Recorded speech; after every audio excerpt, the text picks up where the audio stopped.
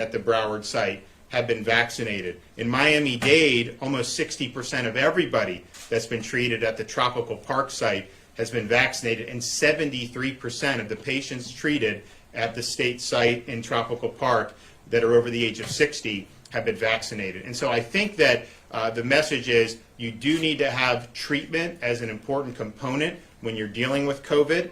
We have been able to do that, and I think the results have been very, very positive. And so we're gonna keep this up. We're going to keep letting people know that this is something that is available, that is important for folks, and that has a proven record of efficacy. And again, if you're somebody that is elderly, you're somebody that is overweight, if you have kidney problems, diabetes, heart, lung conditions, this is something that could make a big difference for you in terms of averting a hospitalization or even worse. And if you look at the declines we've seen, I mean, clearly, you know, we've kept thousands of people out of the hospital who were able to get the early treatment, and so we're happy that has been the case. We're going to have some folks come up here and talk.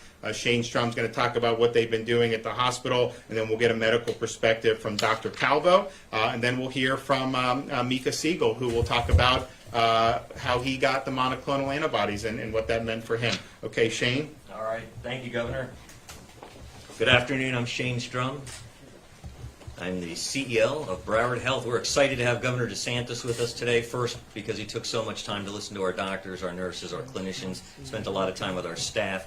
We also have our representatives, Fabricio and Representative Lamarca, who really over the last couple of months have done a great job making sure that they come out, they hear the stories, and they get a better understanding of what we're actually doing here at Broward Health. You hear a lot of different stories in the media, and a lot of times they'll take the time to come out here. We also have our chairman, where is she back there, Ainger, and we also have two of our other commissioners, Pernicano and Williams. So we've got a great organization, a great board. I wanted to share a few things with you today just to talk about how immensely proud we are of the organization and some of the things that we were the first to do. So you heard the governor talking about the monoclonals.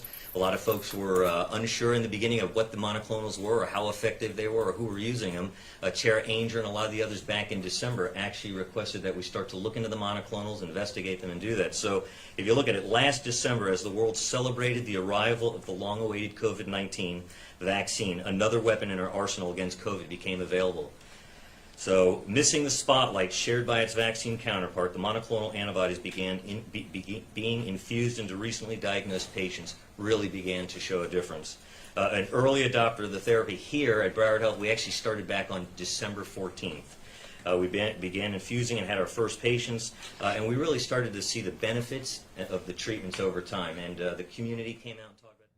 So you've been listening in to this briefing out of Florida earlier today. Governor DeSantis speaking up, telling everybody about Regeneron. He's really been pushing these monoclonal antibody treatments that are popping up across the state of Florida. But we want to move away from that because we're getting some breaking news out of King County in Washington, where we're learning that events with 500 people or more are going to require a vaccine or negative COVID test. So we're going to listen in to this briefing here again, King County, Washington.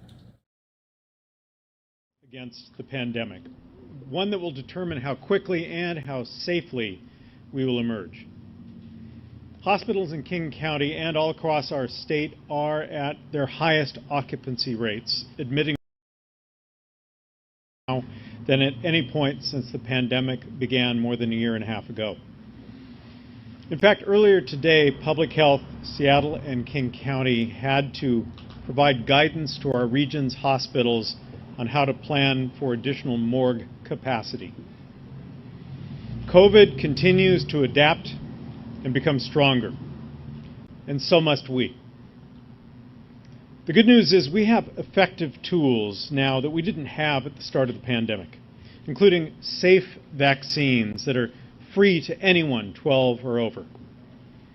And because 85% of King County residents have received at least their first vaccine dose, among the highest of any major metropolitan region in the country, we're able to apply a verification policy that will keep people safe and keep businesses open. Today I'm announcing a new local health order. It will require proof of an approved COVID-19 vaccine or a negative test to enter certain businesses and venues beginning on October 25th. Our public health officer, Dr. Jeff Duchin, will provide details in a moment, but this health order will apply to these main categories: outdoor, recreational, and entertainment events with 500 or more people. So that's including professional and college sports and concerts. Indoor recreational and entertainment establishments, regardless of size, including performing arts centers, movie theaters, gyms, and convention centers, and indoor restaurants and bars. We developed this policy after conducting extensive engagement with a wide range of experts and stakeholders and community leaders, and they helped us develop a plan that is based on science, that keeps businesses open, and that promotes an equitable recovery. I want to make one point clear. The reason we are able to apply an approach that achieves these multiple goals is because the vast majority of King County residents have gotten the vaccine. Otherwise, we could potentially be looking at having to go backward, at having another lockdown.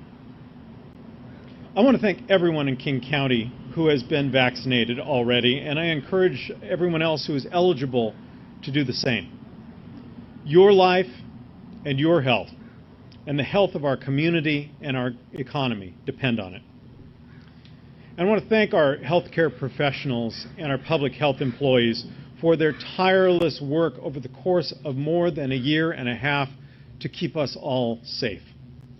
And that includes our own public health officer. Please join me in welcoming Dr. Jeff Duchin.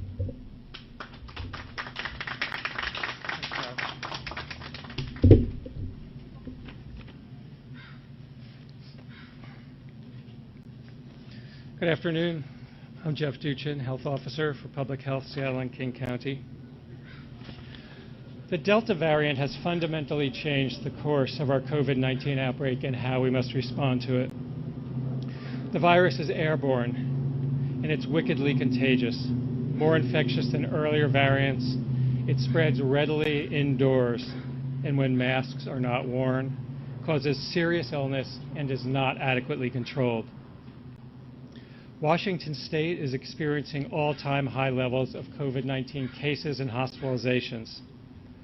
In King County, we continue to experience high rates of community COVID-19 transmission, with hospitalizations at their highest levels since January, and deaths are increasing. COVID-19 case rates are highest in 18 to 49-year-olds, and unvaccinated people are at greatest risk, especially for severe illness. Last week, 154 King County residents were hospitalized on average with COVID-19. That's one person hospitalized every hour. One King County resident is currently dying from COVID-19 every 8 hours. Over the past 30 days in King County, compared to vaccinated people, unvaccinated were 7 times more likely to be diagnosed with COVID-19, 41 times more likely to be hospitalized, and 42 times more likely to die from COVID-19 related illness. Our regional healthcare system is under serious stress and overloaded from increasing hospitalizations and critically ill patients needing ventilators to breathe, including an increasing proportion of younger adults and pregnant women, some delivering their babies in the intensive care unit. No pregnant woman should have to deliver a baby prematurely while on a ventilator in the intensive care unit, and no child should have to start their life that way, because COVID-19 is preventable through vaccination, the single best option for protecting individuals and our community. I want to thank Dr. Chris Murray's team at the University of Washington's Institute for Health Metrics and Evaluation, especially Dr. Ali Mokdad, Dr. Bobby Reiner, and James Collins, who provided us with a report that models the projected course of the COVID-19 outbreak in King County over the next 6 months and estimates the impact of vaccine verification for entering restaurants, bars, and gyms on COVID-19 cases, hospitalizations, and deaths. I'll briefly summarize the results, and I very much appreciate that Dr. Murray is here today to answer questions about the report. It will also be available online. First of all, it's important to understand IHME projects our outbreak to worsen in the next 6 months. In the absence of vaccine verification, IHME projects that over the next 6 months, there will be 300,000 new infections in King County, 164 of which will be diagnosed and reported, compared with 145,000 total reported to date. And there will be approximately 8,000 new hospitalizations, compared with approximately 7,700 total to date. And there will be up to 1,000 or more additional deaths. The peak of the winter surge is expected to be mid to late December. Now, on the other hand, IHME concludes that vaccine verification in King County will prevent substantial numbers of infections, hospitalizations, and deaths. Over the next 6 months, IHME estimates that vaccine verification at restaurants, bars, and gyms alone could prevent between 17,900 and 75,900 infections, between 4 hospitalizations, and between 63 and 257 deaths. That's preventing between 10 and 43 deaths on average each month from vaccine verification in restaurants, bars, and gyms alone. In the model's maximum effect scenario, vaccine verification could prevent up to 20% of infections, hospitalizations, and deaths.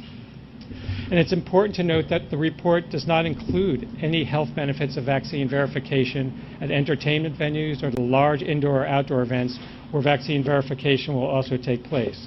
And that's only due to constraints around the model, and that may be improved upon in further reports.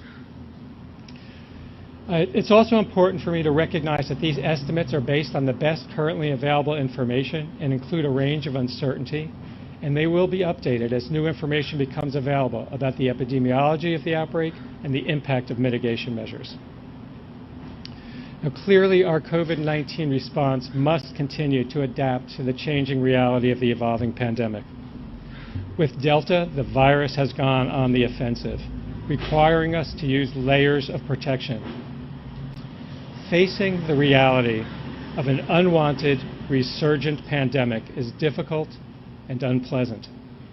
I know you're all fed up with COVID-19 and the hardships that this pandemic has brought. I hear you. I'm feeling it as well. But if instead of taking stronger measures, we give in to fatigue and frustration, it's our own families, friends, and community members, particularly the most vulnerable, who will pay the cost, suffering unnecessary and preventable infections, hospitalizations, and deaths. And I know no one wants that. Most importantly, we need to pay attention to the number of serious infections and the resulting threat our hospitals are facing, and safeguard our healthcare system so you can get the care you need, including life-saving care when you need it and whatever you need it for, whether it's COVID-19, for a heart attack, a stroke, cancer care, or a serious accident. For these reasons, King County will require verification of full vaccination status or a negative test to enter outdoor public events of 500 or more people, and indoor entertainment and recreational establishments and events such as live music, performing art, gyms, restaurants, and bars.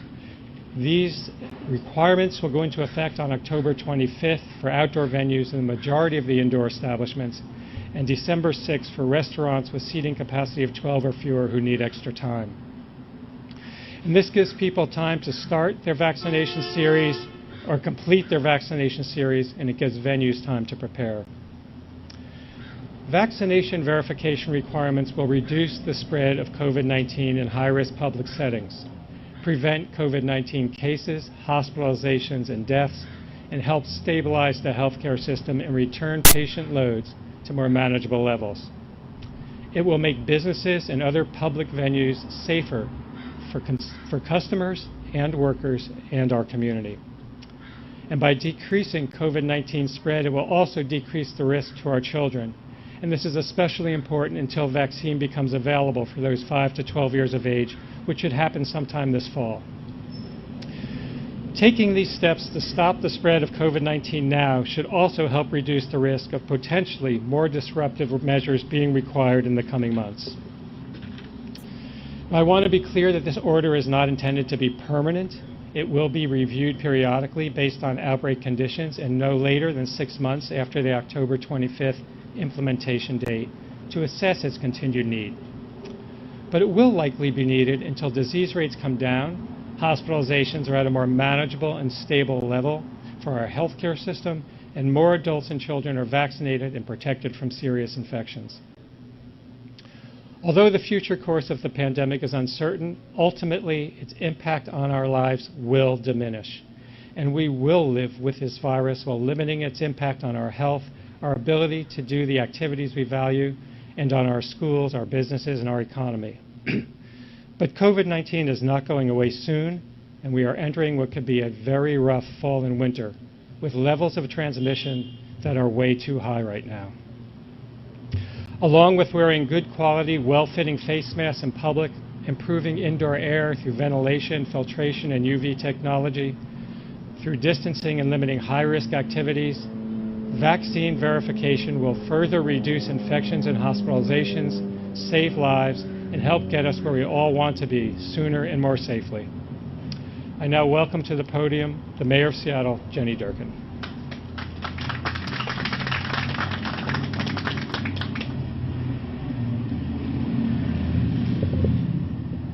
Thank you, Jeff. Thank you, Executive Constantine. You know, from the very beginning of this pandemic, the city, the county, public health, the State Department of Health have been connected and speaking with one voice. But we wouldn't be able to do it without the residents and businesses, the healthcare workers of this great city and this great region.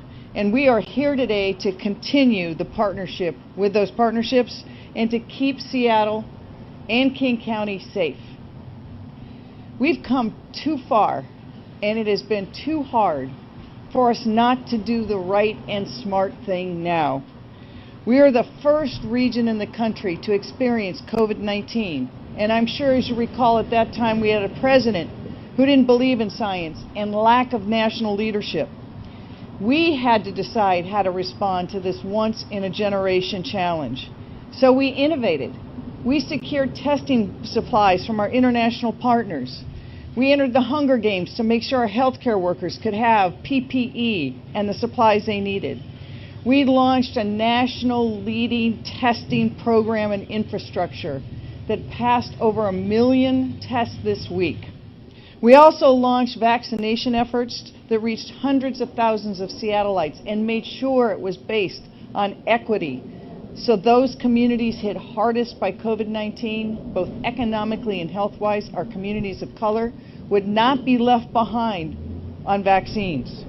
And we did it with great partners, Swedish Hospital, Lumen Field, community-based organizations that did pop-up clinics. We pulled together to do what was right. And thanks to this work, Seattle continues to be the city in the country that is the safest place to be.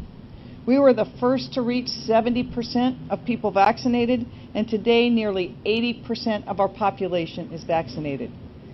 But let's remember those early days, the horror we all felt when we saw those photos of people in senior homes and their family members putting their hands to the windows, not knowing whether they see their loved ones again. The most vulnerable population we have today are the people who are unvaccinated. They risk their lives and other lives. And the people who have no choice to be vaccinated are our children under 12. We must protect them so they do not become the next place that this virus is seen. We know this vaccine works. People without vaccine are 41 times more likely to be hospitalized. 41 times. 42 times more likely to die of COVID-19. And we also know where transmission happens. It happens in indoor spaces where people aren't masked and they're close together. Despite this beautiful weather today, it's Seattle, folks. The rains are coming. We will be going inside. We need to be safe. I really want to thank Dr. Duchin for this order today, but also for his work over the last 19 months. Every step of the way thinking about what was the right thing to do to keep people healthy and safe. but also do it in a way that respected what we need to do as humans to come together. No one wants to go backwards, and this is a way for us to continue to go forwards. It's the right thing to do for our businesses, for our small business owners, for our economy, and for our healthcare workers, so you will hear a few of them. If you've been watching the news, some states like Idaho and Montana, their ER rooms are filled up. Alaska, people are waiting outside for ER rooms. They send their patients here, on top of the patients they have to serve who are getting sick here in our region. Those healthcare workers need a break, and we have the ability to give them that. We know that this virus is dangerous, it's voracious, and it innovates. And we have to be smarter and innovate more quickly. This is something that everybody can do. And so, in brief, if you want to protect yourself, you want to protect your family, you want to protect the kids in schools and their teachers, you want to protect our healthcare workers, it's all the same answer. Get the damn shot. Thank you. With that, I'm going to introduce Cassie Sauer.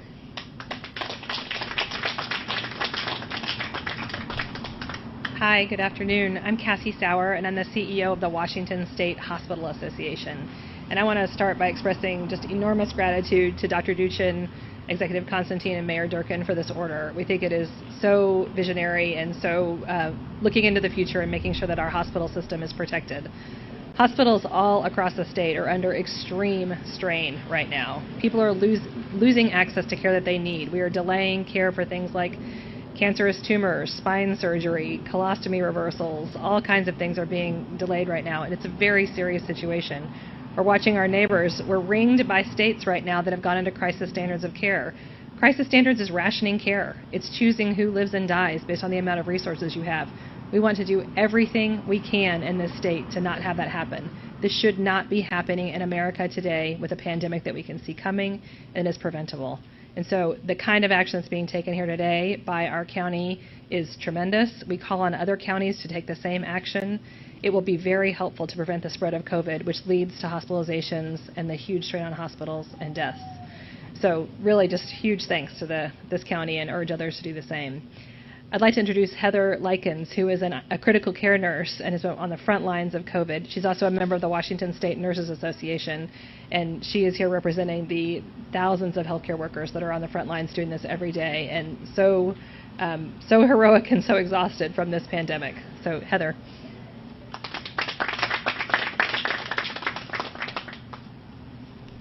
Good afternoon.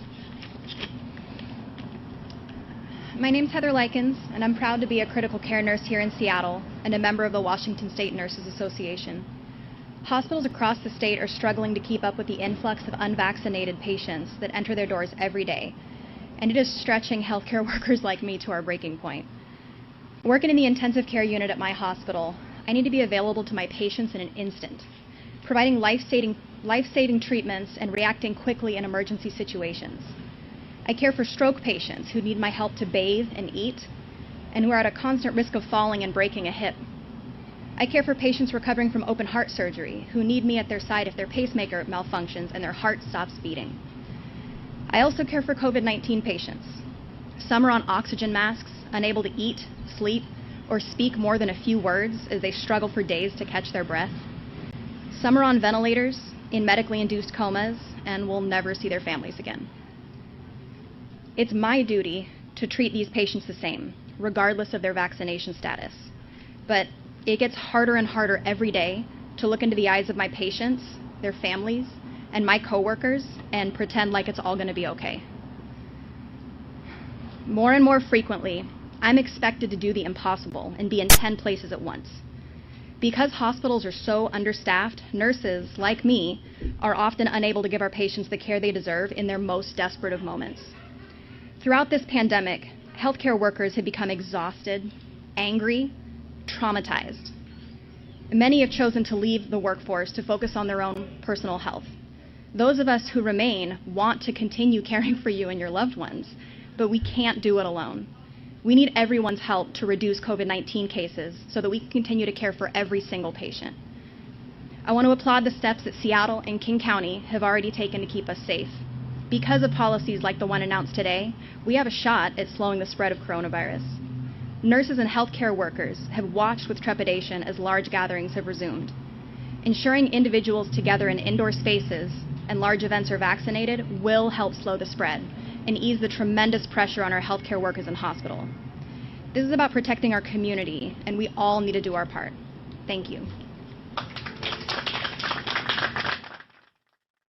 So you've been listening into this press conference out of King County in Washington. Seattle and King County announcing an indoor vaccine requirement for restaurants, bars, gyms, movie theaters, and other entertainment venues. That mandate will also apply to outdoor events with more than 500 people in attendance. So the big date on that is going to be October 25th, where everyone is going to have to start to show some proof here. We're going to move along here on Live Now from Fox. I'm Daytona Everett. Exactly 3:30 here in Phoenix, Arizona. I want to move into a really cool story we were covering all day yesterday. The SpaceX's Inspiration crew now in orbit after successfully lifting off from Kennedy Space Center last night. Fox's Robert Sherman joining us live now from Cape Canaveral with the very latest. Robert, you got to be there for all the exciting stuff. We were right here, Daytona, and it was an exciting sight to see, just right over beyond that hill. That's where Kennedy Space Center is, and you could see in the midst of the pitch darkness this fireball emerging up from beyond the horizon, illuminating the whole sky, and then you could just feel that rumble and the vibrations shortly after you saw the flames.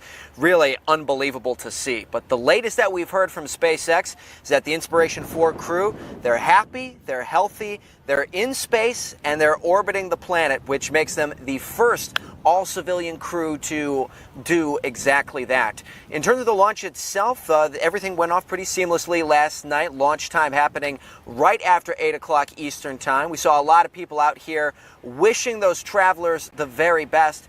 But one of the astronauts has stolen the hearts of many. That's Haley Arsenault, who is a childhood cancer survivor. She said publicly the other day that her hope as she's in space is to inspire children, especially those who are dealing with childhood cancer, and instill a message into them that even if you are ill, there is hope, there are brighter days ahead, everything will get better. That's the message that she wants to convey. We actually met someone here who has heard Haley's message loud and clear, and she has been so inspired by Haley that she felt compelled to come out and witness her very first launch. Take a listen to this. So I had osteosarcoma come up in an x-ray a couple years back and had the exact same surgery that Haley had. I did end up having a recurrence, and now I'm an amputee. But I really connected to her because she's also a survivor and really advocates for sarcoma research. So it means a lot to me to be here to witness it myself and just have that special connection too. Such a powerful story, Daytona, and we have heard from SpaceX that the crew is currently conducting several experiments in space, mostly relating to how being in space impacts the human body. They're expected to return to Earth after 3 days in space.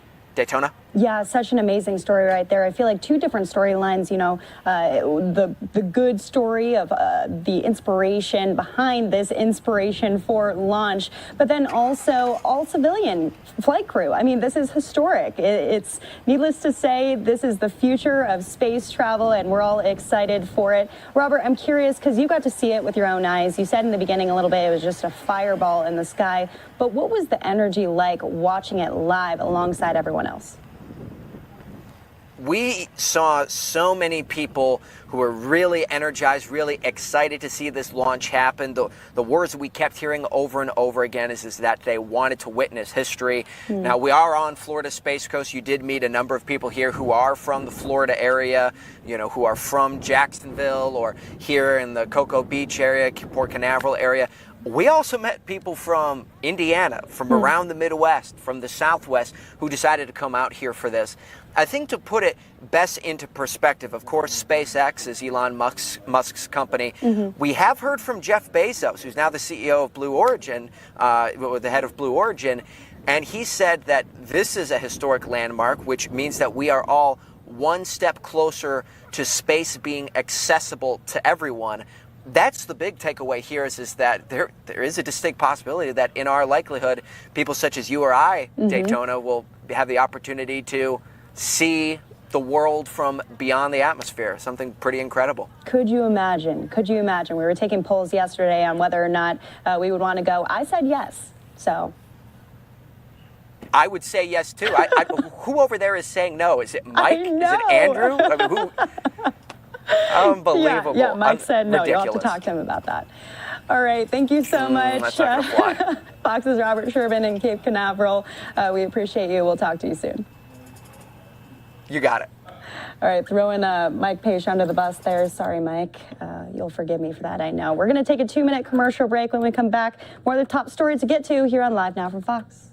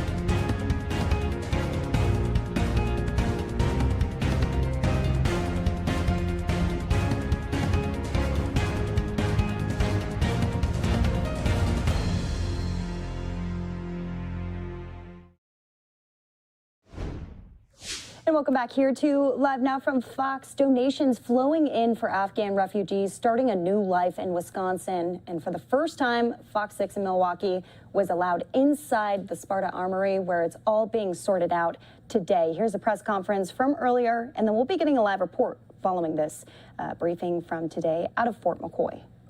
15 minutes for Q&A, and if you would please let the speaker know who you're directing your question to, that would be great. Thank you. I have a question for Jeff. So I know the Salvation Army has locations where they're sending out donations, but are you still accepting donations here at the Armory? Here at the Armory, we would prefer to have pre-arranged larger donations because we're better able to handle those. The Salvation Army is perfectly able to handle loads like minivans and stuff that you might have at your home from individual donors. We would strongly urge that those things and new items, if at all possible, please go to the Salvation Army. Jeff, what's the timetable as far as how long these donations are going to be accepted here going forward? Well, it's an ongoing mission. We have some loose things penciled in. I have heard dates of September 30th and possibly extending to October 31st, but we're basically going to stay until there's no more need. And how often are these donations, are you taking these donations to the base? Daily. Right now there's a pause because they're doing some other work, but daily, several times a day, they will show up with a truck and say, we are restocking shoes, clothes, baby clothes, whatever it might be. Jeff, have you yourself been able to interact with any of the refugees? No, we are focused on here, off base, right here, working on the warehouse. We don't interact with the guests. Have all of the guests been able to get clothes yet, or are there still some who haven't gotten? So far as we can tell here, based on what we see going out, all of the guests are being well taken care of and all have basic clothes. However, and I'd like to urge folks, repeat this message, we do have a need for winter clothing, warm clothing, winter's coming, and shoes, and in smaller sizes. Medium and down would be preferable. Jeff, can you talk about cultural sensitivities as far as, can you talk about that issue? Yes, and it's a complicated issue because there are some things that aren't obvious. For example, the guests prefer not to have animals depicted on children's clothing. This is not something folks would think of, and there are so many little things like this that it's very difficult. So here in the warehouse, we are aware of these issues and we are sorting things appropriately. But as a general guideline, I would ask that if you can, donate the plainest things you can, no V-cuts, shoulders covered, that type of a thing. Modest, simple clothing. And the clothes then that maybe has an animal print on the children's clothing, what happens to that? That we will work with Salvation Army and perhaps other charities and make sure it gets to a place where it's needed. What about cultural or religiously specific clothing like hijabs and headscarves, things like that? We do have those. They are coming in. We're working with an Islamic society in Illinois who's sending some things up, and we are storing those and we will distribute them as necessary, but we're fine with that, absolutely. Jeff, can you tell us where the donations are coming from so far? Have you gotten donations from outside of the state, from nationwide? Where are they coming from? Yes, and unfortunately, a lot of the times we get the truck and we're not privy as to who made the arrangements. I can mention one name, and this isn't fair to our other donors, but Kohl's has been very generous with us. They are sending a truckload of shoes, which is extremely important. That's really something we need right now. But I don't want to say that they're the only ones. There are many others. I'm just not privy to the names of the companies.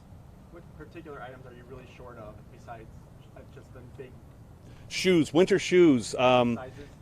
Sizes men's 7 to 9 and women's 5 to 7, I believe we're correct. But in that range, children's clothing, we also need winter clothing and shoes, but sizes aren't as important because children are children sized. What is the difference between, you guys were accepting clothing before, Mm-hmm. what's the difference between today and before when you were already accepting clothing? Many metric tons of clothing and donations. The community has been incredibly generous, and we have received, you will see as we go in the building, an incredible amount of stuff, and it is great. The problem here isn't that we are desperate to get things to give to the guests. The problem is that we now have an overabundance of some things and not enough, and we have this logistical juggling to do where we need to take things such as blankets, which we have plenty of blankets. We need to kind of move them aside and make room for shoes, which we don't have much of. And when we get new things, like say someone brought us a truckload of blankets, that would actually slow us down at that point. Even though we're very, very thankful that people are donating these things, logistically it creates a little bit of a bottleneck. So we're asking folks to hold off on things like that, and we are working on other distribution channels so that our excess can go to more good. But this is a new thing. We're all a month into this. This is all brand new, and we're doing the best we can to get the things to the guests as soon as possible. Jeff, there are other groups in the area that have been collecting donations as well and have been taking them to the fort sort of on their own time. But at this point now, are you trying to coordinate all of those deliveries through Team Rubicon, or are other groups still kind of doing their own independent deliveries to the base? At this time, we would ask that smaller, non-prearranged deliveries would go directly to the Salvation Army, specifically at the 4 sites that they designate. Not just any thrift shop, it should be at the 4 sites. And would you like to speak on that? Talk about the 4 super sites you have. Those, again, thank you, Jeff. Those 4 locations are scattered throughout the state. In Milwaukee, and in the Milwaukee area at Oak Creek, our center at 8853 South Howell Avenue in Oak Creek, Wisconsin, is a designated site for these items. In Madison, Wisconsin at 3030 Darble Drive. La Crosse at 223 North 8th Street in La Crosse. And then finally in Wausau, 202 Callan Street in Wausau. Those 4 specific Salvation Army locations are set up for this specific drive.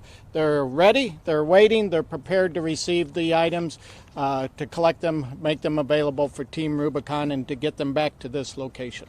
When people drop off those donations, do they specify that they are for the Afghan families here at Fort McCoy? Yeah, they should. I would imagine most people would do that when they come in, but the centers are set up for that. So if you could designate that these are specifically for the Afghan guest here at Fort McCoy, then that's where they'll come to. Are used clothing being turned away?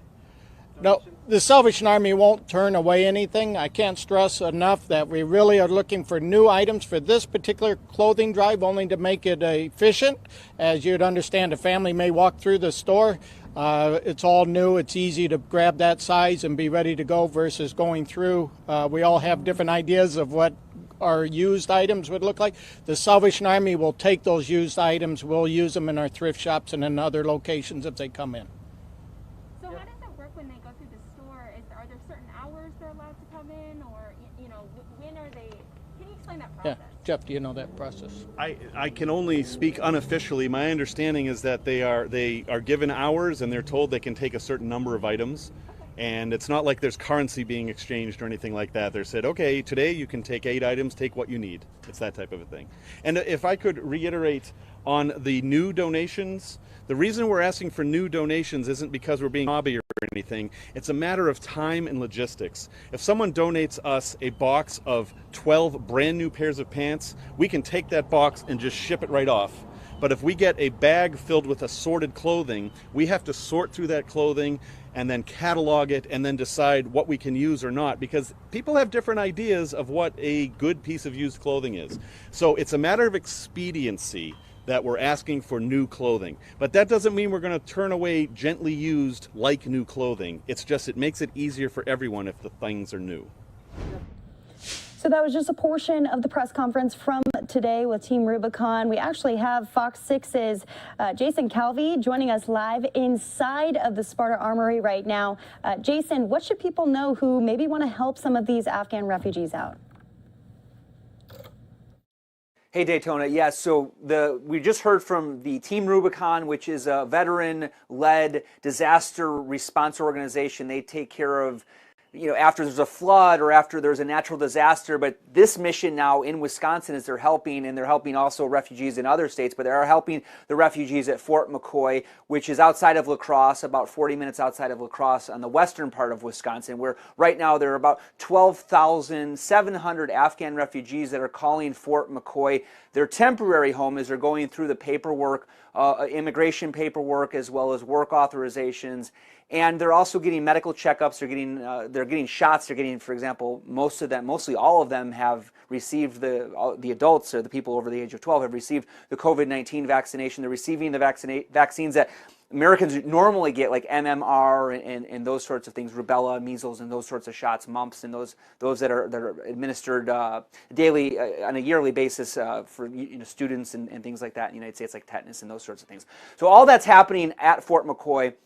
We also heard from the Salvation Army, which is partnering with Team Rubicon, that veteran-led disaster relief organization. Salvation Army is partnering with them, and they've opened up 4 donation sites across the state of Wisconsin. And where I'm standing actually right now is outside of Milwaukee. We're in a suburb called Oak Creek, and this is the Salvation Army donations that have already come in. They just recently opened this up, and look at all of the donations packing in here. We see clothes over here. We've seen some toiletries here, like toothbrushes. And one of the things that we heard from Salvation Army and Team Rubicon was the need for shoes. So over here we have boots.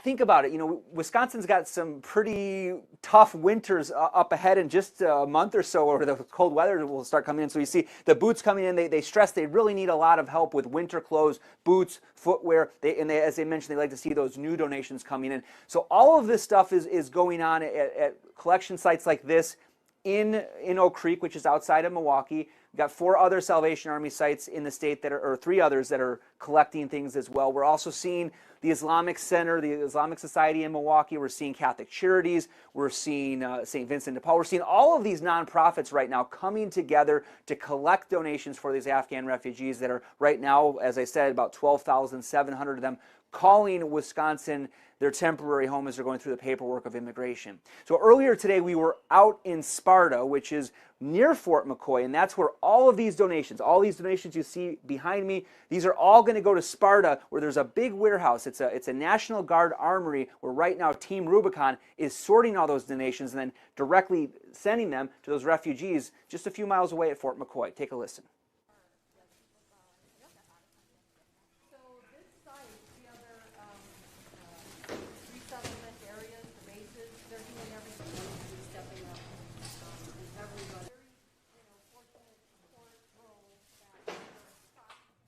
Okay, so Jason, it looks like we were just playing some of the video that you guys captured from earlier today. It's amazing to see all of the donations that have rolled in to Team Rubicon right there. I'm curious, are we learning more about the demographics of these refugees that are coming in? Is it mostly kids? Is it mostly, adults, families? What are you learning about all that? Well, what we're learning about the refugees at Fort McCoy is that, we're not getting specifics on how, the percentages of young people that are there, but we do know there's a lot of families there at Fort McCoy. That was one of the reasons why they were stressing donations for children and having culturally appropriate clothing that is needed for these refugees. So there are families there. We're seeing women with their children there going through various, what they have there at Fort McCoy is what they call the store, and you can go in there and there's tables and tables with all the donated clothes, and a mother might go in there and look at the various shoes and pants and other things for her children and find the ones that would be a good fit for her.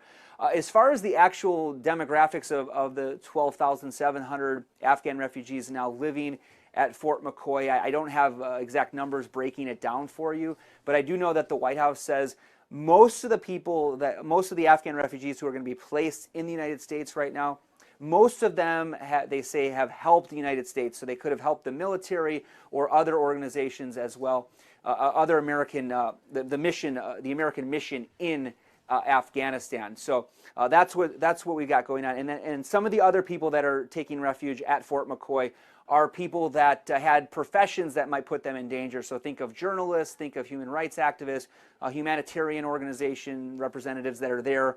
They are now also receiving refuge at Fort McCoy. And then the third group of people that are coming to the United States are family of American citizens or permanent residents in the United States. And last question for you, Jason. Thank you so much for talking with us, giving us the details, but do we know exactly where they're going to be settling? Hopefully they'll have a lot of clothes to put on their backs, but what about roofs over their heads? Right, so exactly. So what's going on right now is they're working with refugee resettlement organizations. There's several national organizations that are helping the refugees. They're working on a case-by-case basis, a family-by-family basis, to find the right place for that particular family. Maybe they're also considering things like the employment status, so the jobs that somebody may be able to find in a particular region of the country, or maybe they have family in a particular area of the country. They may end up going to one of those areas. What we're also hearing that's being considered by the government or by the refugee resettlement organizations as they're placing the refugees is they're considering, do they have family? They're considering the jobs.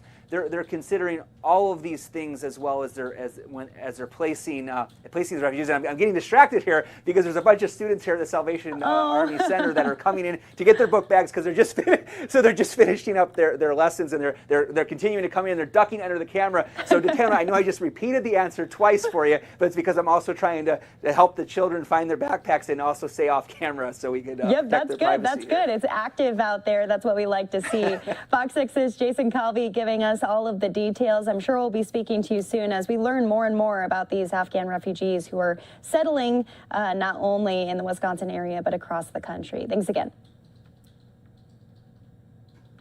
Thank you, Detona. And I do have the numbers there as far as how many are going to, the State Department has released numbers about how many, or the White House actually releasing numbers of where the refugees are going to end up in the country. And we do know roughly 400 are going to arrive here, or going to be settled here in Wisconsin, but most of those 12,700 refugees at Fort McCoy are going to end up in other states in the country. So look for California, Texas, some of the big ones as well. But they're going to be sprinkled across all of the states, really, most of the states. There's a few that they won't end up, but most of the states are going to end up, including, as I said, 400 here in Wisconsin. Okay, great to know, great information. Thanks, Jason. Talk again.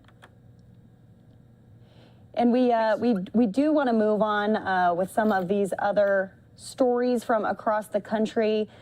He mentioned California right there, kind of segueing into our next live report coming up here in less than 10 minutes. We'll be going out to the Caldor fire in Northern California. As we know, that fire has just been a nightmare for a lot of families who have had to move out of their homes, some of them actually returning home. So good news on that front. We're going to take a 2-minute break. When we come back, more details on that.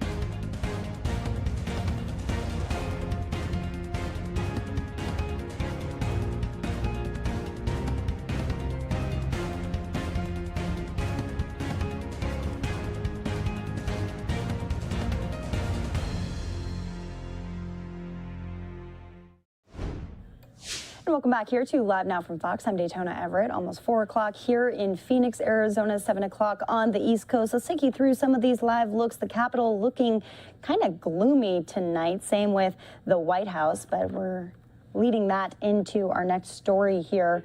There's a new push for paid family leave for all workers. Fox 13's political editor Craig Patrick taking a look at where things stand between Democrats and Republicans. Take a listen. Plans are coming together to guarantee paid family leave for workers across the nation.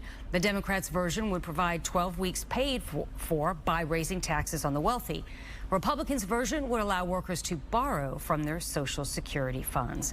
Our political editor, Craig Patrick, joins us now with the details on that and what may be most likely to pass. Craig?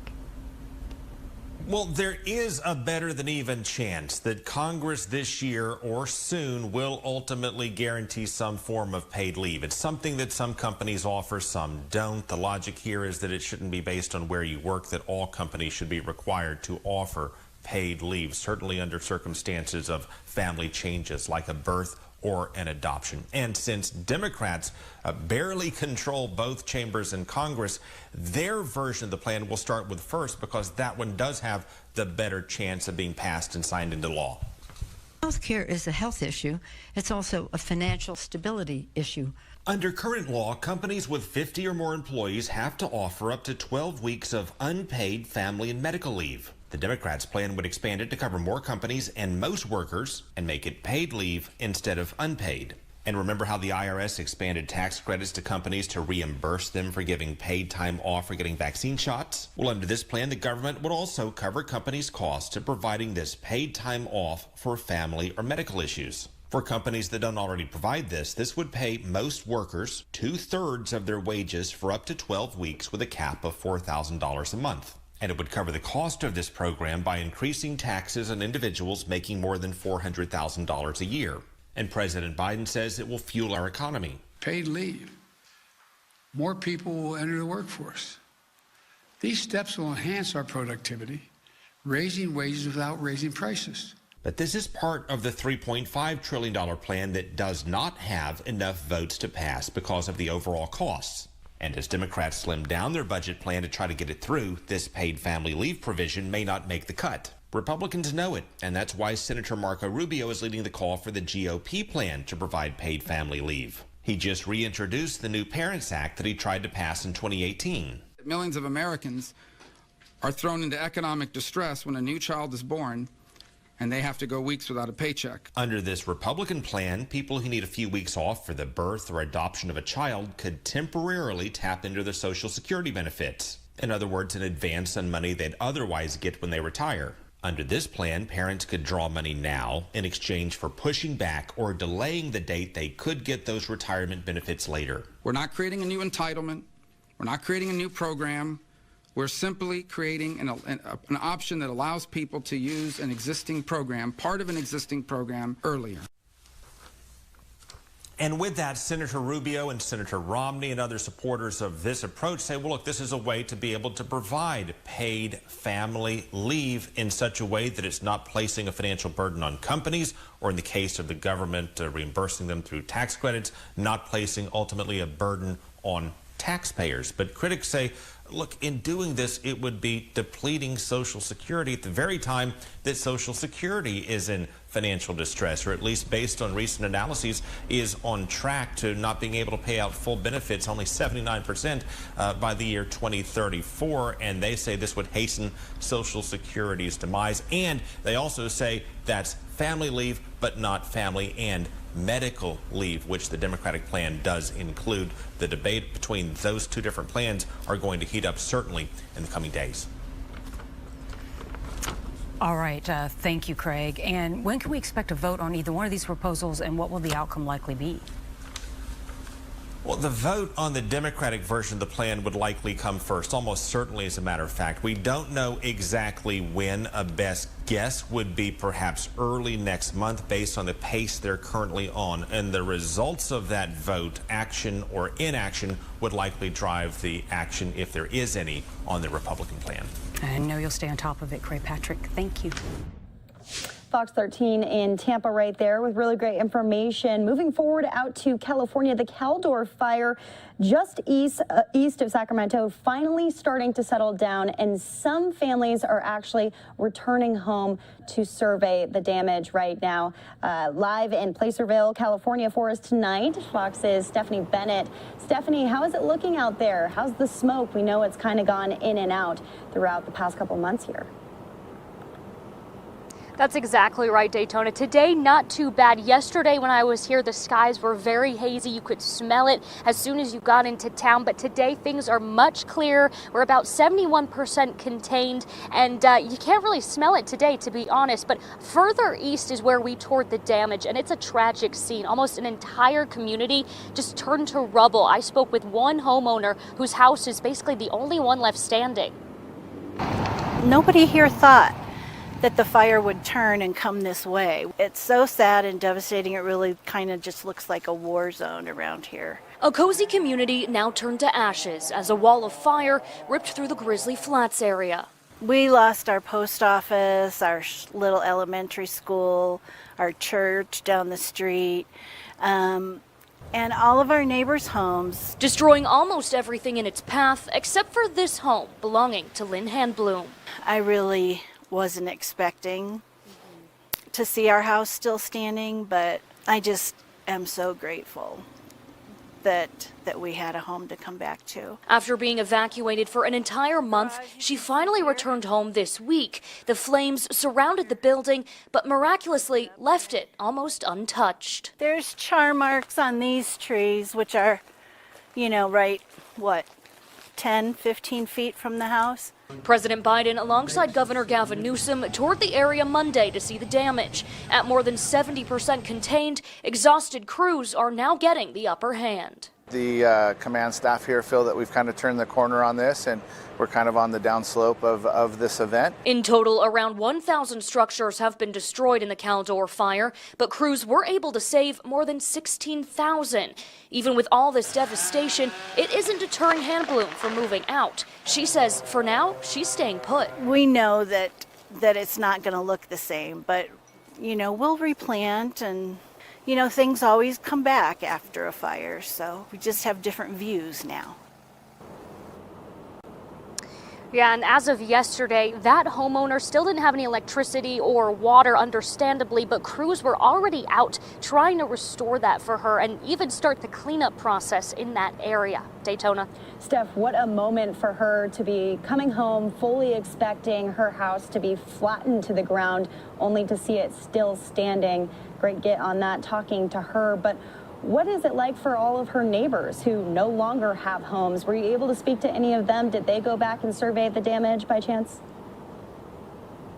Yeah, we did catch up with a couple people who were there just kind of going through the rubble and seeing what was there.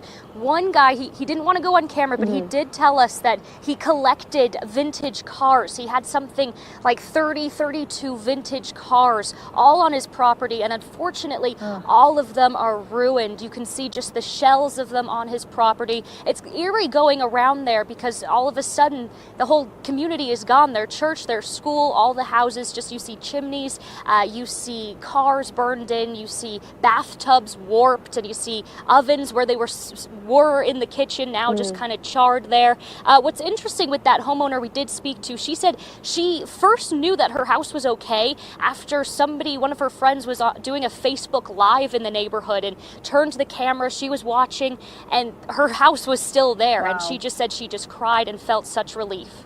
Wow. You know, a positive story, I guess you could say, coming out of a really terrible and tragic time for so many others. Hopefully we'll hear some other acts of kindness coming out of this terrible fire in Northern California, along with all of those other fires burning across the state as well. Again, Fox's Stephanie Bennett reporting live for us in California. Thanks, Steph. Thank you. And we want to take everyone out to a different story, different fire. This one at the Greater Orlando Pet Center. It's the Pet Alliance out there that killed dozens of cats. We're going to play out the update for you out of Orlando earlier today.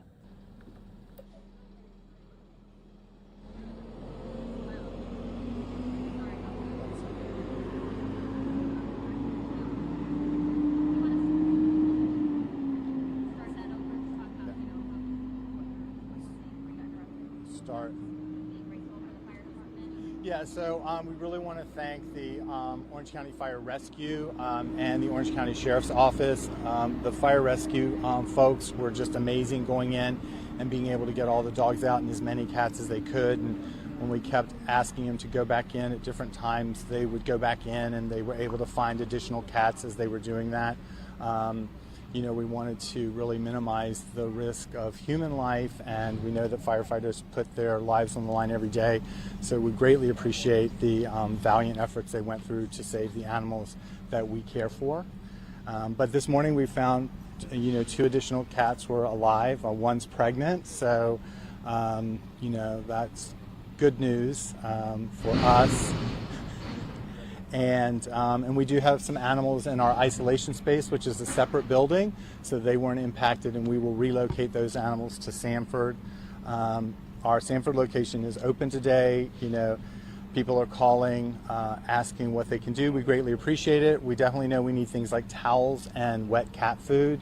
So I would prefer that you like send it with someone rather than having hundreds of people up in Sanford dropping it off. Obviously we can't accept donations here. We've not been allowed access to the building at this point. It's not been deemed safe for us to go in and even estimate what is salvageable and what is not, but just from the general appearance, I know that we won't be doing anything out of this building. Now Steve, this could have been much, much worse. Tell me, not only did you have oxygen in there, which it looks like the fire department was able to pull out, but also you just got some animals from Louisiana. So we did. We got 21 dogs and cats, 15 cats. I'm going to get the numbers wrong, people. Sorry about that. But those animals were in Sanford, most of them. If one of you could shout out, were the dogs here? Yes. The Ida dogs were here, but the Ida cats were in Sanford. So, yeah, so all the Ida dogs are out, and the Ida cats were in Sanford already, so they weren't at risk. It could have been much worse. simply because we have about 350 animals in our care, but half of those are in foster care. So we have an amazing group of foster families, and I have had lots of people reach out to want to foster. At this time, we're going to currently use the fosters that we know and that have worked with us. It's just easier for us rather than onboarding and training at this time, but we greatly, greatly appreciate everybody's compassion and support around this. But we really do feel blessed that so many of our animals were already in foster care. You said there were 19 cats that were taken out of the building, correct? Yes. And of those cats, can you tell us conditions? So we had 19 cats taken out. One did die last night from smoke inhalation, it appears. We sent one to an emergency vet for oxygen, and I haven't gotten an update. Yeah, we haven't gotten an update on that cat. And the other cats are resting comfortably next door. Our veterinarian came in last night, checked all the animals, worked with them, and our shelter veterinarian is on her way to check the animals in ISO. Steve, now that you're here and seeing the damage, I know it was very emotional last night, but now you were really able to take this in. What is it like to see this? How are you feeling? It's just... It's been a crappy year and a half, and this just... That was the update there out of Orange County, Florida there. Horrible story. And that was the update there with over 20 cats killed in this fire. You're watching Live Now from Fox as we continue to bring you top stories and headlines from across the country. We're going to keep on going here for our next top story. This one coming out of Phoenix, where a sexual assault suspect is now behind bars. We're going to bring you all the info. We go to Fox 10's Matt Gelka with the very latest. And Matt, this was a fast arrest. Yeah, Mike, and honestly, this is nothing short of remarkable. We'll give you the backstory here. We first heard from police about this sexual assault and attack on a woman who was out for a jog. We heard from police on Tuesday. This attack had occurred the previous day's morning, so this past Monday. What we didn't know at the time, what we didn't know on Tuesday, and what police hadn't quite yet figured out is the suspect wanted for that Monday attack had tried committing a similar crime just that Tuesday morning, and if it wasn't for two brave Good Samaritans, he might still be at large, and the situation could have been a lot worse. We heard from them earlier today. Ruben Gomez was on his way to the gym. Josh Zaruba had taken a wrong turn, but both of them would end up being heroes in a matter of moments. It's unbelievable that she just said, "Get him off of me." It was, she had death in her face. Ruben and Josh were in the right place at the right time on Tuesday when they helped stop Charles Mickley. Police say he attacked an elderly woman from behind who was on her way to work near 7th Avenue in Campbell. Instincts took over. She was screaming pretty much bloody murder, like literally. It was, haunting still kind of. Because when I saw that, yeah, I definitely thought of like my mom or my grandma. The first thing you want to do is help. There's no fear at all. I mean, only thing, later on I thought about it. I was like, this guy could have had something, a knife or whatever. But, as it's happening, you're not thinking, you just want to help. The two wrestled Mickley to the ground and waited for police to get there. Then, the connection. The suspect was wearing the same shirt witnesses and a victim described from the day before when police say Mickley attacked, sexually assaulted, and threw a female jogger unconscious into the canal water near Central and Dunlap, some 5 miles away. Police and the brave Samaritans connected the dots from there. When I was reading the story, it was like his description literally fit perfectly, I guess, which was like, I was about to go to bed and instantly I was wide awake. I'm like, no way, this has to be the dude. You could call it a great coincidence that this all happened, but it was something else. I'm just glad the woman's okay. So Josh is actually a former infantry Marine. Ruben was just on his way to the gym and said he was just a guy trying to do the right thing. Now, Mickley is obviously facing multiple charges now, including attempted homicide, when he basically left that jogger for dead in those canal waters. Other Good Samaritans had helped that woman get out of the canal and might have saved her life also. Just a remarkable story all around, Mike. That's what you like to hear. Good Samaritans coming up and stepping up to the plate to help this person. Truly remarkable. Fox 10's Matt Gelka reporting live for us today. We appreciate it, Matt. Thank you. And we want to go a little bit more in depth with this story. We're going to show you the full news conference that Phoenix police put on earlier today. You're watching Live Now from Fox. Let's roll that right now.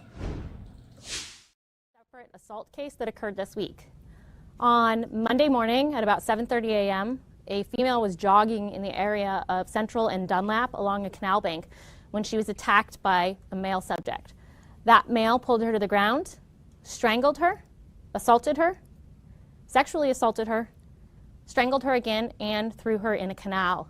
Some bystanders luckily were there and able to pull her out of that canal. When she was thrown into the canal, she was unconscious. We went to the media the next day with information. What we didn't know at the time was that Tuesday morning, the day after the sexual assault, about 6 a.m., there was a victim walking in the area of 7th Avenue in Campbell when she was attacked from behind, pulled to the ground, and began to be physically assaulted.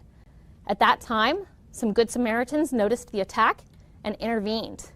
Two male some Good Samaritans physically restrained that subject that was attacking the victim and held him down until police arrived. He was arrested for that assault and has been identified as 34-year-old Charles Torbach Mickley. Yesterday, the victim from the sexual assault was brought in to police headquarters and worked with a forensic sketch artist to produce a rendition of the suspect from that assault. Our adult sex crimes unit civilian crime analyst took that sketch and began looking through recent booking photos. And what she noticed was a similarity between the subject arrested from the September 14th assault and the September 13th assault. Additionally, the victim from the sexual assault provided very specific information about what the suspect was wearing, including a black shirt with white stars on it. What the crime analyst noticed in the booking photo is that Mr. Mickley was wearing a black shirt with white stars and planets on it. Detectives worked feverishly yesterday to create photographic lineups and show them to the victim.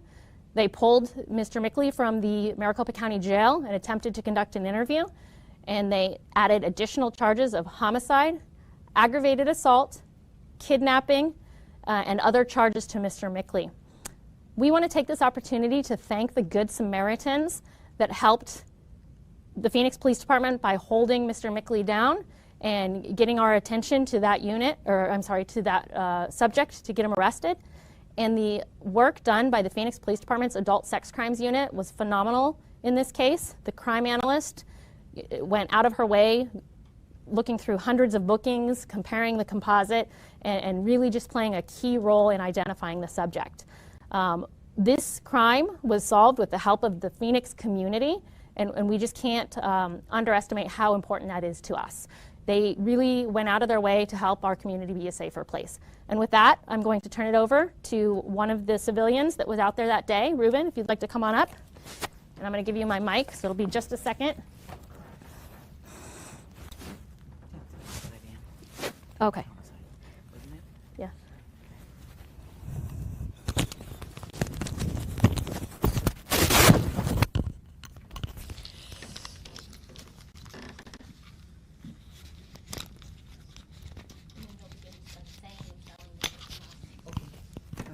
Shirt real quick? Sure. Yeah.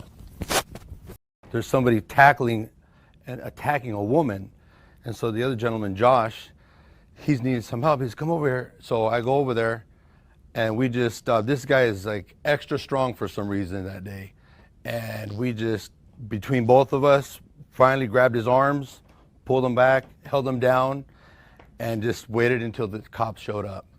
But this is the fear. And this woman's face when I first showed up was just priceless. It's unbelievable that she just said, "Get him off of me." It was, she had death in her face. It was just, it was terrible. And I just think anybody else who would have drove by would have done the same thing. But thank God we were there and, you know, helped this lady out. Knowing, like connecting the two crimes now, knowing that the day before, another woman, and now that they're connected. Yeah, that actually shocked me. I didn't know that. I was actually at lunch right now, and my daughter had said, "Yeah, they said it's this other, some other lady had been attacked too. I'm like, what? And so after that, I felt even better that this happened, you know, so. Have you ever been involved in anything like this before where you were able to save someone? No, this is the very first time. You know, you see stuff like this on the news all the time, or somebody saves somebody, but you know, anybody would want to stop and help somebody, especially an elderly woman. It could have been someone's mother or, you know, grandma or whatever. You know, you don't want to see stuff like this happen. It's terrible. Yeah. So I know you said anybody would want to do it, but really, where does this bravery come from? You were driving to the gym, and look, you're a big dude. I don't know. You're a big dude. And Well, I was hoping I could help out quick, you know, but the dude was pretty strong, you know. You, though, I'm saying, like, yeah. you're a big dude. He was still strong. Yeah, he was pretty strong. Yeah. So where does it come from? Where does this courage come from? I don't know. It just happened. You see that, and the first thing you want to do is help.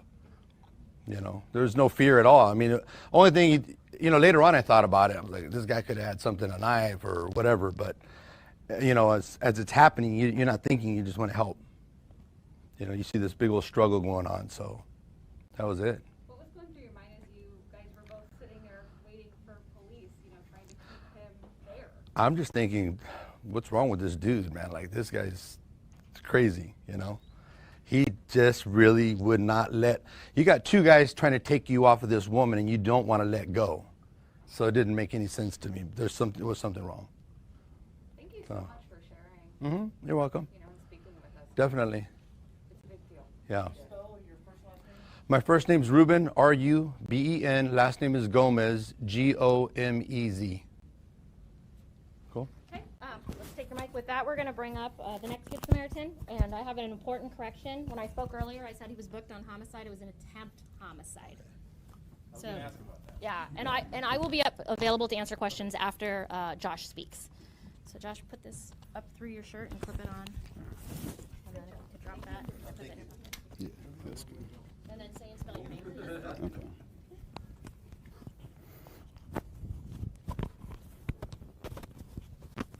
All right, I'm Josh Zaruba, Joshzaruba. What did you see when you were out there? What was going on?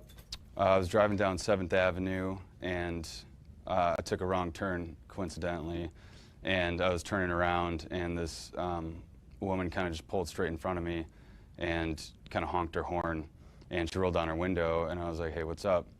And she's like, hey, this woman's getting attacked right now, right down the road. Like, I need some help, like, right now. And it was like one of those things, it was not even 6 in the morning, and it's kind of one of those things you don't, I guess, really expect to start your day off with.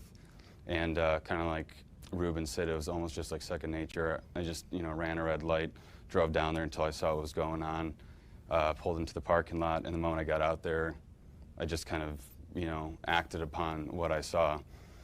And I definitely think that dude, yeah, like Ruben said, like the strength he was showing was, yeah, I'm pretty sure he was like blitzed on salts or something. Like, it was abnormal. I tried to get his hands off of her neck.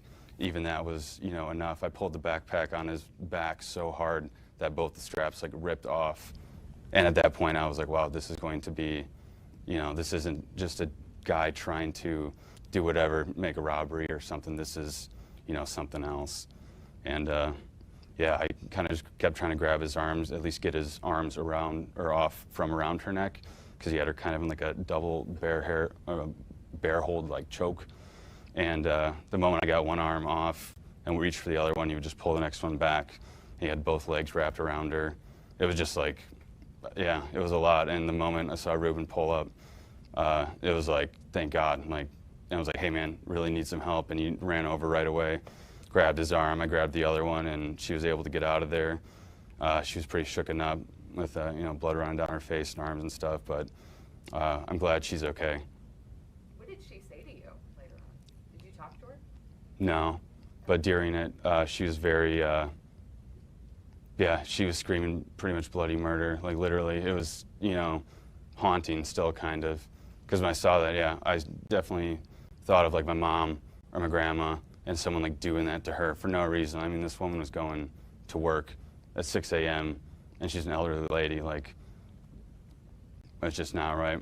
I think one of the saddest things too that I saw the next day was the fact that I saw her at the bus stop again literally that next day, going back to work after something like this happened, I think that really says a lot, I mean, about her character, but I just can't imagine what she went through.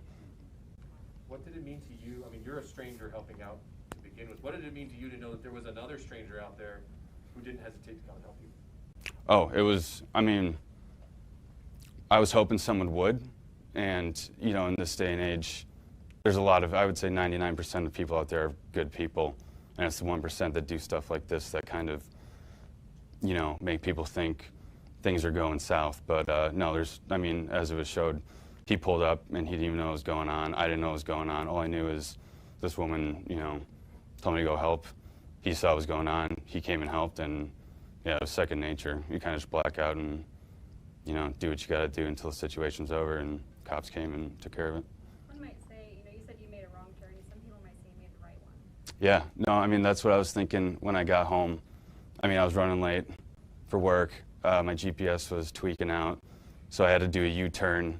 And it was like, if none of those things happen, you know, if that woman didn't see it, if she didn't pull in front of my car, like, I mean, I give a lot of, she's not here right now, but I give a lot of the thanks and gratefulness to her. I mean, in reality, she's the one that really saved her life. Because, I mean, I would have gone to work and not even known this happened this morning. The fact that she was so adamant, that pulled in front of me, honked, and like really just needed me to, you know, the first person she saw to go help, it was insane. I mean, I give credit to her more than anyone. Now, the day before hearing that that same man attacked another woman, she was unconscious, thrown into a canal. Mm-hmm. I mean, yeah, it was kind of weird. Last night I was actually looking through the news, and I saw that story was like, you know, plastered everywhere. And when I was reading the story, it was like, his description literally fit perfectly, I guess, which was like, you know, I was about to go to bed and instantly I was wide awake. I'm like, no way, this has to be the dude. Like black shirt, stars, space stuff on it, blue jeans, like male, black in his, you know, 30s. And I was like, wow, there's no way, like, I don't know. You could call it a great coincidence that this all happened, but it was something else. I'm just glad the woman's okay. Thank you so much. Yeah. What does it mean to you? I mean, to see him arrested. You guys helped make this happen, and the fact that who knows what he could have done. I mean, it does feel good in a way, just that I helped, you know, someone, especially like that. It's, yeah, I mean, it makes me feel good, but it's also like just the fact that Ruben pulled up, and like he said, I feel like a lot of people would have done something, you know, in the moment. You think you won't, but then, I mean, if it's between not helping and helping out, like, people are good inside, I believe. I think that's, you know, what it really comes down to. thank you. Thank you so much. Thanks. Yeah.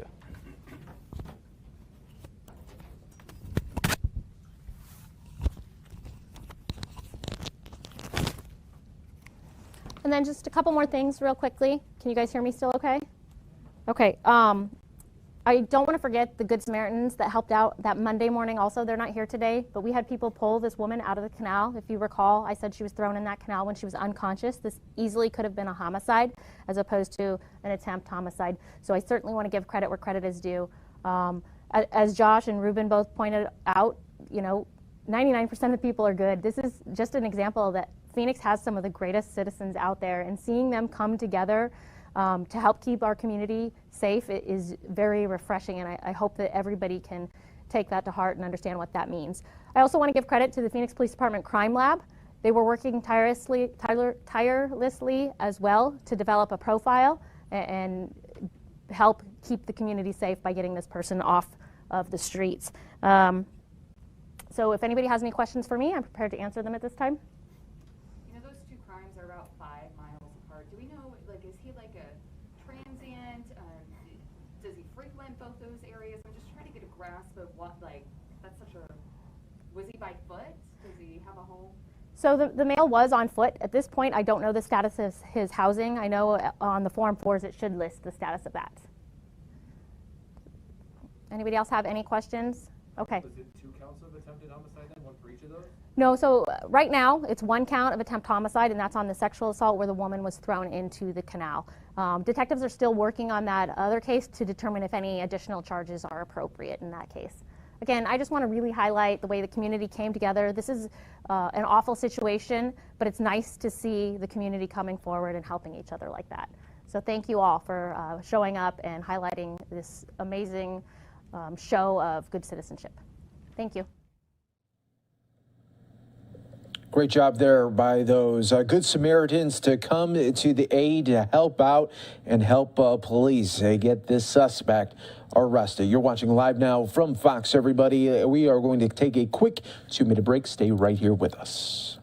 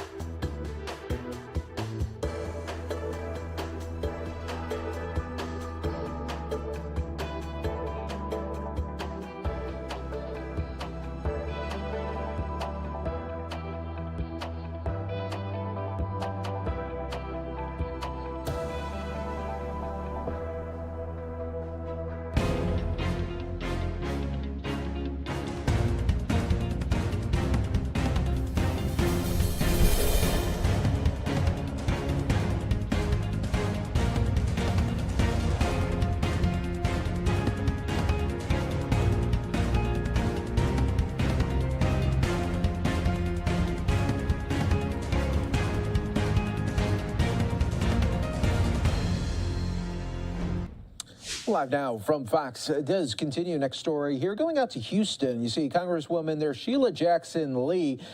She is coming together with an organization to help parts of the Kashmir Gardens neighborhood and other neighborhoods in the area, which are still experiencing a power outage from storms of the weeks past.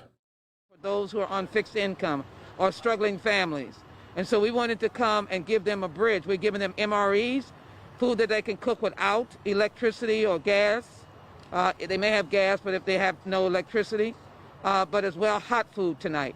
They'll go home tonight with as much hot food as they would like, because this is what happens in a hurricane, and most people don't see a lot of trash outside, a lot of trees on the roof, but when your power goes out, I've had that experience with Hurricane Ike, 6 weeks with no power.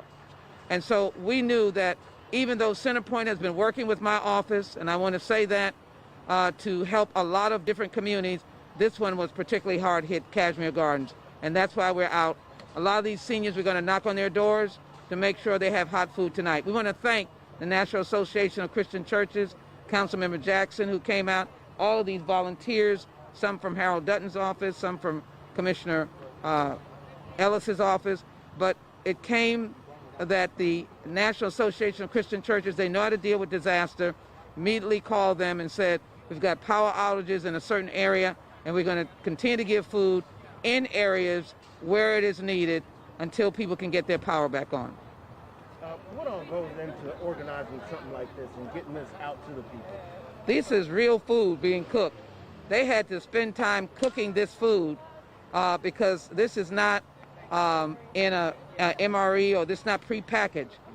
Just let everybody know we've got hot rice, we've got beef, we got string beans, and we got soda. So we got hot food. It takes a lot. There's a lot of people inside that truck who are volunteers and work for this disaster organization. They know how to do it. They know how to do it in a quick way and to make it tasty and to make it ready for our seniors to be able to utilize it right away. and we can see that people are continuing to come. We're going to go throughout this area and be here for a long time, or at least until we think we've saturated the area. Anything else you want to add, or anything else I didn't ask? It is important to take note of the fact that you are particularly lonely when there's a disaster. Sometimes you're isolated from your family. You certainly don't have the resources to get the power on your own, but more importantly, it is a responsibility of the power agency. So you have to simply wait. And a lot of people need power for their medication, but a lot of people need food to be able to sustain them, and there is no food. Some people are homebound, can't get to places where they could refurbish their food. We wanted to come into the neighborhood and make sure that they would have something to carry them over. Even the dry food that we're giving them, the MREs that can carry them in for a couple of days. And so it takes a call that I made to the National Association of Christian Churches. They've been working on disasters for ages, and I'm glad they have the experience of coming in quickly with the right kind of volunteers and staff. And look at all the volunteers that we have. Look at Councilmember Jackson. Give me 1 second. Can you just give me one? Yeah.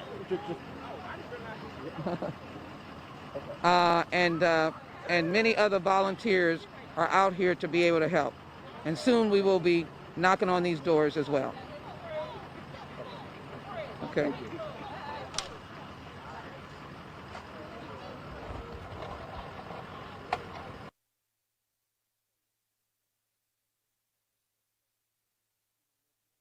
I know who to call, the Red Cross. They set up the shelters, and they were ready if a lot of people had to be displaced because of either flood and or damage to their homes.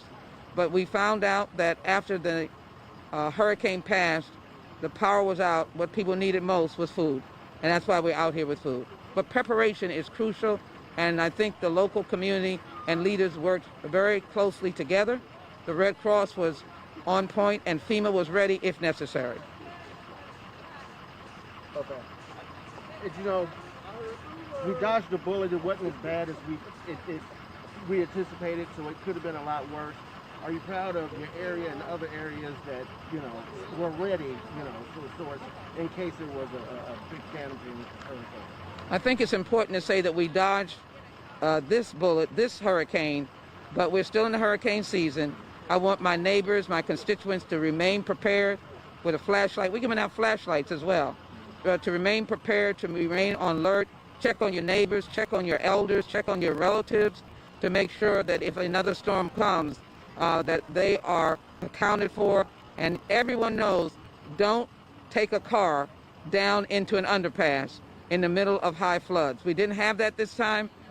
We had wind, but we don't know in this new era of climate change what these hurricanes will be. Hurricane Ida not only was devastating to Louisiana, but absolutely unbelievably devastating to New York.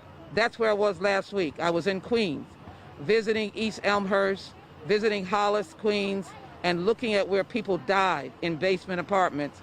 There, the water was above the heads of 6 feet people.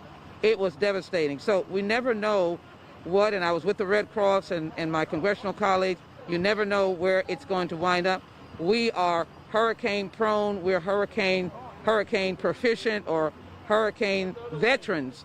It doesn't mean that being a hurricane veteran, that something can't go awry and you could lose your life.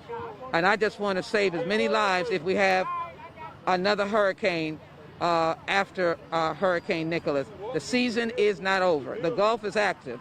Just be prepared.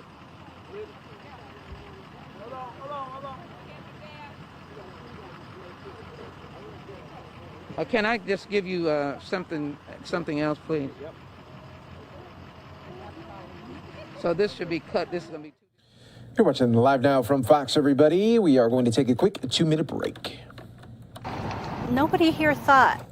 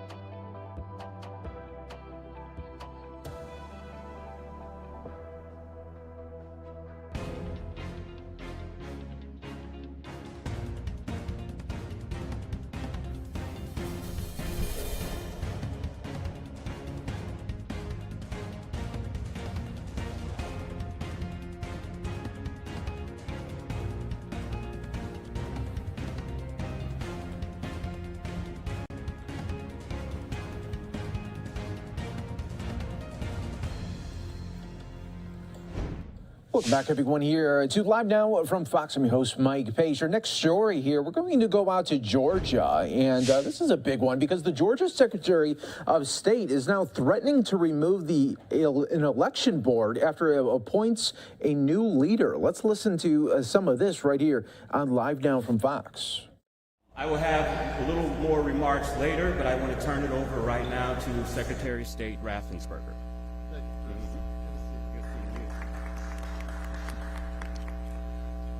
Well, good morning. Thank you all for coming. Elections and ensuring the integrity of Georgia's elections has been the focus of my work as Secretary of State since day one. It is a consensus and a bipartisan policy priority. Everyone wants secure elections. Ensuring that only American citizens are voting in Georgia's elections are an important part of this. As I mentioned when I first proposed a citizen voters only amendment to Georgia's Constitution, we are calling for this amendment because there's an alarming trend around the country of allowing non-citizens to vote here in the United States. When I ran for office in 2018, I said I want to make sure that only American citizens are voting. I made that a key part of my campaign. Since that time, the need for citizens only voting amendment has grown. On the one hand, elections in Vermont. Good morning.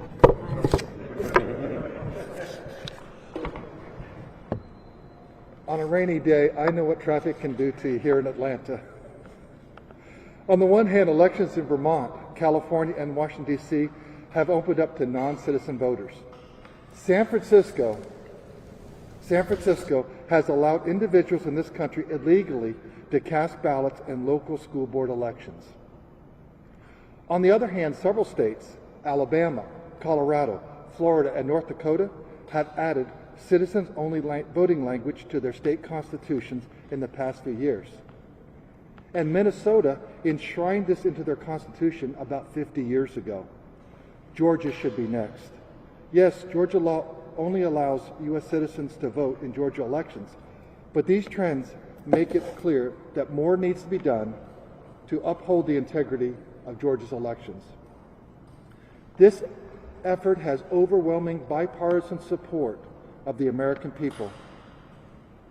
A 2019 poll of likely voters showed that 75% believe that only U.S. citizens should vote in our elections.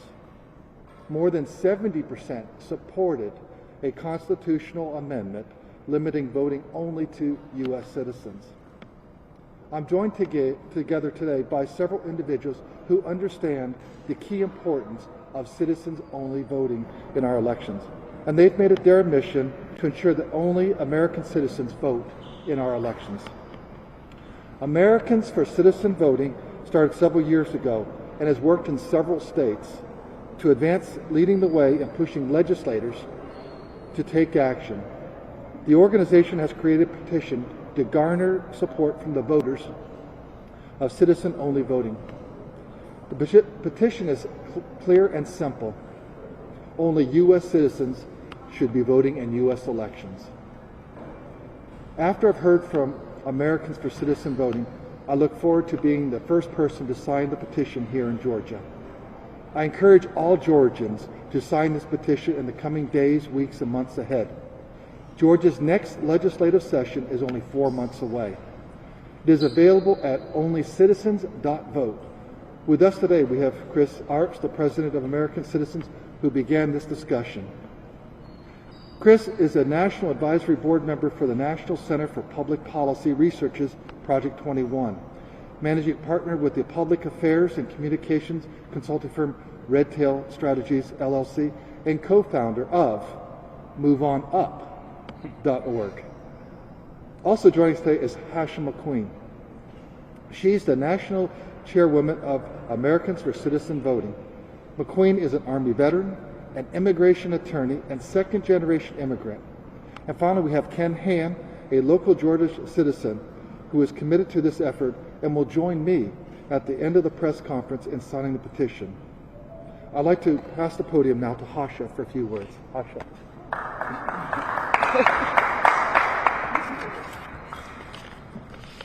Hello, everyone. My real name is Halesia Franklina McQueen Kenzel, but that's way long. So everybody calls me Hasha. I'm from Missouri. My mother was from Lima, Peru, and my father from Illinois. And this is not a novel idea. I was an Air Force brat, so I moved around my whole life, and I've lived in a lot of different countries.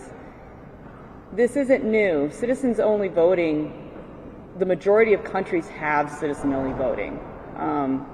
There's very few countries that open that up to non-citizens, and there's a reason for that. I'm an immigration attorney, and I can tell you that the majority of my clients agree with citizen-only voting because they understand that they're not invested in the long term. Most of the time, they're not invested in the long term in the United States. And so why would they be able to affect policy in a place that they may or may not be staying? So this isn't anything discriminatory. This isn't anything out of this world. If you're a citizen of a country, then you should be able to vote in that country. If you're not, then you do not get to vote. It's just like the notion, if you want a country, then you have borders. And if you want integrity and faith in your elections, then you have citizen-only voting, because that's what it does. It allows integrity, it allows people to have faith in the system, that they are the ones that are voting for policy. Thank you. Thank you. Good morning, everyone. First of all, I'd like to say thank you to Americans for Citizen Voting and to Secretary Raffensperger for inviting me to this important event. My name is Ken Hand. I've been a proud resident of Georgia since I arrived in 2008. I'm married with 2 adult children, and we absolutely love the state of Georgia. I recently retired from a transportation company where I worked for 30 plus years. Actually, maybe live was more appropriate. Prior to Georgia, I lived in Missouri, and prior to that, I lived in New York City, where I was born and raised. Since I turned 18 years old, I have voted in most local, state, and federal elections. I believe voting is an important civic duty, and I consider myself to be a reasonably informed citizen. So, as an informed citizen, I was stunned when I learned that certain localities in the United States allow non-U.S. citizens to vote in local elections. When Americans for Citizen Voting brought this issue to my attention, I responded like I think most people do when they hear this. First, they don't believe it. I didn't believe it at first. Then I thought, okay, well, maybe this is happening, but maybe in Los Angeles or Chicago or New York, but certainly it could never happen here in Georgia. Unfortunately, I was wrong on both counts. The surprising and alarming truth is that there are localities in the U.S. that allow non-U.S. citizens to vote. And to my fellow Georgians, there have been attempts here in Georgia to allow non-U.S. citizens to vote. This disappointing truth is the disappointing truth is that in more and more localities, there are people actively working to allow non-U.S. citizens to vote in U.S. elections. So, as a Georgian and as a concerned citizen, I agree with Americans for Citizen Voting and with Secretary Raffensperger. We need to take common sense steps to ensure that only U.S. citizens can vote. We need to add a simple word to the Constitution, the word only. By adding this small word to the Constitution, it will clarify that only U.S. citizens can vote in Georgia elections. And this will stop the push by extreme groups who want to allow non-citizens to vote. This is a simple, but it's a very, very powerful solution that all Georgians can and should support. So, in closing, I encourage my Georgia State Representative, Todd Jones, and my Georgia State Senator, Greg Dolezal, to support this reasonable approach to election integrity. I also encourage my friends and my fellow Georgians to contact your representative to let them know that you support only citizen voting and you expect them to support that too. Thank you very much.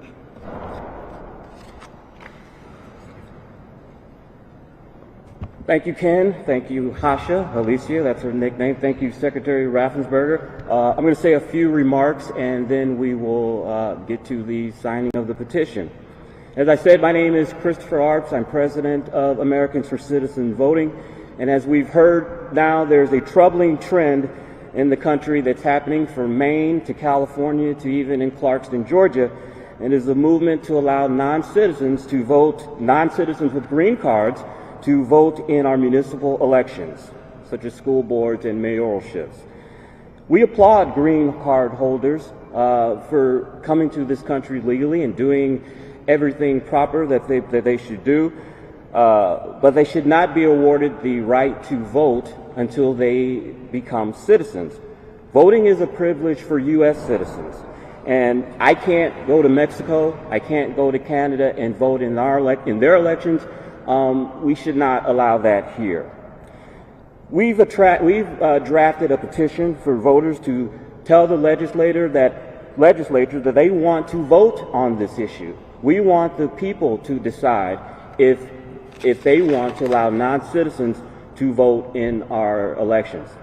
Our polling shows widespread support for not allowing non-citizens to vote. 75% in our poll say only U.S. citizens should vote. 17% say yes, we should allow non-citizens to vote. It even breaks down by party. 89% of Republicans support not allowing non-citizens to vote. 62% of Democrats and 50% of independents or nonpartisans. It also breaks down from a demographic, from a racial standpoint. 75% of whites support this. 68% of African Americans and 52% of Hispanics support allowing only citizens to vote in our elections. We were successful with this initiative in 2020 in Florida, Alabama, and in Colorado. Though the people there amended their constitution to say that only United States citizens should vote. And so we want that opportunity here in Georgia. And so the next part of our press conference, I'd like to have Mr. Secretary sign our petition.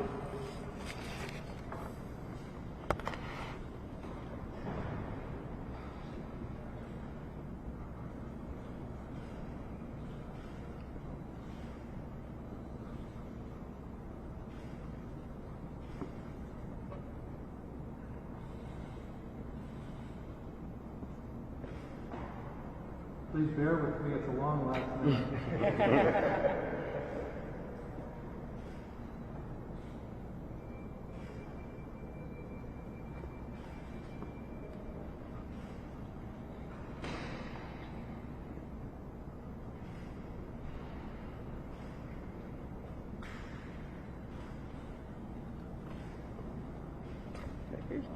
Thank you. And then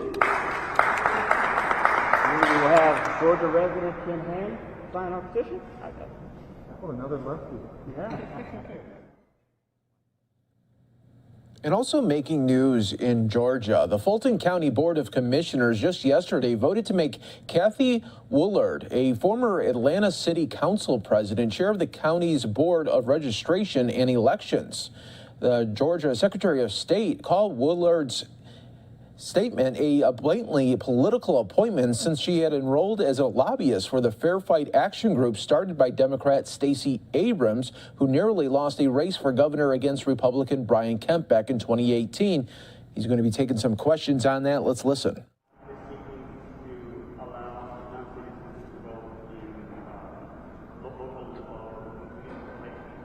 There's been organizations I know pushing the idea of that in Clarkston, Georgia, and I'll get you the name of the organizations. But at the end of the day, what people need to understand is I had one of my workers come into my construction company. He says, I just want to thank you and my son Kyle. He said, because we helped him with his cost of going through the legal process of becoming an American citizen. He'll then go ahead and he'll register to vote. And that's the process we want, is people to go through that legal process and then please register to vote. It's never been easier to vote in Georgia. We give you 3 opportunities: absentee, early voting, day of elections. What we're saying is that the only people that should be voting in our elections, just like the only people that can sit on a jury are American citizens. And that's why when I was in the General Assembly, I had a bill that said that only American citizens should sit on government boards, commissions, and authority, because I understand how important it is. It's that precious right to vote. People have fought for it, and they have marched for it. It's a very important right.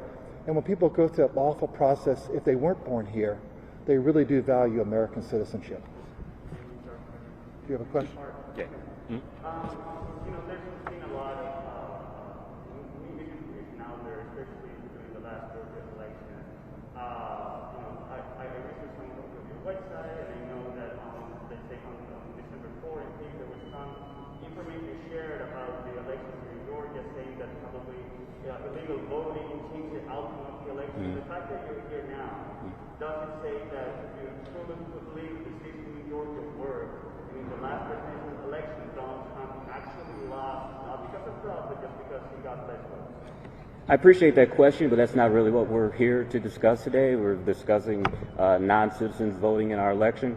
I think that what you saw was not exactly on our website. It was probably on our Facebook page, where we try to be a depository for all things non-citizens voting.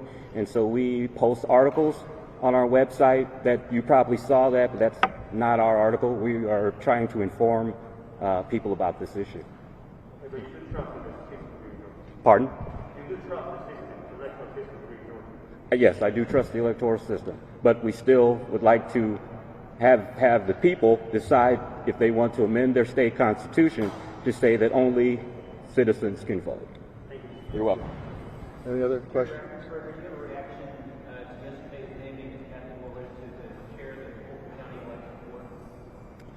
Yes, I do. I think I've talked about that extensively yesterday.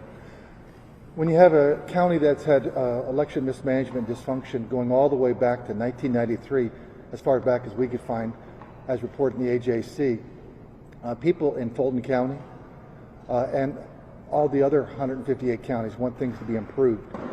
And I think that really needlessly put in someone from Fair Fight. She was receiving a paycheck as late as last Friday. She was on their website, you know, for Fair Fight. So we really need to understand, and I think people need to understand, that Stacey Abrams is pulling the strings of who really runs the Fulton County Commission, and it's really sad. I know that politics and elections are a political process, but the running of elections is to make sure that we follow the process, follow the law, and don't needlessly politicize things with hyper-partisan from either the left or the right. And what they've done is they've taken a giant step backwards. And it's just really distressing to see that. The state election board is trying to move things forward in a positive, constructive manner. And by actions like this, I believe that they're really, needlessly, throwing up roadblocks for that improvement.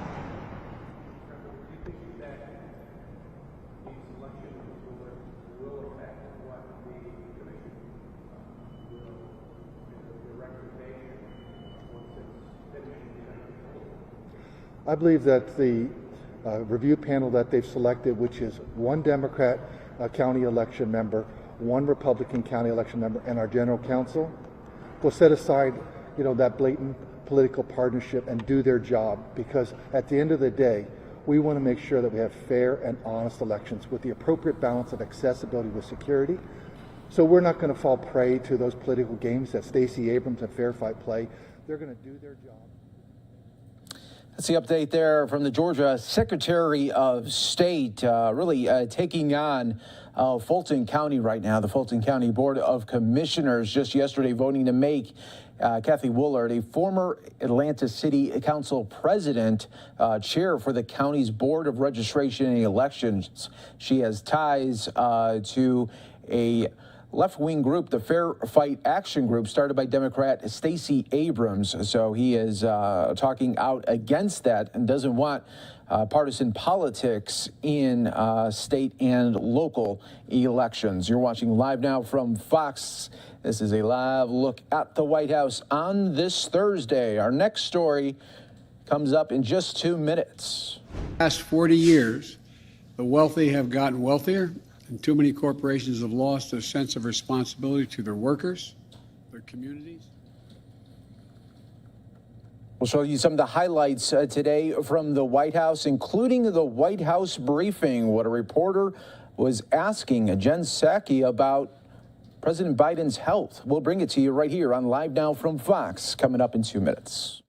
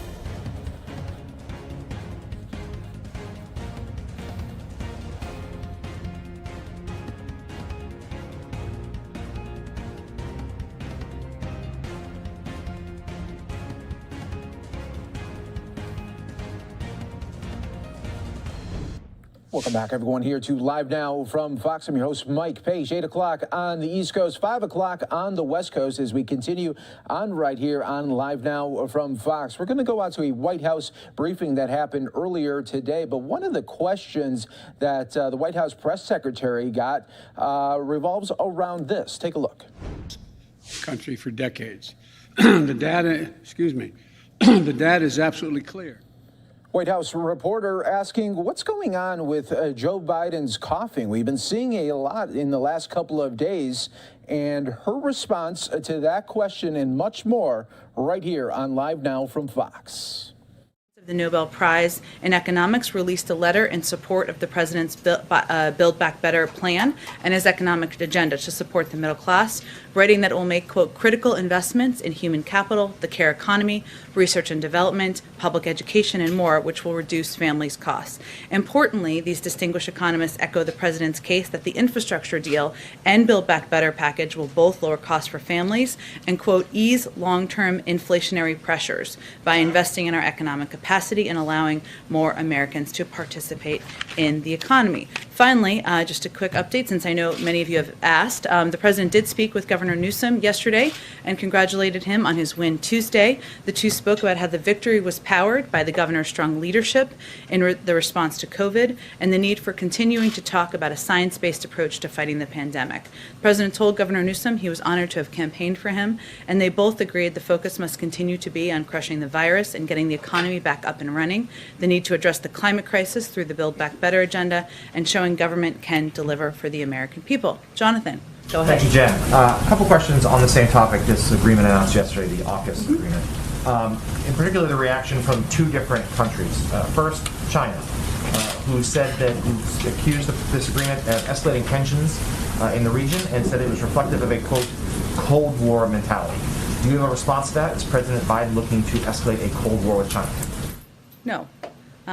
This partnership announced yesterday is not about any one country. This is about advancing our strategic interests, the strategic interests of the United States, upholding the international rules-based order, and promoting peace and stability in the Indo-Pacific.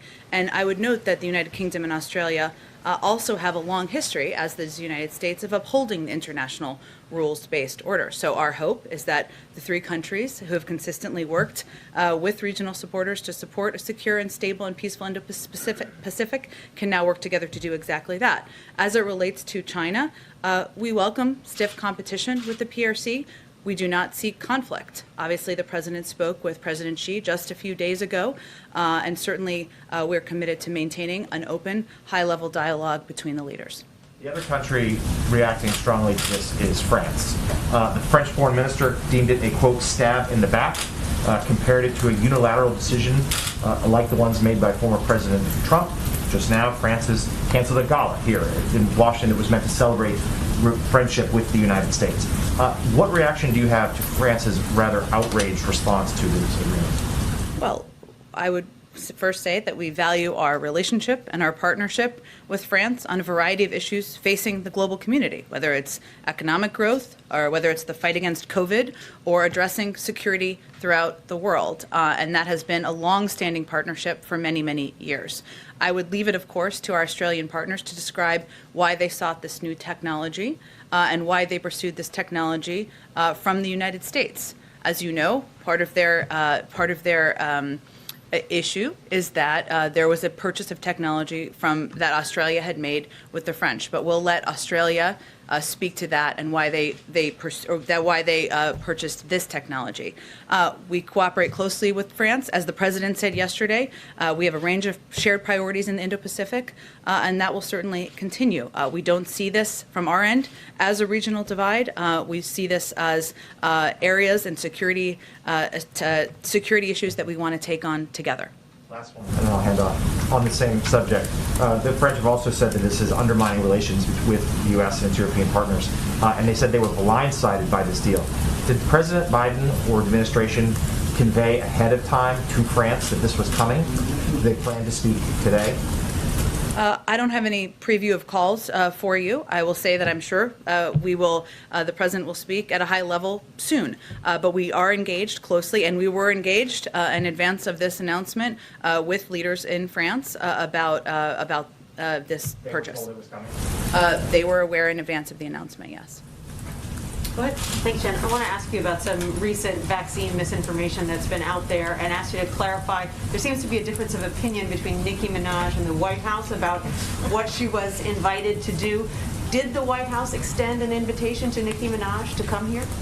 Well, first, we don't see this as a point of tension or disagreement. I want you all to know that we engage all the time with people who have big public platforms or profiles. Some of them we talk about, some of them are here, some of them you don't even know about because they're just looking for questions to be answered.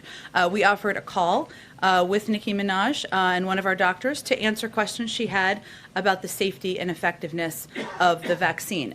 This is pretty standard and something we do all the time. It was a very early stage call at a staff level, staff to staff, and we weren't even at the point of discussing, or we're not even at the point of discussing, I should say at this point, the mechanisms or the format or anything along those lines. It was simply an offer to have a conversation and an early stage call. And do you think that's going to happen?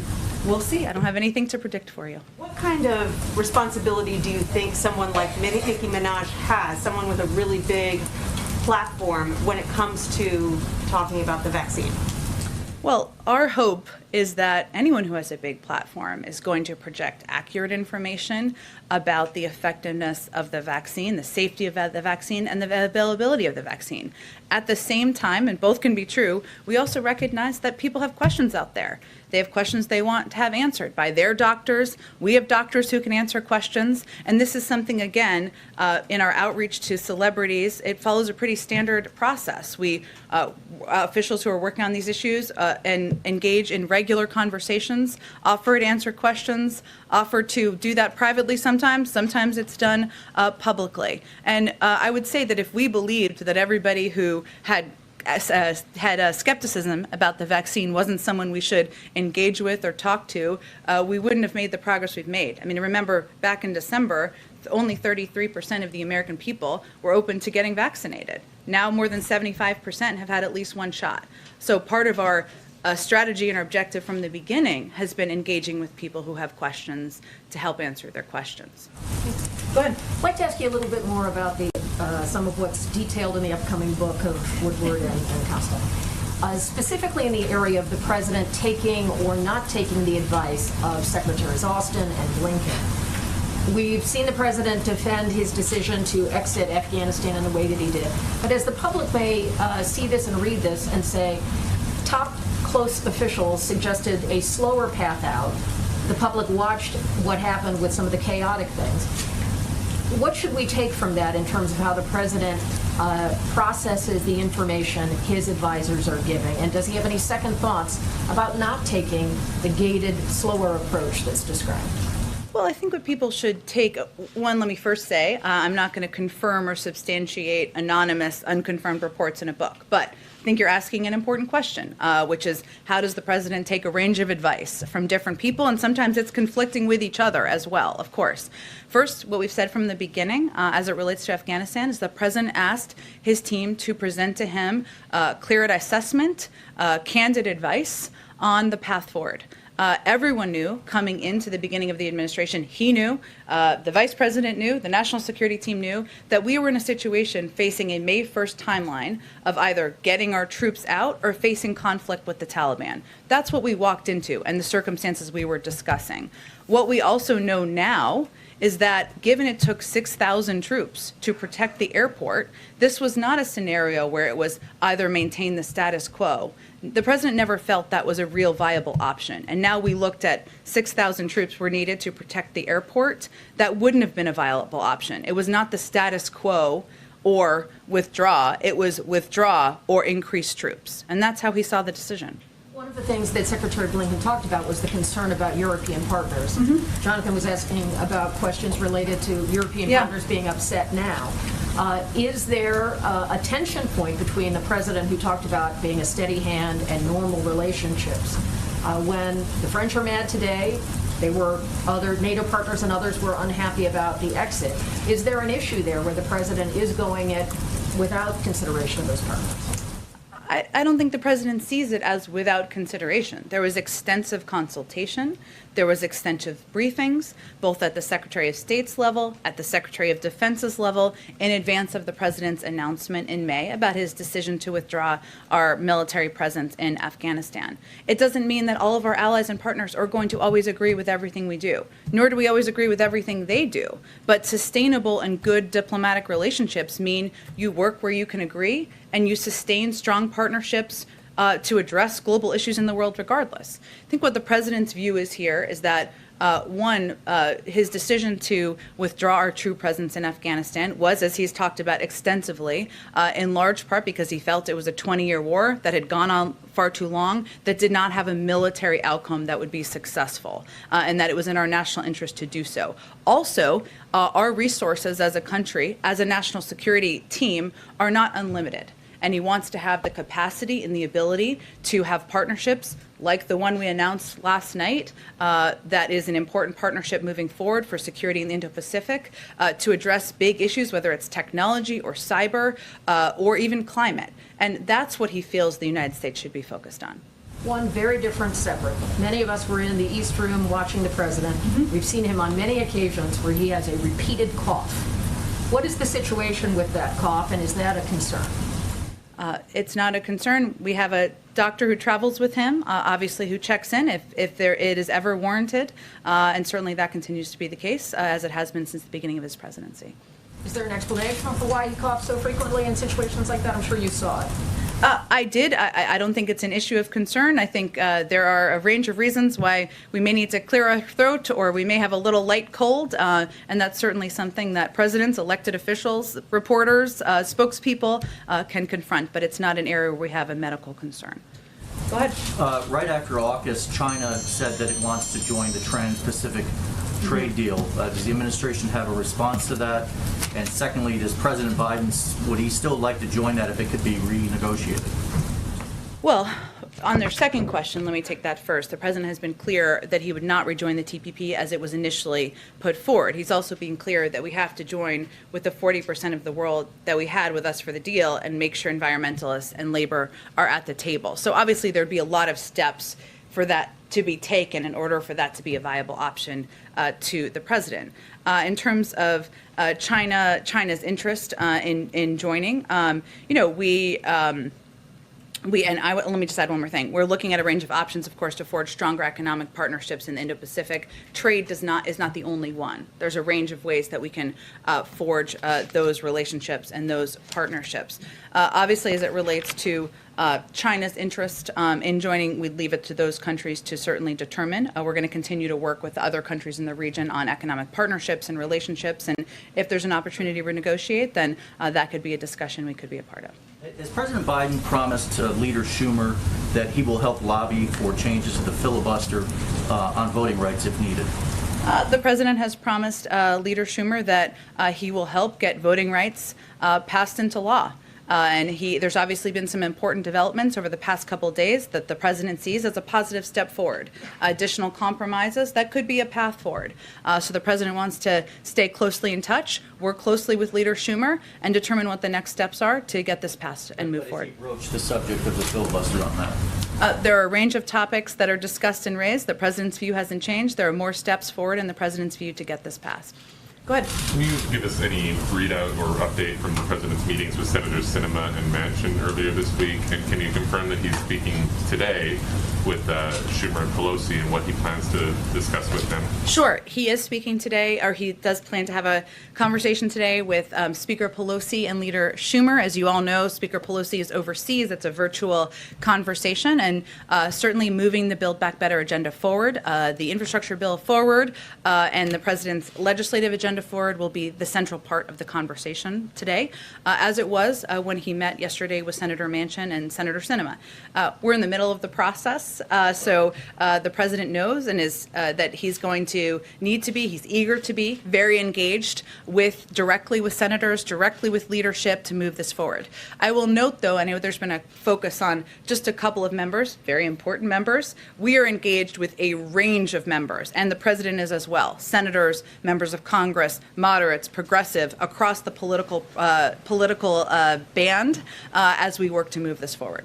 Do senators indicate any cap that they would support in terms of the reconciliation package? I will let them speak to what their interests are. I know they have both spoken to their interests publicly on many occasions, so I will leave that to them. And can I ask also, Anthony Fauci has said that he would support the notion of requiring either vaccinations or a negative test for domestic air travel in the U.S. for passengers, not staff. If he supports that, he's the president's chief medical advisor. Why haven't you done that? Well, I would say, right now, last week we announced some bold, ambitious steps that were supported across the board from our health and medical experts.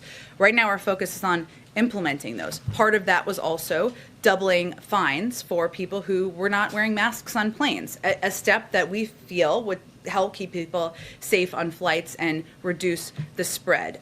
We haven't taken options off the table, but I don't have any updates to share with you at this point. Our focus is on implementation of the big steps we announced last week. Do you have any update on the Fed, Chair? I do not. I know it's a big question on Phil's mind. Go ahead. It's okay. Don't hide behind Phil. Go ahead. Thanks, Jen. Yesterday, the president announced a second global climate summit, and he's been really doubling down on these ambitious goals to reduce greenhouse gas emissions. So I want to ask about the Line 3 pipeline. Enbridge, the energy company, says it's almost complete. It could be operational by this fall. We've talked to opponents and climate scientists who say that from a potential emissions standpoint, it's the equivalent of bringing online more than 40 coal-fired power plants. We know there's ongoing litigation. We've reached out to DOJ and Army Corps of Engineers. But Representative Ilhan Omar and her colleagues wrote specifically to President Biden asking him to look into this pipeline.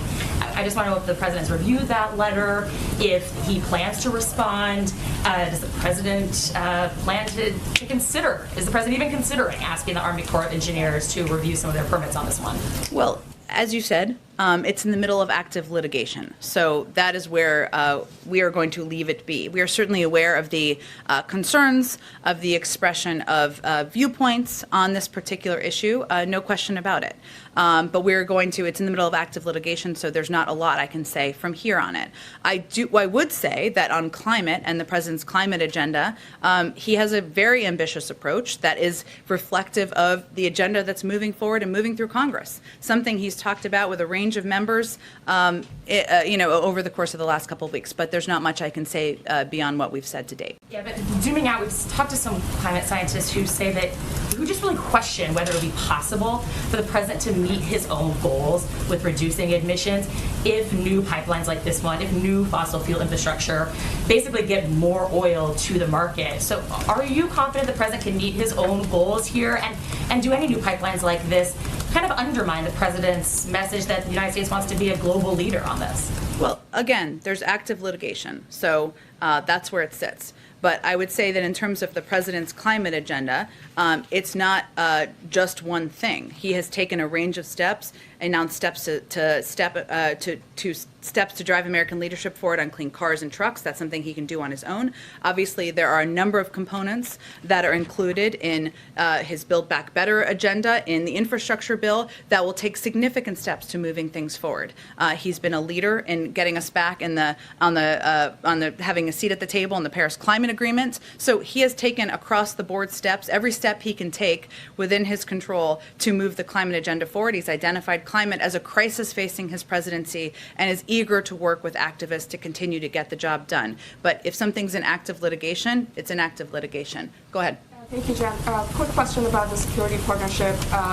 Yesterday there was a call when several senior administration officials said that there were conversations that were had over months before this partnership was announced. And we're sort of curious to know if France was part of those conversations and the whole process.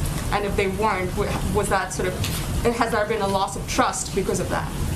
Well, senior administration's officials have been in touch with their French counterparts to discuss AUKUS.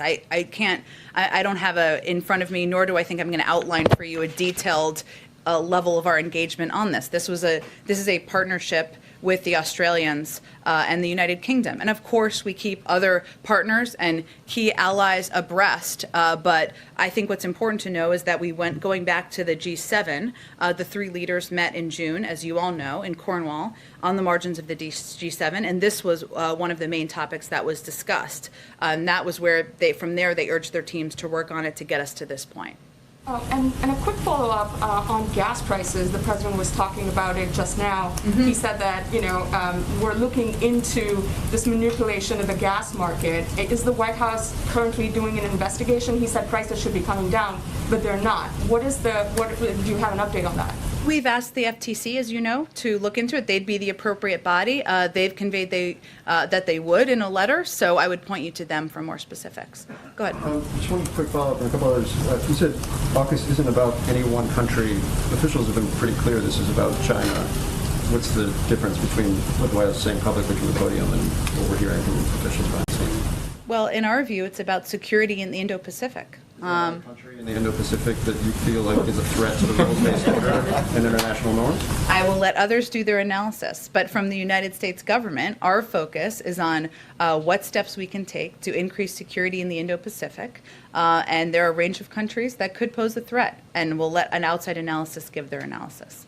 On debt limit, is the president view bipartisanship, which you guys have made very clear from Secretary Yellen across the administration, is important on this? Is that a red line for him? Republicans have to be involved, or there's no other path?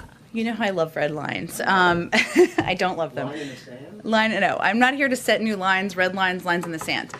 But I do think it's important context for everybody to understand, as you well know, that 80 times has Congress raised the debt limit. And even if you look to comments in recent days by Senator McConnell, if you look to just 2 years ago, he argued that that failing to vote to raise the debt limit would, quote, be a disaster and, quote, put our full faith and credit at risk. We agree with that.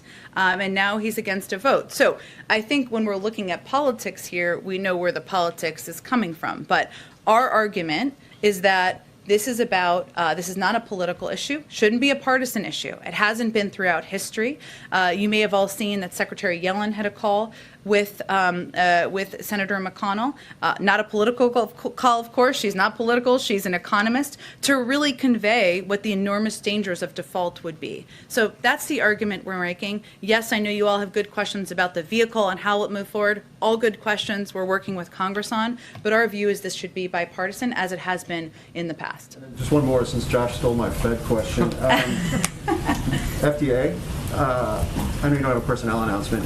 Is the idea here that because they've got so much on their plate and they have a team that's been working on this stuff for a long time, you just wait until there's like a quiet moment to appoint somebody, or does that have any impact whatsoever on what's going on? I promise you, when we have determined and selected an FDA commissioner to nominate, we will announce it and not wait for a quiet moment. I don't know that there are quiet moments around here. You may all agree with that. And that's what the president is eager to do, of course. I don't have any predictions of what the timeline will be, and understand certainly the question. Go ahead. The federal judge just ruled that you blocked the Biden administration from expelling migrant families under the public health order and a new ruling. It takes effect in 14 days. I'm wondering what the administration's plans are on that front. Right, the news just came out, as you referenced. It's a preliminary injunction that would take effect, as you said, 2 weeks from now. We, of course, would refer you to the Department of Justice on any additional steps or next steps. We are still taking steps, or focused on taking steps, to address the root causes of migration, implement orderly asylum processes, strengthen collaborative migration management efforts in the region, and effectively secure our borders. We feel we've made considerable progress on that front, but this news, of course, just came out, and I'd really defer you to the Department of Justice for any additional steps. And then one other on booster shots. Obviously, next week is the timeline that the administration laid out. There seems, as you've addressed, there seems to be some considerable disagreement within the public health agencies about how to move forward. Former scientists from the FDA who left signed on to study about this, saying that the boosters are not needed. do you still plan to have the boosters rolled out next week?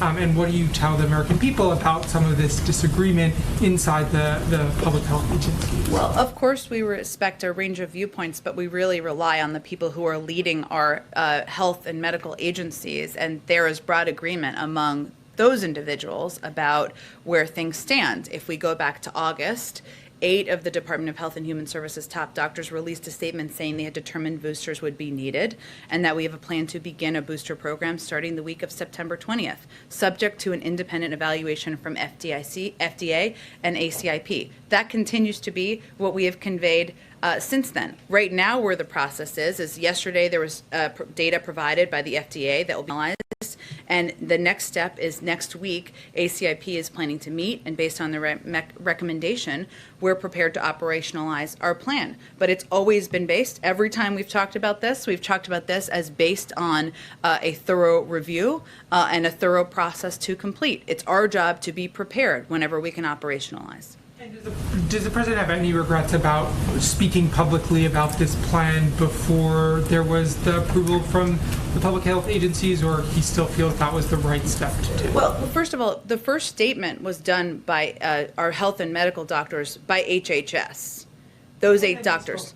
And then he spoke to it. And the president said, I want to be clear. This plan is pending the FDA conducting an independent evaluation of the safety and effectiveness of a 3rd dose of the Pfizer and Moderna mRNA vaccines, and the CDC's Advisory Committee on Immunization Practices issuing booster dose recommendations based on a thorough review of the evidence. That was what he said when this announcement was made. If you look at it on the flip side of this, right, it is at the time they made this announcement in part because there was data that was available that showed that the waning of efficacy of vaccines over a period of time, right? That's why these doctors and medical experts in their statement made this recommendation and this announcement. So the alternative would have been they not move forward with it and hold back and not share that data. I mean, that's also not being transparent or leading with science. And so that's the course of history here, I should say. Sure. Just a quick follow-up. So you said a moment ago that the top public health officials of the administration, FDA Commissioner, CDC, Surgeon General, all agree and recommend that the American public should be getting boosters, starting next week. So if they're all on that page, but the FDA Advisory Committee and the CDC Advisory Committee, let's say, are on a different page, if they don't think boosters should be ready at this time, I guess then who's the administration going to listen to? It's top doctors or these outside advisory committees? Well, before we confuse the public, that's not what ACIP has recommended. They're meeting next week. We don't know what they're going to say. What our health and medical experts have said, and they have been very consistent on this, Dr. Walensky, based on the FDA review and ACIP, and exactly as you said, the note that immunocompromised people actually never got really good immune protection to begin with, we noted that as of now, we should be offering a 3rd dose of the vaccine. Janet Woodcock. So it is true, we don't have all the data. We have a lot of data from both this country and other countries in the effects of waning. We don't have all the data on the most all the safety data and so forth. Those studies have been completed and should be available to the FDA soon. Our objective is to be prepared should all of this process move forward. It's always been pending the approval of the ACIP and the FDA. All of these doctors have said this could be needed. They've said in their statement, 8 of them said they had determined boosters would be needed. Now it's going to go through the process. That's what's happening over the next week. So we're not going to predetermine what that process is going to say. I have a follow-up on that from the FDA. You guys will follow whatever the agency, whatever those advisory committees recommend, you guys will follow their recommendations. Yeah. Right? Yes, of course. Go ahead. I'll go to you next, Emerald. Go ahead. Thank you. I have one quick follow-up on the booster question. So say the rollout does get delayed. I understand the president said that we've purchased boosters to be ready for this.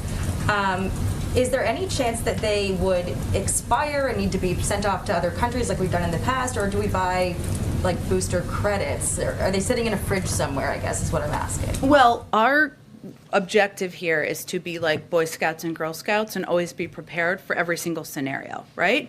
And so that's why we wanted to make clear we would be ready to operationalize, right? in terms of, so we are preparing for all contingencies and all scenarios. We'll see what the ACIP says, and then we'll be able to lay out for you where we go and what that means moving forward. I will say we have never felt it to be, we feel it's a false choice to suggest it's either give to the world or not. We are continuing to increase the supply of vaccines we're giving to the world. We will continue to have more announcements on that because we want to be the arsenal of vaccines to the world, and we are giving more than every other country in the world combined. At the same time, we're going to maintain a supply for the United States and for American citizens and for people living here so that we can give out the booster should that be go through the approval process. And then I wanted to get to the hearing on the Hill with General Miller.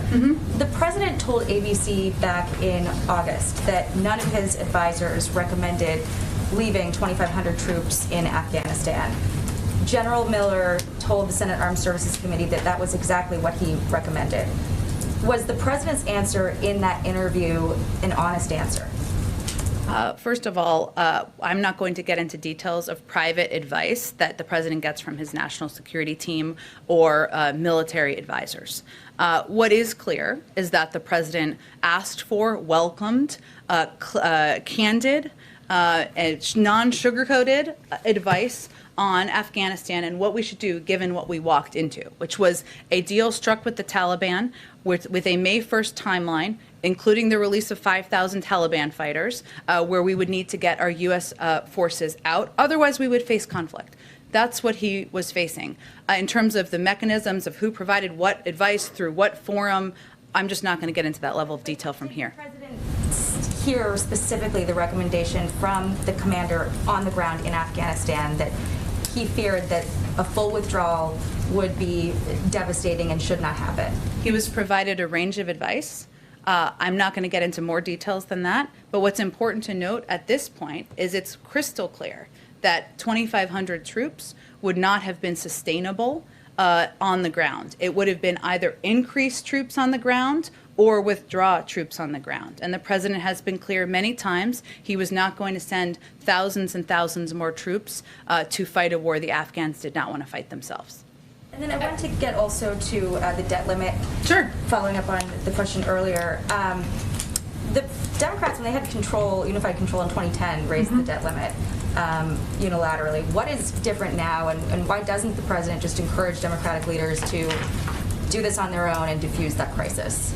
Why aren't Republicans for doing what they've done dozens of times in the past, and many of them did 3 times during the Trump administration, including after they passed a $2 trillion unpaid for tax giveaway to corporations and the wealthiest Americans? They were fine doing it then. Why aren't they fine doing it now? So it could go, I think that's the fundamental question I'd send back. Would the president at any point intervene and try to stave this off if this comes to a head and The president wants to maintain the full faith and credit of the United States. Our view continues to be this should be done in a bipartisan way, and there should be a bipartisan path forward. Emerald, I promise you go to next. Yeah, thank you. A follow-up on the FDA. You say that there was a large consensus of doctors and advisors who feel like boosters are warranted and safe and effective.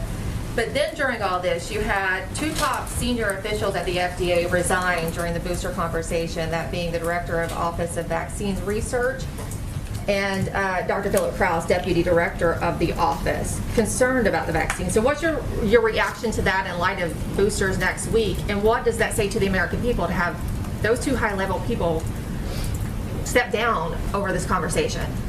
Well, Emerald, what I conveyed before, and I'll reiterate, is that 8 of our top medical experts, health and medical experts, including the acting head of the FDA, Janet Woodcock, recommended we would need boosters moving forward. The American people would need boosters, pending approval through a process, including the FDA and ACIP.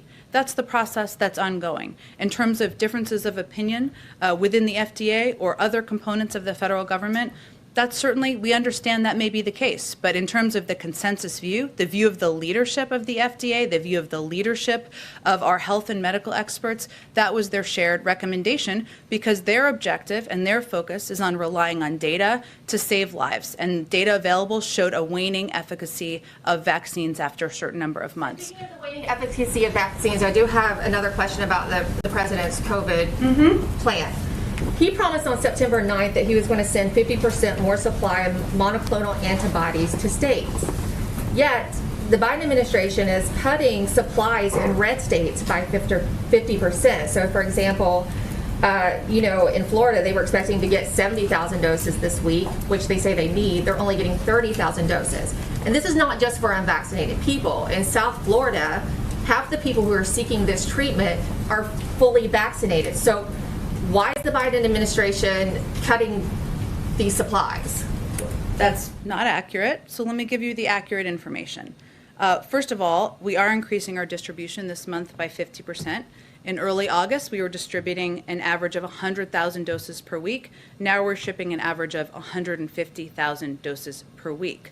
Over the last month, though, and one thing that I think people need to understand for clarity, facts, I know you're like facts, is that monoclonal antibodies are life-saving therapies that are used after infection to prevent more severe outcomes. So clearly the way to protect people and save more lives is to get them vaccinated so that they don't get the COVID to begin with. But over the last month, given the rise in cases due to the Delta variant and the lower number of vaccination rates in some of these states, like Florida, like Texas, just 7 states are making up 70% of the orders. Our supply is not unlimited, and we believe it should be equitable across states across the country. There's been no reports of a lack of supply, so why cut them to those states only if there's no reports of I think our role as the government overseeing the entire country is to be equitable in how we distribute. We're not going to give a greater percentage to Florida over Oklahoma, nor do I think are you suggesting that. I think we have to move on. Go ahead, Yamiche. Thanks so much, Jen. One follow-up question on booster shots. I'm wondering if you could just say whether or not the president is at all even concerned about whether the administration endorsing booster shots before the FDA fully approved them just looks like they're trying to influence the FDA and mix science with politics. I understand Yamiche, it was the FDA acting head who endorsed boosters. The point is, though, that the FDA itself and scientists are still weighing whether or not they want to make the recommendation fully. So the question is, does this administration even have any concerns that coming out and recommending booster shots before they're fully approved and fully recommended by the FDA, that might be seen as unduly influencing? No. Again, it's the acting FDA head and 8 of our health and medical experts from agencies, not the White House, not the president, who put out this statement initially making this recommendation, because they believe you need to come forward, and we fully support, with data when it's available and make that available to the American people. Make sure the American people understand and know that there could be waning efficacy of these vaccines, and that's where they recommended. If you look at the reverse, imagine if they had not come out and shared that that was their view and this is where it might be headed. Now, it needs to go through a process. They've said that in every single statement that they have made publicly. But we believe the American people are smart and they're paying attention, and they would want to know that boosters might be something that go through a process that are recommended, and they might be something that you should plan for once you get to a certain set of months past your second vaccination. That's our view, and that's the view of our health and medical experts. Ask one more question about the French response to AUKUS, which of course is a whole mouthful. But anyways, I'm wondering if you could just talk to or respond directly. What does the president think of the French foreign minister saying that he's acting like former President Trump and being unpredictable, and the French canceling their gala now in D.C. at their embassy because they're angry over this agreement? What does the president make of being compared to former President Trump by an ally such as France? I would say the president doesn't think about it much. The president's focus is on maintaining and continuing our close relationships with leaders in France, with the United Kingdom, with Australia, and to achieving our global objectives, which include security in the Indo-Pacific. That's what his focus is, and we will continue to work toward a productive, constructive partnership with the French. Go ahead. Thank you, Jen. Clarification, then a follow on AUKUS. Sure. You said the French were informed of the arrangement. Just even going to the president's remarks yesterday, the arrangement was broader than just the nuclear-powered submarines. It was cyber, it was AI. Were they specifically informed on that the U.S. would be sharing technology for nuclear-powered submarines? Again, it was the Australians' decision, so I'd point you to the Australians, but they were aware in advance. I mean, but if you're the U.S., you're involved here. We saw the U.K. also involved. why couldn't the administration, not just inform, but bring in the French? They also have nuclear-powered submarines. You mean in terms of a fourth partner to this? I'm not sure what your question is. I do. I mean, in terms of a fourth partner and get them engaged as well. It's another ally to also share this technology. It's clear based off the statements today that they had the intent to, or also expressed a desire to. Well, this is not the only global engagement or global cooperative partnership the United States has in the world. The French are a member of the G7. They're a member of the G20. We work with them on a range of issues, and we will continue to.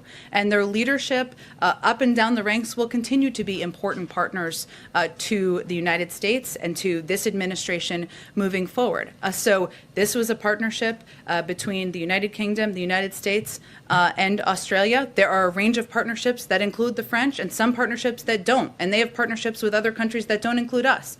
That is part of how global diplomacy works. Just to follow on the first question I asked, it sounds like what you were saying is when I asked if why did the U.S. didn't inform about specifically sharing the technology for submarines, is that Australia was kind of in the lead of this arrangement? I'm just not going to have more details on it, but I will tell you that, again, the Australians, partners, they can describe why they sought this new technology. It was their effort to do that, so I would point you to them for more details. And then just quickly on, Greg Abbott has issued a statement. He has directed his Department of Public Safety and the National Guard to shut down 6 points of entry along the southwest border. He issued that statement today. Just wondering if the administration, they also say that the Customs and Border Protection requested this. Wondering if the administration did request this, if they're aware of it, and if there's any response. I'm happy to check into it, Zolan. I haven't seen Governor Abbott's statement or CBP's commentary, so let me check into it, and we can get you something after the briefing. Go ahead. Thanks, Jim. I think you said yesterday you might have some more details today about the president's visit to the UN next week. I was hoping I would. I promise I will tomorrow. And excuse me, on another matter, there are also reports that the British Prime Minister will be at the White House next week. Can you confirm that and offer any details about that? I promise you tomorrow I will have more final details about next week, about the UN General Assembly and the president's trip there, and other components that are planned for next week. And one more thing. Sure. Do the president and the first lady plan to get the booster shot? Yes. Go ahead, Karen. Following up on what Kelly had Once asked. it's through the process, of course. Go ahead. Following up on one of the questions from Kelly, do you have an update on when the president will get a physical? I know this is an understandable question. I don't have an update. He will get one soon, and when he does, we will make sure you all are aware of it and get the information. Nancy's questions, Nicki Minaj questions. Sure. Sorry. You said that we engage all the time with people who have big platforms or profiles. How do you determine who to engage with and in what way on something like this, on vaccine hesitancy? Sure. And Nicki Minaj has 22 million Twitter followers. Mm-hmm. Why not invite her to the White House, have a conversation, and make it a big public thing? Well, I appreciate your recommendations on our communications advice. Karen, you are quite experienced. Look, I will say we recognize, and we've talked about this a bunch before, that we are not always the right platform or the right voice, right? Sometimes that's because people may not like the president, and they may not have voted for him, and that's okay. And we work with a range of partners to communicate the efficacy and the safety of the vaccine. It's also true that when we're reaching a range of audiences, young people, where we've seen lower rates of vaccination is a good example, we know there might be more effective voices. We don't always know how effective working in partnership with celebrities may or may not be, but sometimes it is a tool that we can use or we've employed, as you've seen us do in cases before.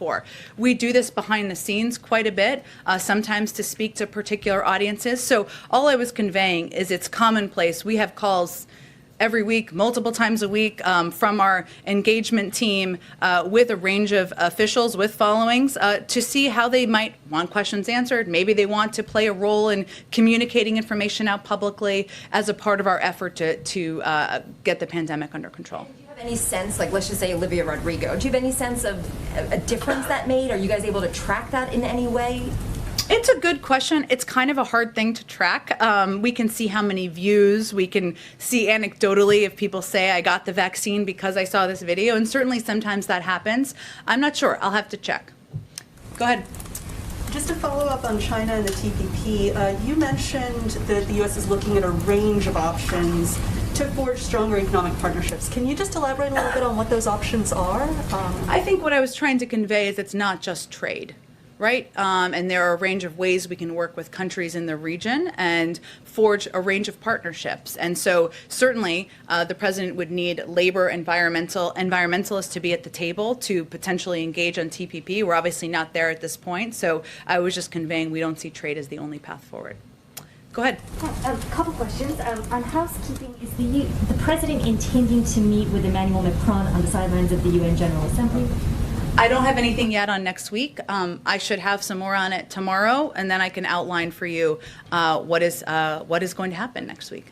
And then in terms of just the overall kind of fallout that we've seen from France, was the White House at all surprised by the response from France? How would you characterize? I don't think I'm going to characterize from here. And then another question in terms of housekeeping. Has the president met with any of the Afghan refugees who've come to the United States? And if not, will he be meeting with them? Not yet, but he is certainly eager to and looks forward to. As you know, I know it feels like it's been a long several weeks, or maybe just to me, but many of them have only just settled in the United States. Some of them have never been here before. Some of them have, of course. So it's not quite scheduled yet, but it's something he's certainly eager to do. Can I ask a follow-up on that question? Go ahead. We're starting to get some numbers about where some of the Afghan evacuees will be resettled. Can you walk through the administration's process? I know it has to do with the Office of Refugee Resettlement, but a number of governors have raised their hands. We're learning more about the first wave. How is the administration going about determining where to place evacuees and refugees? Sure. It's a very good question. I think our Department of Homeland Security is going to have the best level of detail for you on how that process works. Or I can also ask former Governor Markell to come out here and talk with all of you one day soon, which I'm sure you'd be interested in. So let me venture to do that and see if DHS has more of a rundown for you. And one follow-up on the ask by the administration to Congress for more than $6 billion in funding to help with resettlement efforts. What happens if you don't obtain that money, and also some of the immigration policy fixes that have been requested? Well, I mean, we're hopeful that given there has been stronger support for helping and welcoming our Afghan partners who fought alongside, I should say, the United States for the last 20 years, from Democrats and Republicans, that we can move forward and get the funding we need. Obviously, we didn't anticipate, no one did, right, that there would be this number of Afghan refugees that we would need to fund support for 6 months, 8 months ago, hence the request as we announced at the time. But I think we're certainly hopeful, given the support for that we will get that funding. One last, is there a timeline when you need to get an answer by Congress for the funding? I'm not sure there's a timeline. I'm happy to check with our legislative team and the refugee resettlement team to see if they have one they're focused on. Go ahead, one more. The Deputy Director of the FBI said that there's no sign so far from Russia of any cracking down on the cyber activity. Does the President have anything new to tell the country about that? Because it was a big deal and it's gone kind of quiet. So what's happening? I think, as the President said at the time, we didn't expect this to be a light switch that would happen overnight. There's ongoing discussions, ongoing conversations at a diplomatic level, and that's something our national security team is engaged with. But beyond that, I don't have another update from here on the progress. Okay, thanks, everyone. Thanks, When we come back here, everyone, on Live Now from Fox, we will go out and show you President Biden's announcement to Americans today on his new tax plans. We'll bring it to you right here on Live Now from Fox. Plans are coming together to guarantee paid family leave.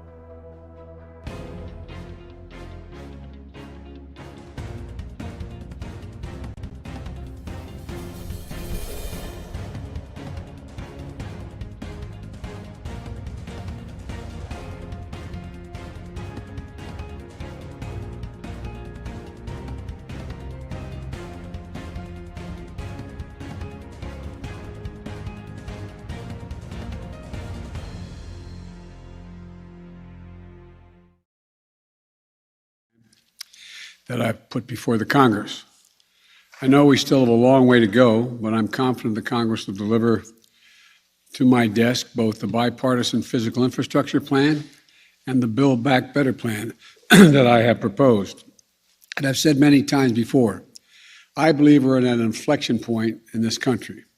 One of those moments where the decisions we're about to make can change, literally change the trajectory of our nation for years and possibly decades to come. Each inflection point in this nation's history represents a fundamental choice. I believe that America at this moment is facing such a choice. And the choice is this: are we going to continue with an economy where the overwhelming share of the benefits go to big corporations and the very wealthy? Or are we going to take this moment right now to set this country on a new path? One that invests in this nation, creates real sustained economic growth, and that benefits everyone, including working people and middle-class folks. That's something we haven't realized in this country for decades. The data is absolutely clear. Over the past 40 years, the wealthy have gotten wealthier, and too many corporations have lost their sense of responsibility to their workers, their communities, and the country. Just look at the facts. CEOs used to make about 20 times the average worker in the company that they ran. Today, they make more than 350 times what the average worker in their corporation makes. Since the pandemic began, billionaires have seen their wealth go up by $1.8 trillion. That is, everyone who was a billionaire before the pandemic began, the total accumulated wealth beyond the billions they already had has gone up by $1.8 trillion. Simply not fair. And how is it possible that 55 of the largest corporations in this country paid $0 in federal income taxes? They made over $40 billion in the year 2020, and they paid zero. Think about that. $0 in federal taxes on $40 billion in profits. How is it possible that the wealthiest billionaires in the country can entirely escape paying income tax on what they've made? How is it possible for millionaires and billionaires that can pay a lower rate of tax than teachers, firefighters, or law enforcement officers? Here's the simple truth. For a long time, this economy has worked great for those at the very top. While ordinary, hardworking Americans, the people who built this country, have been basically cut out of the deal. And I've said this from the time I announced I was going to run. I believe this is a moment of potentially great change. This is our moment to deal working people back into the economy. This is our moment to prove the American people that their government works for them, not just for the big corporations and those at the very top. When I was sworn in as president, the nation was struggling to pull out of the worst economic crisis since the Great Depression. Job growth was anemic, with just over 60,000 new jobs per month in the 3 months before I was sworn in. Then we went to work and passed the American Rescue Plan back in March. And it worked. It's still working. Over the last 3 months, we've been creating on average 750,000 new jobs per month. Our economy is growing at the fastest rate we've seen in nearly 40 years. Our recovery is unique in the world.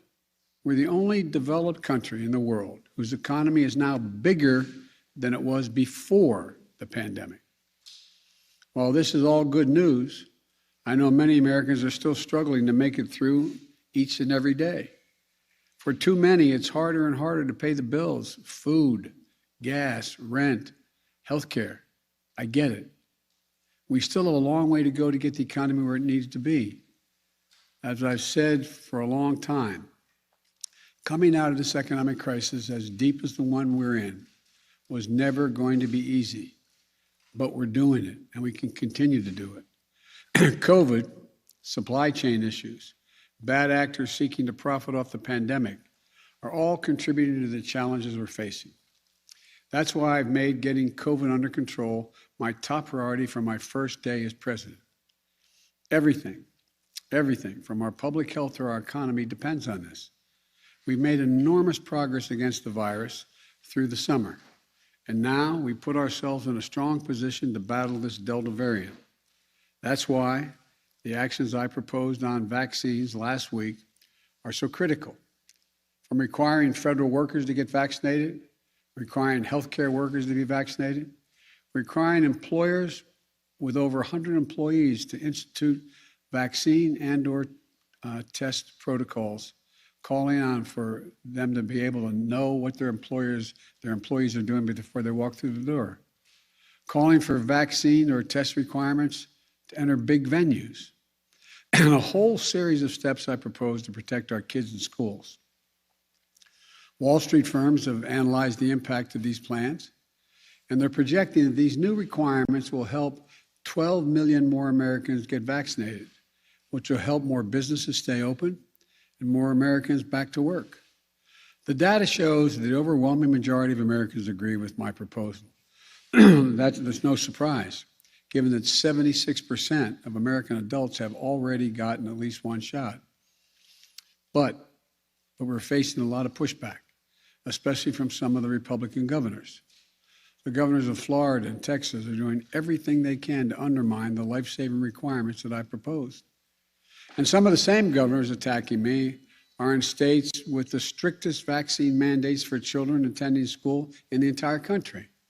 For example, in Mississippi, children are required to be vaccinated against measles, mumps, rubella, chickenpox, hepatitis B, polio, tetanus, and more. These are state requirements. But in the midst of a pandemic that has already taken over 660,000 lives, I propose a requirement for COVID vaccines, and the governor of that state calls it, quote, a tyrannical type move? A tyrannical type move? This is the worst kind of politics, because it's putting the lives of citizens of their states, especially children, at risk. And I refuse to give in to it. These policies are what the science tells us we need to do. They're going to save lives. They'll protect our economic recovery as well and allow the economy to continue to grow. We're also going after the bad actors and pandemic profiteers in our economy. There's lots of evidence that gas prices should be going down, but they haven't. We're taking a close look at that. Taxpayers in this country also have paid for extraordinary effort to keep our country going over the past year or so. Unlike the last administration, which resisted oversight and allowed taxpayers to be victimized by fraud, we're working hard to protect vulnerable Americans from having their identity stolen. As a consequence, their unemployment checks stolen as well. And we're going to offer organized criminals, we're going to go after organized criminals that defraud America or misuse COVID funds. Look, we're also taking a closer look at places in our economy where fewer and fewer corporate giants are controlling more and more of the marketplace in the areas they work. Just look at agriculture and the food industry. A very small number of giant corporations now dominate the market, which gives them the ability to drive up prices because they face so little competition. As we work to build healthier competition in our economy and crack down on bad actors, the American Rescue Plan, which we passed in March, is still working to give hardworking Americans, hardworking people, some relief. One of the best examples of that relief is the expansion of the child tax credit, which in effect is essentially a historic tax cut for families with children. Just yesterday, 39 million working moms and dads got their direct payment. That money is going to help cover groceries, the mortgage, new pairs of shoes, all the things that kids need. It's a tax cut for working families. So, we're working to provide as much relief as we can right now to American families, but here's the truth. Yes, the pandemic has caused a lot of economic problems in the country, but the fact is our economy faced challenges long before this pandemic struck. Working people were struggling to make it long before the pandemic arrived. Big corporations and the very wealthy were doing very well before the pandemic. That's why I've said, starting back in my campaign for president, that it's not enough to just build back. We have to build back better than before. And that's how it all begins. Big corporations and the super wealthy have to start paying their fair share of taxes. It's long overdue. I'm not out to punish anyone. I'm a capitalist. If you can make $1 million or $1 billion, that's great. God bless you. All I'm asking is you pay your fair share. Pay your fair share, just like middle-class folks do. But that isn't happening now. Today in this country right now, the top 1%, for example, evade an estimated $160 billion in taxes that they owe each year. Not new taxes, taxes that they owe. And the way it works is this. If you're a typical American, like I suspect most of the press people sitting in front of me here, you pay your taxes. Why? Because you get a W-2 form. It comes in the mail every year. The IRS gets that information as well. Your taxes get deducted from your paycheck, and you pay what is owed beyond that. That's why 99% of working people pay the taxes they owe. But that's not how it works for people with tens of millions of dollars. They play by a different set of rules, and they're often not employees themselves. So the IRS can't see what they make and can't tell if they're cheating. That's how many of the top 1% get away with paying virtually nothing. It's estimated by serious economists that that number is about $160 billion collectively owed each year that doesn't get paid. It's not an even playing field.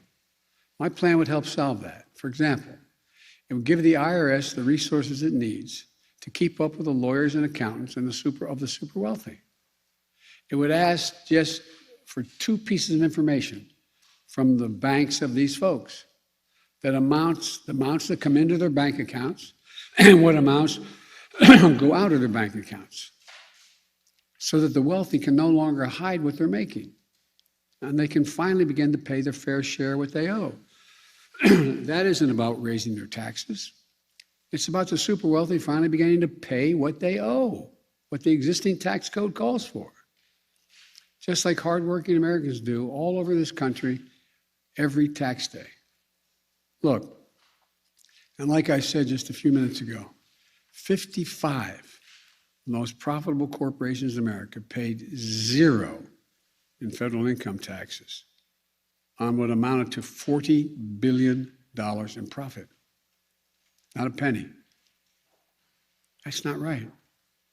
My economic plan will change that. Not punish anybody, just make them pay their fair share.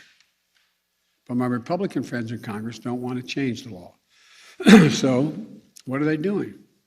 They're attacking me and my plan, which is fine. But if you're going to have a debate, let's have an honest debate. My Republican friends are attacking my plan, saying it's big spending. Let me remind you, these are the same folks who just 4 years ago passed the Trump tax cut, totaling almost $2 trillion in tax cuts. A giant giveaway to the largest corporations in the top 1%. And listen to this, almost none of that $2 trillion tax cut was paid for. It just ballooned the federal deficit. In fact, the unpaid bills racked up by the last administration are projected to increase the national debt by more than $8 trillion over time.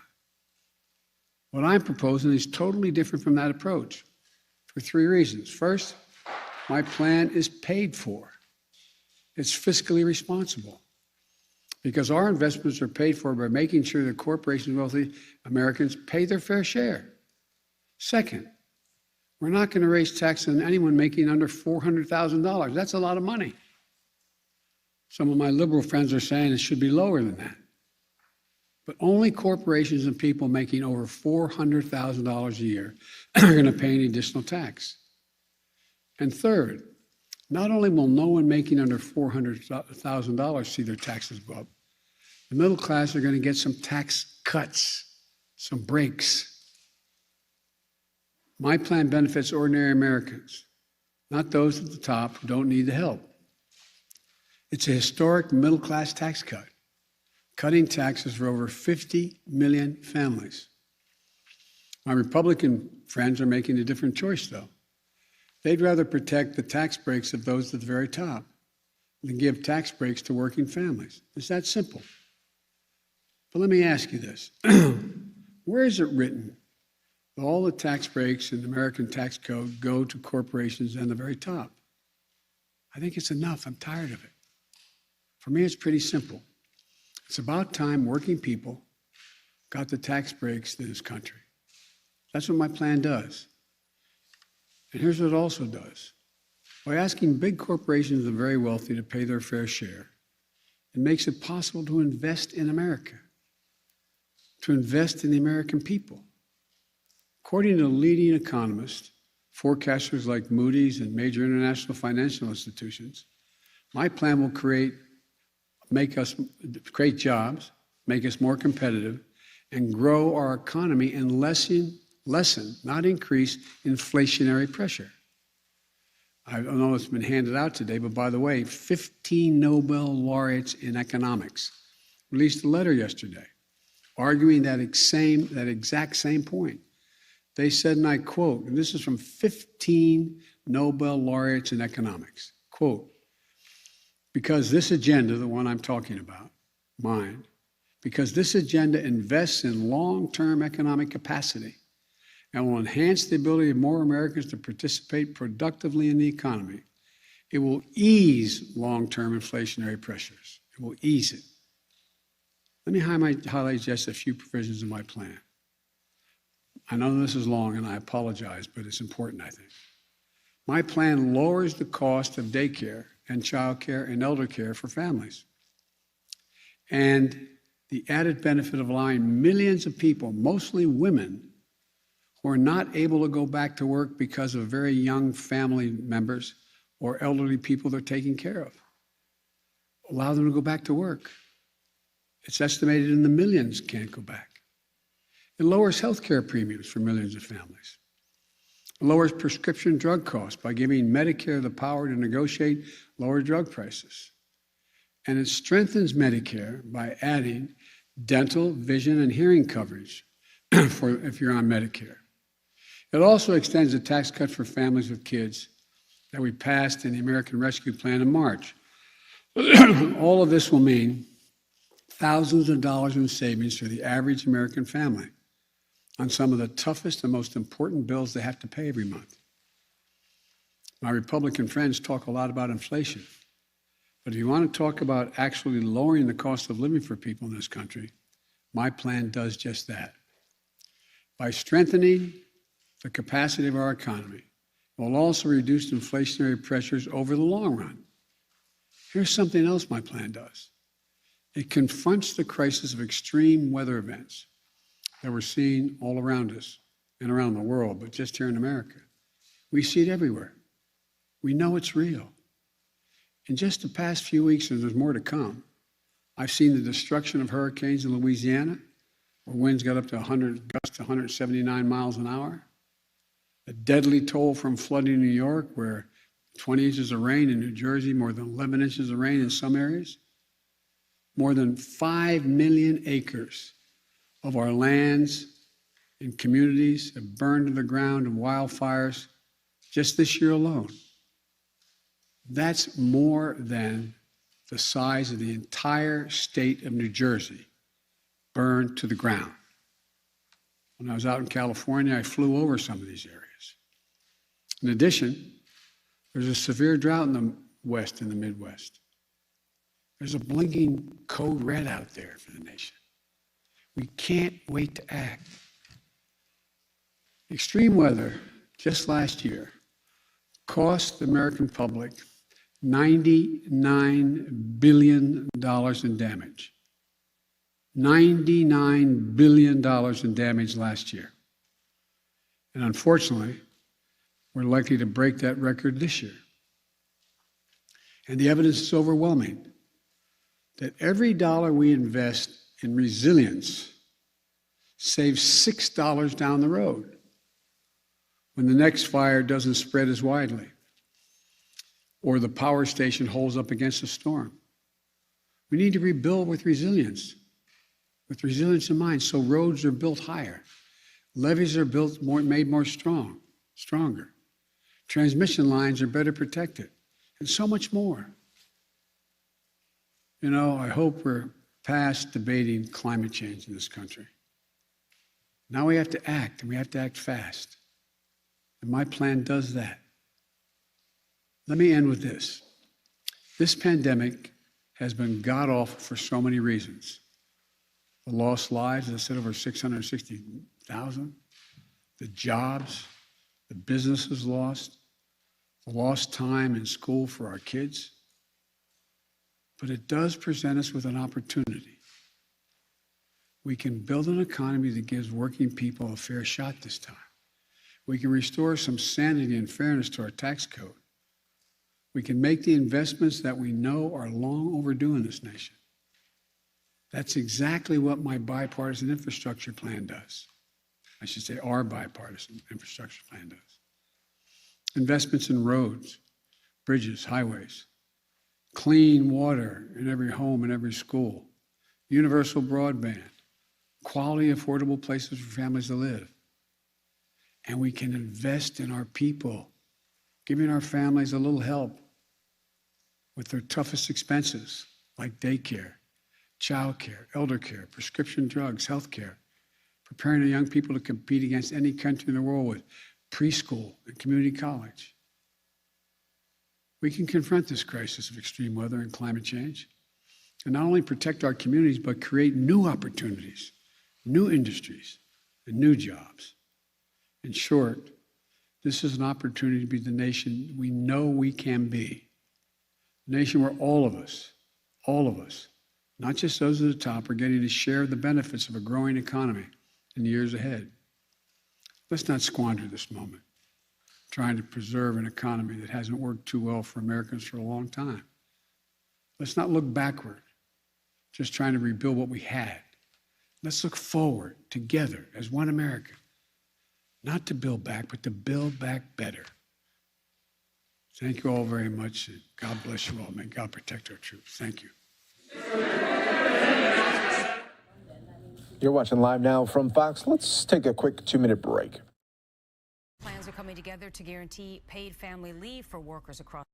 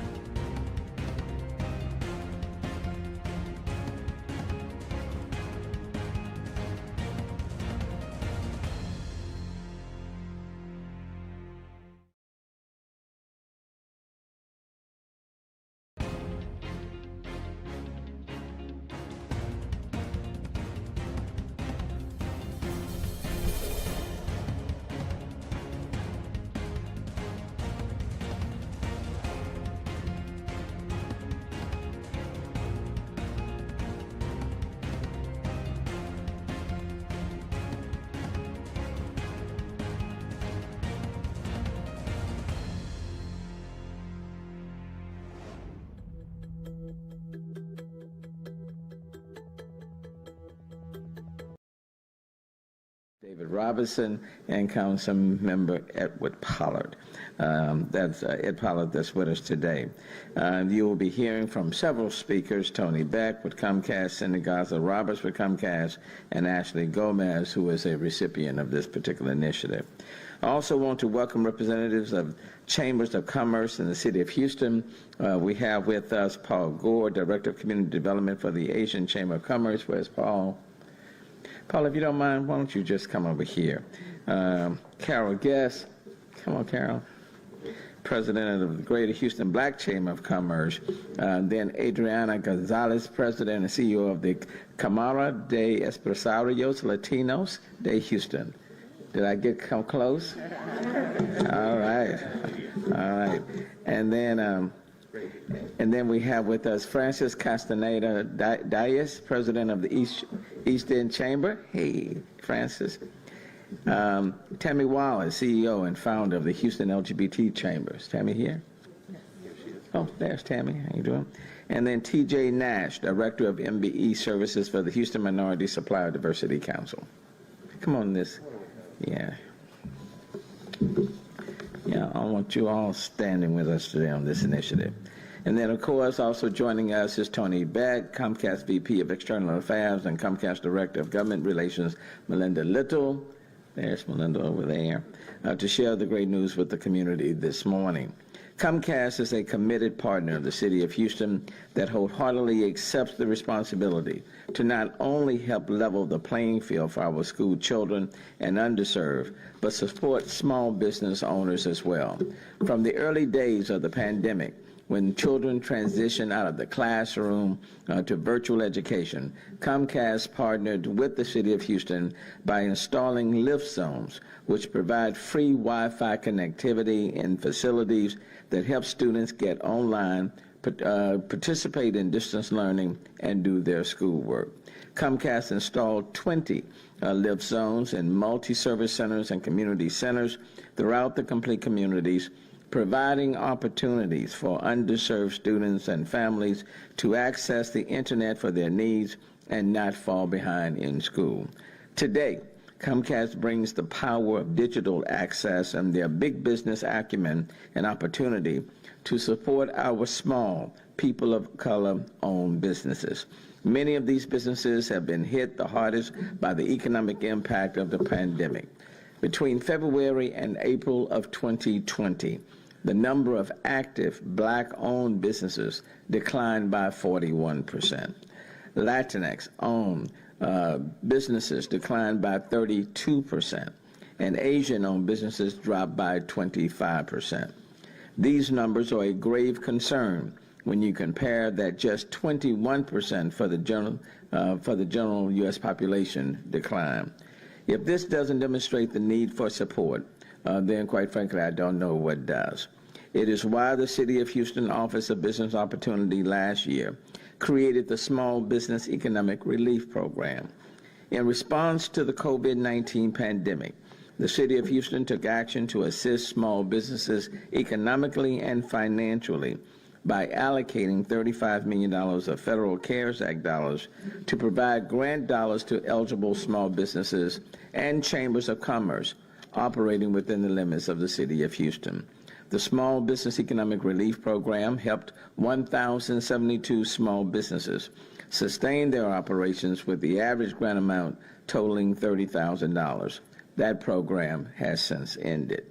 When it comes to Comcast, earlier this year, Comcast took its commitment to empowering small businesses through connectivity a step further with the creation of the Comcast Rise Investment Fund, which awarded $1 million to 100 small people of color-owned businesses in Harris and Fort Bend counties to continue to grow as they navigated the challenges of the pandemic.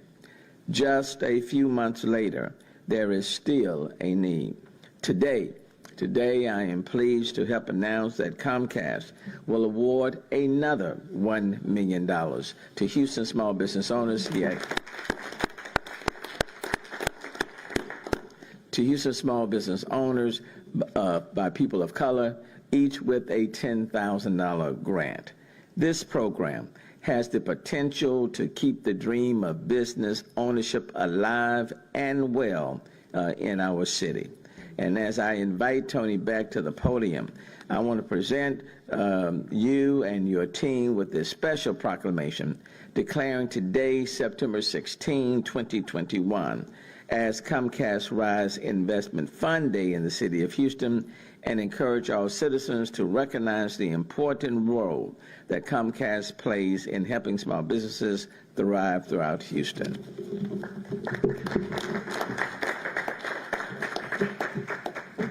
And Tony, in part, and I'm not going to read the entire thing, but whereas the Comcast Rise program, which stands for representation, investment, strength, and empowerment, was established as part of a larger $100 million diversity, equity, and inclusion initiative to provide marketing tools and technology services to small businesses owned by people of color to help their businesses be sustainable.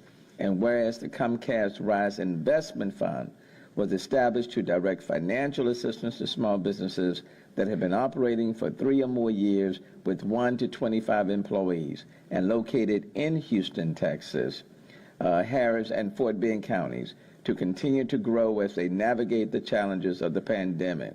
And whereas on September 16, 2021, Comcast will announce a second round of cities to receive grants from the Comcast Rise Investment Fund, providing an additional $6 million to hundreds of small businesses owned by people of color, including Black, Indigenous, Hispanic, and Asian American owners, amongst others. And whereas Houston is the first city, let me underscore that, Houston is the first city to receive an additional $1 million to be invested in 100 Houston area small businesses owned by people of color, each receiving $10,000 to keep the dream of business ownership alive. Therefore, I, Sylvester Turner, Mayor of the City of Houston, hereby proudly proclaim this day, September 16, 2021, as Comcast Rise Investment Fund Day in the City of Houston. Thank you so very much.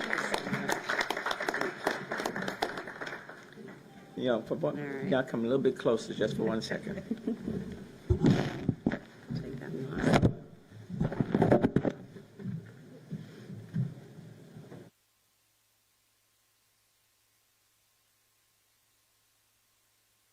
Gotta get it right. I don't want to be trolled. Yeah. Yeah, I don't want everybody to be hitting us. That's right. All right. Now it's set.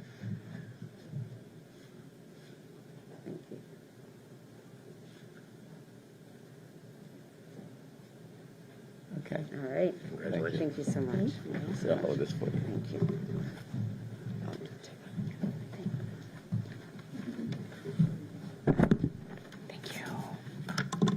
Thank you, Mayor Turner. It's really fantastic to be here with everybody this morning. And Mayor, we are so grateful to you for your leadership, for your passion, your very real passion around the issue of digital equity and digital literacy. At Comcast, we share that passion and have long understood our unique position to address digital inequities, whether it's in the schoolroom, in the homes, or whether it's with small businesses such as what we're talking about here this morning. And in fact, as a company, we have spent more than a decade working to address digital inequities. And as proud as we are of all of the work that we have done in that space, there is so much more that we need to do.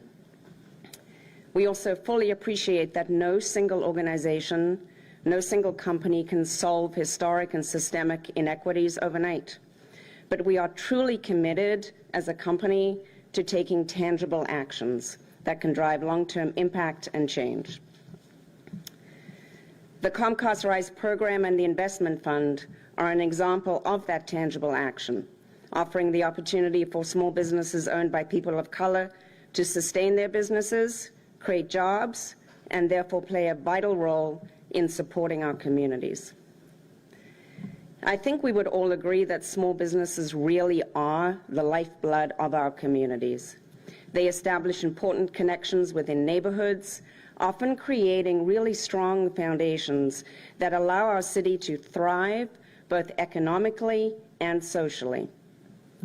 And since we established the Comcast Rise program and the investment fund, we have helped more than 200 small businesses in the Houston area with either marketing assistance, technology makeovers, or monetary grants such as what we're talking about this morning. And this initial additional round of $1 million Comcast Rise grants will provide even more small businesses owned by people of color with the resources and the tools they need to scale their businesses and really flourish in the future. And we're already seeing terrific results. You know, when we announced our first round of investment grants under the Comcast Rise program, I don't know that we fully understood the need in the community with small businesses owned by people of color, nor did we truly appreciate what difference a $10,000 grant can make to businesses who were really struggling through the pandemic and even now coming out of the pandemic. But rather than me stand here and try and explain and share some stories around what these grants have meant, I want to turn this over to one of our round one investment fund grant recipients to share their story directly. So with that, I'd like to turn the microphone over now to Ashley Gomez, who's here standing with us with 132 Design. So Ashley. Good morning. Thank you, Tony. I am Ashley Gomez with 132 Design. My partners Paul Barone and Eric DeLeon are with me today. We're a local creative agency that provides design and marketing solutions for businesses like us. We're located on the east end of Houston, and we have our heart in everything that we do. We're truly in the business of helping other businesses. When we applied for the grant, in February, we had no idea the impact that it would have on our business. So we took a leap of faith and we tried something new. And Comcast has showed us that they are truly invested in paying it forward. They have been almost like a family to us, and they really are concerned about us and growing us. And so we're super appreciative. If you are a minority-owned business, and you're here in Houston, we encourage you to run for this opportunity. It's real, it exists, and it is for you. And so we encourage you to join us on our mission to grow representation for our city. Thank you.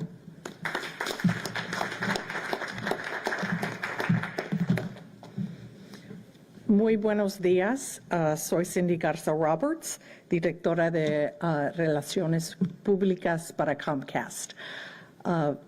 Les quiero decir un poco de este programa en español para los comerciantes latinos aquí en la ciudad de Houston y el condado de Harris y Fort Bend. Comcast Rise es un programa que comenzó en 2020 para pequeñas empresas de personas de color. Hoy, nosotros aquí en Comcast presentamos el Fondo de Inversión Rise de Comcast que ofrece subvenciones para estos pequeños empresarios en las ciudades más afectadas por la pandemia y es que Houston fue una de esas ciudades que fue más impactado de la pandemia. Comcast va a donar a 100 negocios pequeños $10,000 a cada uno, para un total de $1 millón en los condados de Houston, Harris y Fort Bend. Empresas pueden someter aplicaciones comenzando el primer día de octubre hasta el 14 de octubre. Y en noviembre vamos a anunciar los negocios que calificaron. Así es que queremos avisarles a todos los empresarios pequeños que vayan a comcastrise.com para los detalles de este programa. Muchísimas gracias y les quiero suplicar que todos pequeños negocios empresarios de color vayan y aplican para este programa, para estos dólares que son gratis de parte de Comcast. Muchísimas gracias. And that was Cindy Gosser. All right, thank you, Cindy, and thank all of you. Look, I want to thank everyone for participating, to all the representatives from the different chambers. Thank all of you. Certainly to Comcast Rise Initiative. Let me thank you all again. This was not the first, this was the second, and very much appreciate the support that's given to these businesses. You've heard the numbers. When there's been a droppage in businesses from 41%, 30%, 25%, that's real. So anything that can be done to not only keep these businesses going, but to assist in expanding their capacity, their ability to serve even more, it not only benefits those individual businesses, but they benefit the city of Houston as a whole. So to Comcast, thank you all so very, very much. Now, if you'll just stay where you are, and then if you all will come and take this podium away.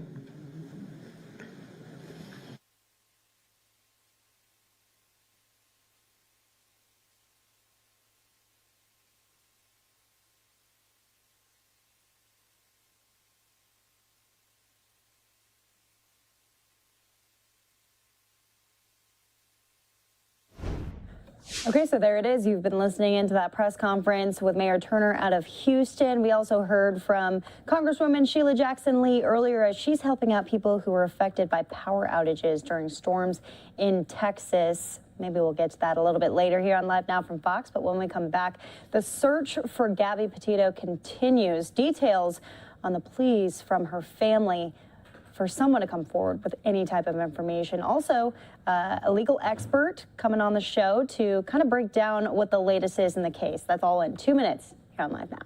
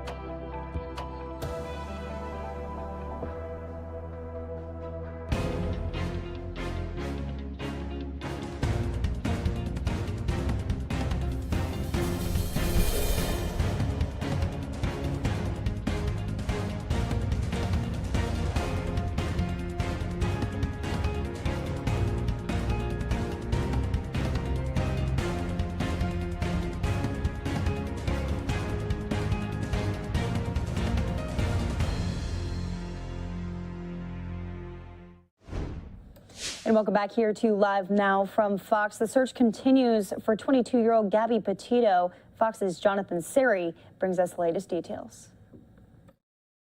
Authorities releasing this body cam video showing Gabby Petito and Brian Laundrie in Moab, Utah. It's from a traffic stop on August 12.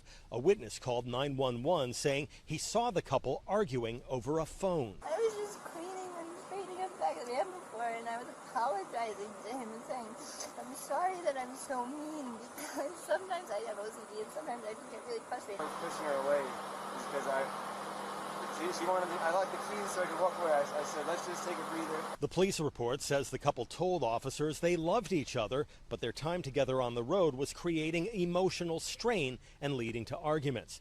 Police now naming Laundrie a person of interest in Gabby's disappearance. He returned to his parents' home in Northport, Florida, 10 days before his girlfriend was reported missing. Authorities and Gabby's family are urging Laundrie to cooperate with the investigation. So far, he's refused. I don't care what happens to him right now. That can't be my primary focus. If he's going to sit in the comfort of his home and get home-cooked meals while my daughter's out, God knows where. Police say they are hopeful Laundrie will speak with them soon. We don't know what Brian knows. I mean, that's the bottom line. Gabby Petito was last seen in Grand Teton National Park in Wyoming. Authorities are asking anyone with information to contact the FBI. In Northport, Florida, Jonathan Seri, Fox News.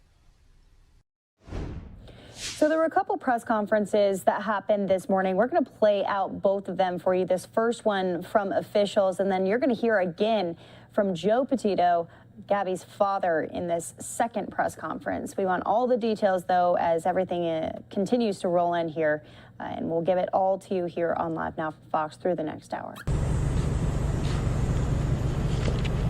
Good afternoon. I'm Rick Stafford, and I represent the Schmidt and the Petito family. I have a letter that they want to send to Christopher and Rebecca Laundrie, and I'm going to read it at this time, and then I'll take limited questions. Christopher and Rebecca Laundrie, we are writing this letter to ask you to help find our daughter.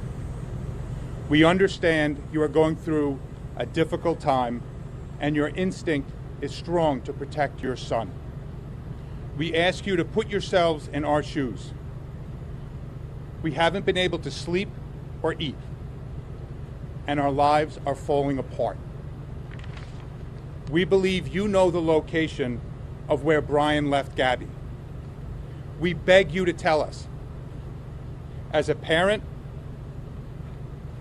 how could you let us go through this pain and not help us? As a parent, how could you put Gabby's younger brothers and sisters through this? Gabby lived with you for over a year. She's going to be your daughter-in-law. How can you keep her location hidden? You were both at Jim and Nicole's house.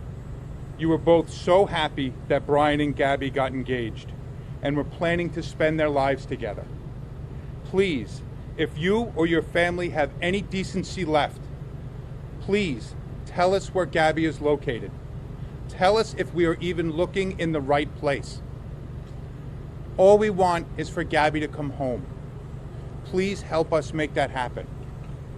And that was from Jim Schmidt, Nicole Schmidt, Joe Petito, and Tara Petito. At this time, I'll take some questions.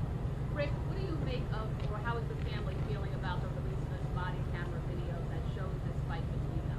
The family's not going to discuss any facts or anything to do with the relationship between Gabby and Brian. They were asked by the FBI to not discuss that.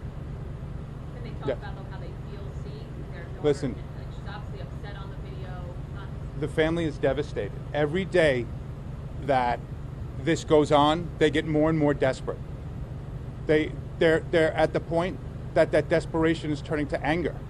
They know that the Laundries know where their daughter is, and they will not tell them. That's infuriating. Yes. Have they been able to locate her cell phone, and when did they become aware of the obvious phone? I'm not going to talk about what the FBI is doing and what their investigation is. All I know is that the FBI and the law enforcement agencies that are handling this are the best in the country, and I'm sure they're doing a great job. When did you last speak to the Laundrie family, whether Brian, Chris, or Roberta? I know they reached out on Friday the 10th, and I believe again on the 11th, and the Laundries refused to answer those. They stayed silent. And as you know from the Northport Police Department's press conference, I think it was yesterday, that Brian was back in Northport, Florida on September 1st. So that was over a week later. And Can you provide a little bit more of a characterization of what the message was to the laundries at that time? I will not. Mr. Stafford, just to get a little bit of a timeline, how long was the couple on Long Island before they headed to Wyoming, and where did they go along the way? So we kind of have an idea more about the trip. I know they were out here. Gabby's brother had a graduation from a local high school, from their school, and she came up for that to spend time with their family. And then I believe on July 2nd, they began their trip. When did the parents become aware of the incident? I'm sorry. The incident on August 12th. They become aware. I'm not going to discuss when they became aware of the videos or anything to do with the videos. Thank you. Were they aware of the incident? Were they aware of the incident at any time with August 13th, 14th, 15th? Were they aware that that happened? Again, we're not going to discuss anything about that incident. We were asked by the FBI to not discuss it. Okay, in regard to the presser today. Mr. Schmidt, can you give us the latest on him? Is he working on some type of a search, a grid search? Jim Schmidt is out in Wyoming, as you guys know. He felt he needed to be there. We have family in New York and in Florida, and he felt he needed to be out there to be the contact person as well as to do what he can out in Wyoming. I'm not going to get into his specifics, what he's doing, but again, the whole Petito and Schmidt family is doing everything they can to find Gabby. In regard to the Florida presser, the police chief agreed that today.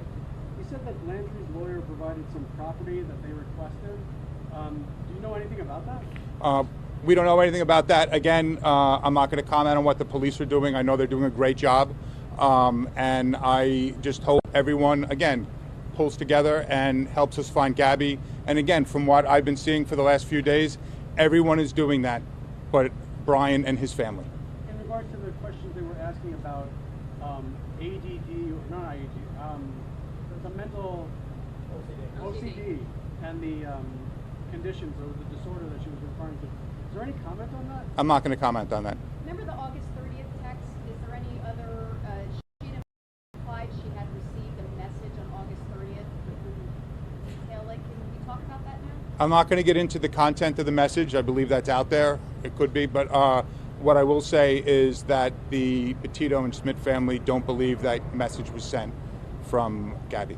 And Mr. Stafford, they were engaged. We've heard kind of varying things, but according to the letter, they were at the time of, as of 2 weeks ago, were they still engaged?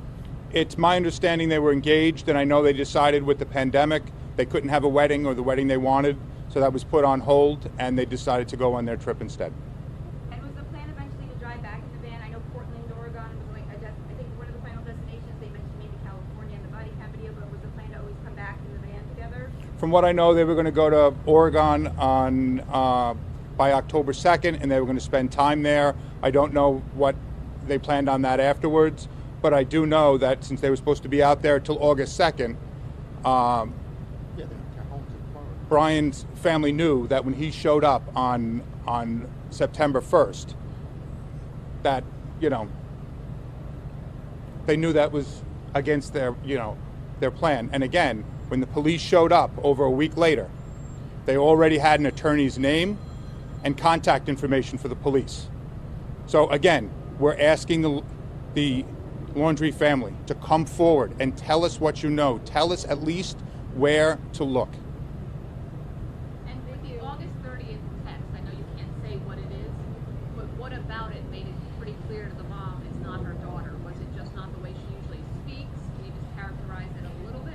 I'm not going to get into that. I'm just going to say the family doesn't believe that was her with the text. Anything else? Thank you very much, guys. And I do have copies of the letter, and I can hand them out. Thank you. So that was the family lawyer coming out, providing the family statement to the Laundrie family. Well, the police had their own press conference. You're also going to hear from the father of Gabby, Joe Petito. We'll listen into that now. Not going to take any questions. Chief Garrison will take a few questions, and we'll do the best we can on that. So, Chief Todd Garrison, thank you. Thank you all for being here. My name is Todd Garrison. I am the Chief of Police of the City of North Fork. Today we're here to talk about Gabby. Gabby was a resident of, or is a resident of Northport. And Northport is a close-knit community where what happens is felt by all. We are here today to provide an update to Gabby Petito, who was reported missing on September 11th, 2001.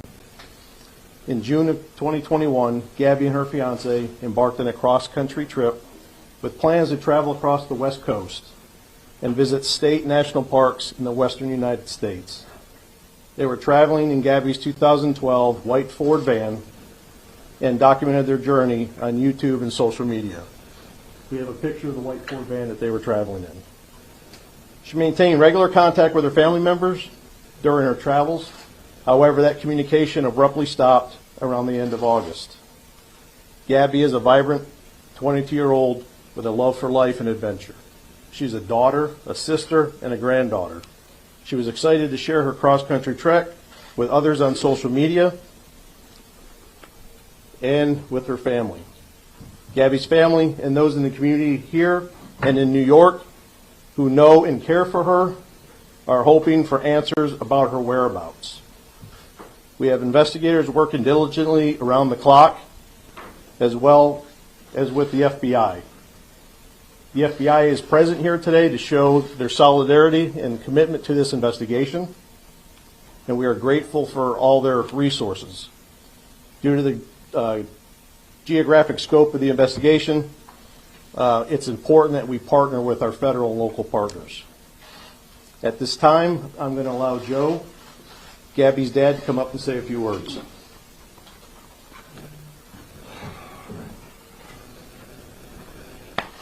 All right, what I need from everybody here is help, because the goal is still not met, and that goal is to bring Gabby home safe. All right, and I'm asking for help from everyone here. I'm asking for help everyone at home. I'm asking for help from the parents of Brian, and I'm asking for help of the family members and friends of the Laundrie family as well. You know, there is a tip line that you can call anonymously. Whatever you can do to make sure my daughter comes home, I'm asking for that help. There's nothing else that matters to me now. This girl right here, this is what matters. That is it. Anything else, it comes second to this. Thank you. Thank you, Joe. Our focus is to finding Gabby, and we are pleading with people out there to give us information, point us in the direction that we need to be, and help us find Gabby. Gabby and her family deserve that. Right now, I'll go ahead and answer a few questions that I can. Go ahead. Yesterday you reached out on Twitter to Laundrie Department. Have you heard anything? I have not. Is there any criminality suspected in the case, or is it just a missing person? Right now, we are investigating a missing person case. So has criminality suspected? None at this time. Right now, it's a missing person case. Chief, how frustrating is it knowing that the family lives just a short distance away from the police department here? I'm sure your officers have to drive by his house, and you know that he hasn't given you any sort of assistance. Well, we share the frustration with the world right now. So, you know, 2 people went on a trip, 1 person returned, and that person that returned isn't providing us any information. Chief, can you bring Brian Laundrie in for hindering the investigation or for stealing Gabby's car? Right now, no. Have you guys learned anything from the van or from the phones at all? Right now, we're still analyzing all that data, which takes time to forensically analyze all that. Is the bodycam video out of Moab? Is that offering any sort of insight into maybe what potentially happened? Are you using that as part of your investigation? We look at everything that's coming in. As far as that having to do anything with the disappearance, we don't know. I mean, yes, they had a disturbance. Yes, it was captured on body camera, their interaction with law enforcement. But beyond that, you know, I don't know what it has to do with the disappearance. Do you guys know when exactly Brian left and headed for Florida? We know he came here on the 1st, but do you know when he left from the West Coast, and if there's any indication that Gabby was with him on that trek back? Right now, we're analyzing that data, so we don't have that timeline narrowed down. There's a lot of information that we have to go through. Do you know where Brian Laundrie is right now? Yes. Chief, has the family attorney said anything to you during your arrest? The family attorney arranged to get us some property that we were looking for, and Beyond that, no. Nicole Schmidt said that she last spoke with her daughter on August 30th, or at least someone was purporting to be her daughter. Has any forensics been done on her phone? Have the phone records been requested? Have they been provided?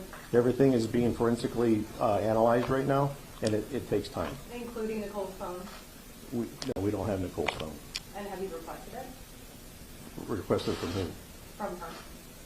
Oh, I'm sorry, from Nicole's phone. I'm sorry. I don't have the answer to that as far as that.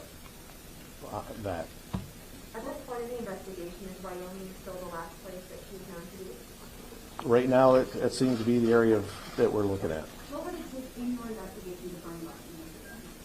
Right now, this is a missing person case, all right? And our focus is to find Gabby.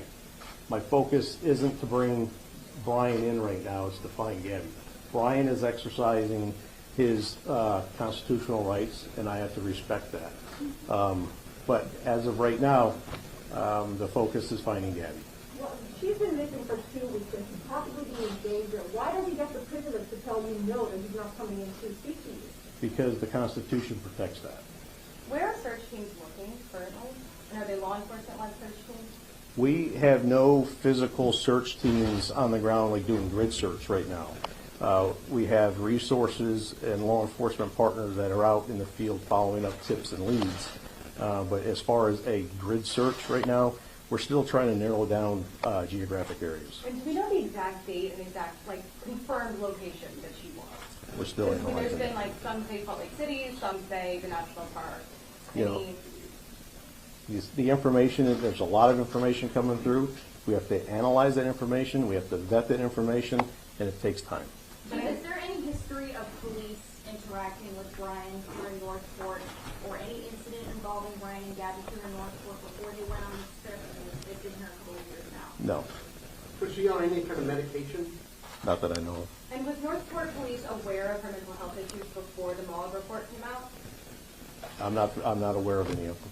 Are you able to tell us what you found in the van? I know yesterday you said you were not. No, right now, the data, the stuff that we found in the van is being analyzed. I don't know if it has any evidentiary value to it or not. Obviously, this was a van used by the both of them, which personal belongings and stuff are in there. Whether or not it has anything to do with the case, we don't know. I know you tweeted at the attorney. How frustrating is this for you personally? I want to bring Gabby home, So, of course it's frustrating. And he answered us. We asked him about your tweet, and he said no comment. Your response, sir? Where's Gabby? That's my response. No, emotionally for you, as a father, as a human being, talk about what this case is triggering for you. This isn't about me. This is about Gabby, and that's where I want to keep the focus. No, I know, but, just looking at her face, talking with her family, how is this, does that, elicit any response from you to Well, try harder? it's driving us to keep working. I mean, long hours, long days. It gives us the momentum to keep going forward. Have any of the social media platforms reached out to your agency as part of the investigation and offered up any of the metadata? We have great cooperation with the social media platforms out there. How difficult is it, as you guys are here, she possibly went missing over there, geographically speaking, how difficult is that for the investigation? We have partners federally and locally that we can reach out and touch. One of the reasons of asking the assistance of the FBI to come in is they have a long-reaching arm. So I'm confident with what we're doing here and the tips and the information that's being funneled out west. I'm confident that system is moving effectively. Two more questions. The Petito family said yesterday that what happened in Wyoming happened. It indicates that they know that something did occur in Wyoming and that there's information that we're not aware of or that's not being given to us and they can be withheld from me. Do you know what happened in Wyoming? Do you know what they meant? The fact of the matter is Gabby is missing, and I think that's what they're referring to. Of course, but Gabby's this missing. is a huge investigation. You have internet press from all across the country here, and if there's something that's part of the story that's not being told, I think the public has a duty to understand that. You're looking into something that's not there. I think what the family's position on it was she went missing. The last area was out in Wyoming, so she's not here. So where is she? Now, Utah police aren't ruling out, it's really tough to talk about, but they're not ruling out any connection to a possible homicide that happened there as well. Have you guys looked into that? Is there anything you can tell us in relation to that? We have communication going back and forth with Grand County Sheriff's Office. We provided them with whatever information we could. They don't have any suspect information right now, so you would have to refer that to them, but they told us that they're looking at everything at this point. Kim, one last question.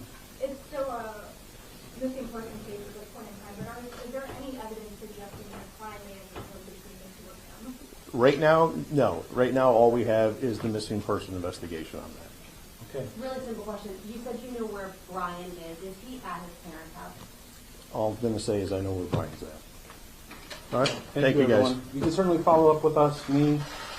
You all seem to have my phone, so call and we'll answer any follow-up questions. Thank you.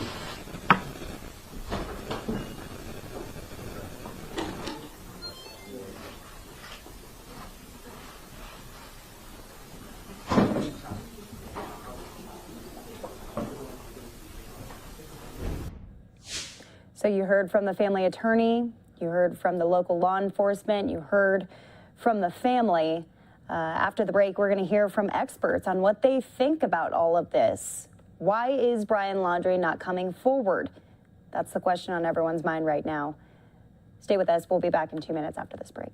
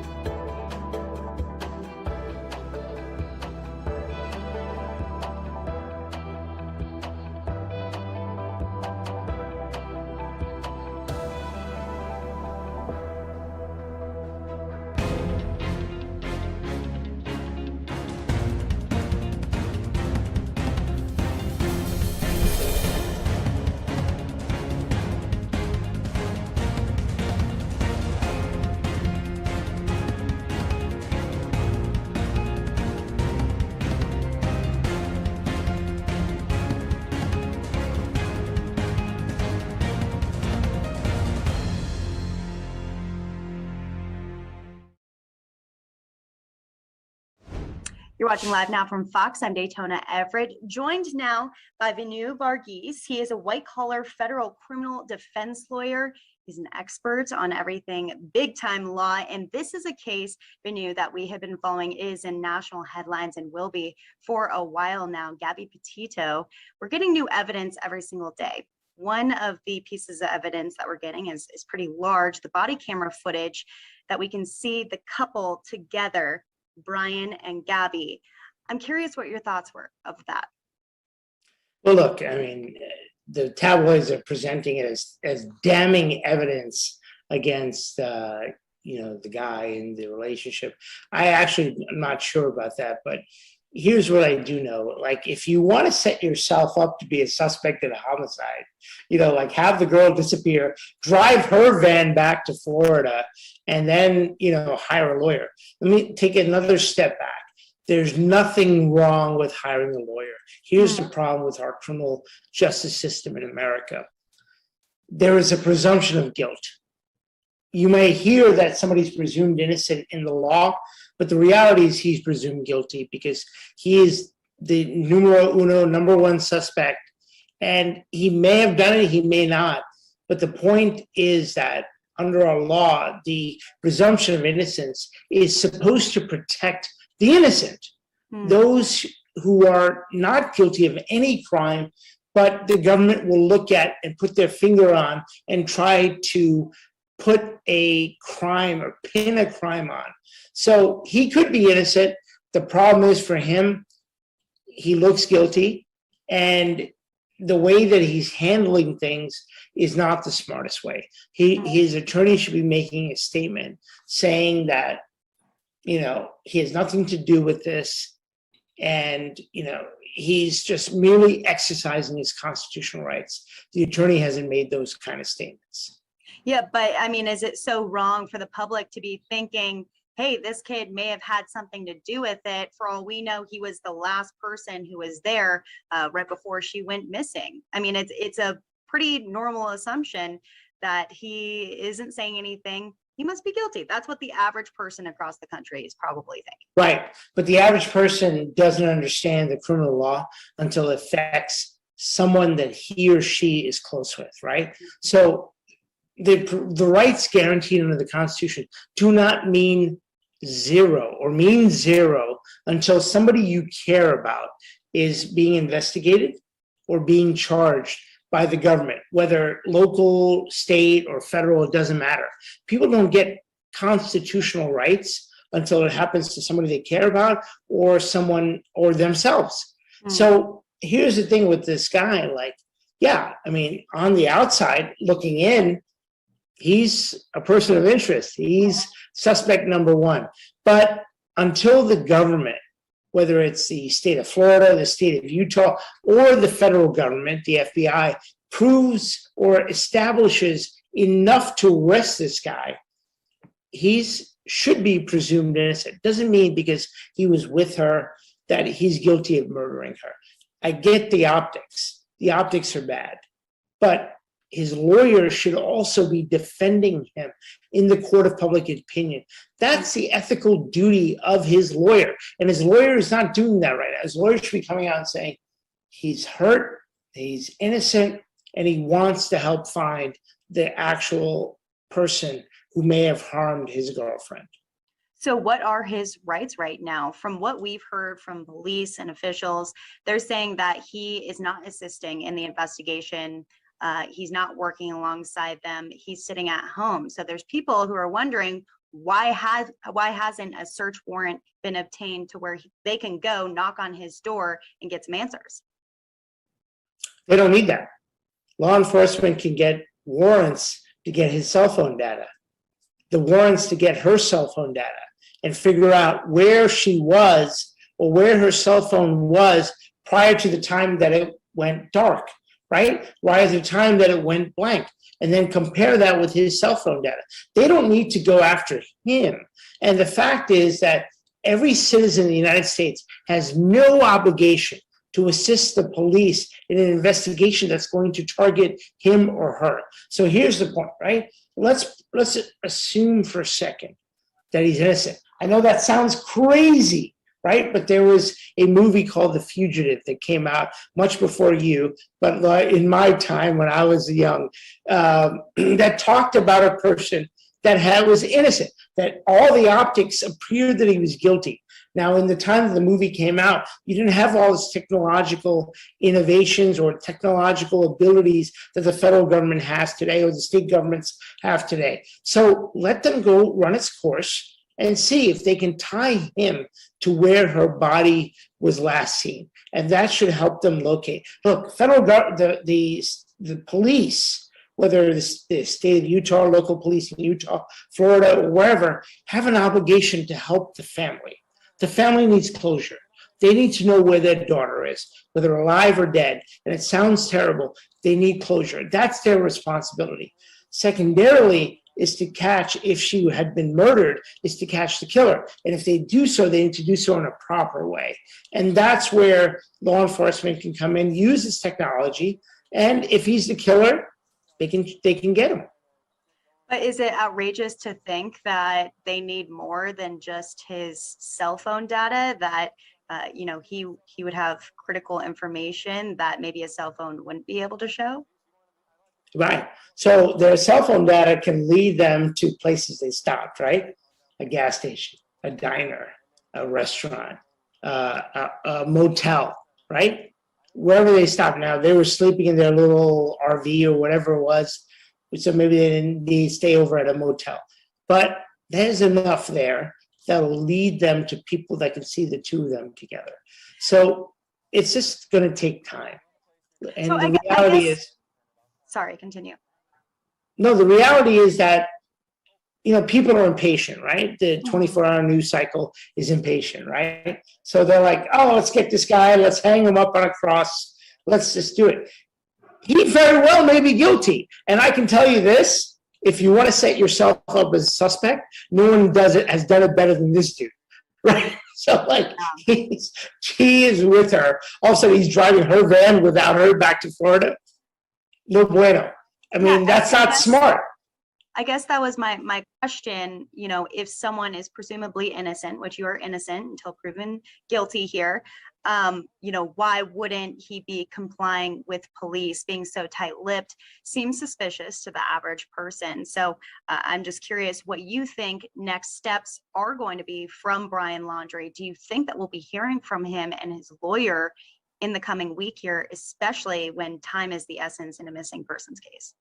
So here's the thing. I mean, what you're saying is the way it should be, right? If you're innocent, you should be able to say you're innocent. You should be able to say that without any,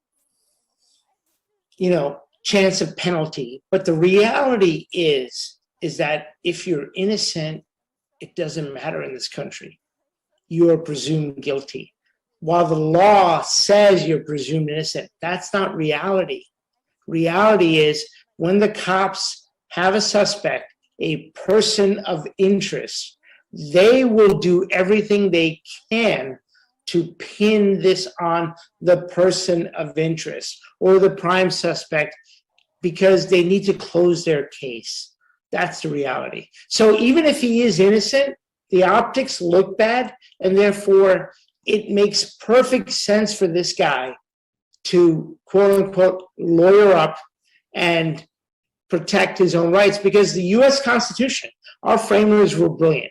Thomas Jefferson, George Washington, John Adams, James Madison, Alexander Hamilton, they knew what they were doing.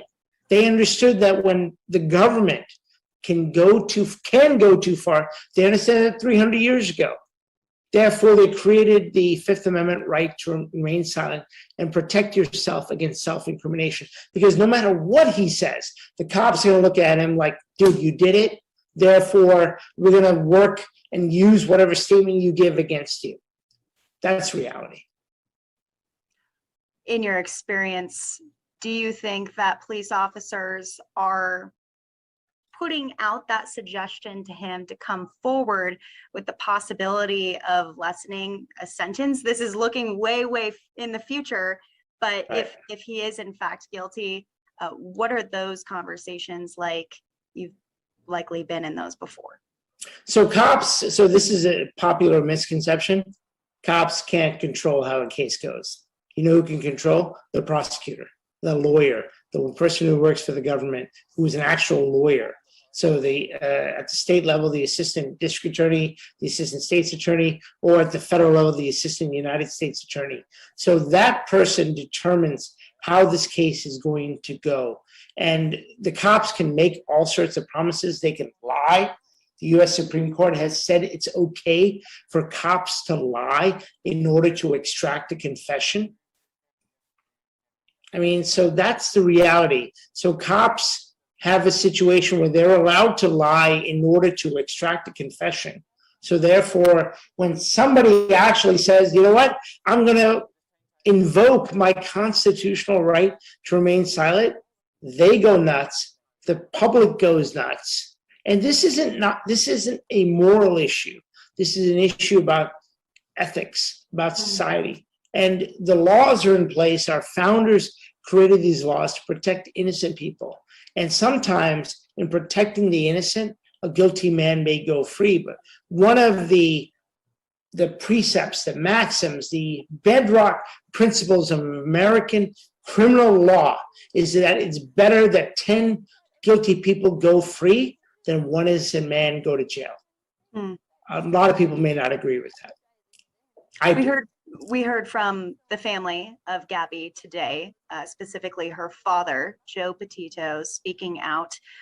He kind of made it seem like Brian, the boyfriend, was a lost cause at this point, putting him to the side. They say that they want any information, any and all information, to assist with the investigation. What do you think they're looking for? I think it's a great move. I don't know if the family came up with that on its own or they were coached into that by law enforcement. Look, so much of the law is emotional. It's not logical, right? So for them, they are appealing to the emotions of the family that hopefully somebody will come forward, because there's no doubt that Brian is the prime suspect. Forget person of interest. He's the prime suspect. I knew that before he was declared a person of interest, because, as you said, he was the last person who was supposedly with her. So therefore, it's important for law enforcement to use every means it can, and that's what law enforcement should do. They should do so ethically, but there's nothing wrong with one family appealing to another family. Absolutely nothing wrong with that. All right, and we have seen some evidence that has been released, more than an hour's worth of body camera footage from officials who stopped the couple during their road trip, and there was a sort of domestic situation going on between the two. There was a verbal altercation, talks of physical altercation. What type of evidence will this be moving forward for the case? Well, if he's ultimately charged, I would move, if I were his lawyer, I'd move to preclude that, because that doesn't mean just because there was a domestic altercation that doesn't rise to the level of murdering someone. I mean, that's the reality, right? So like, just because somebody had been involved in an argument doesn't mean that that person went on to kill another person.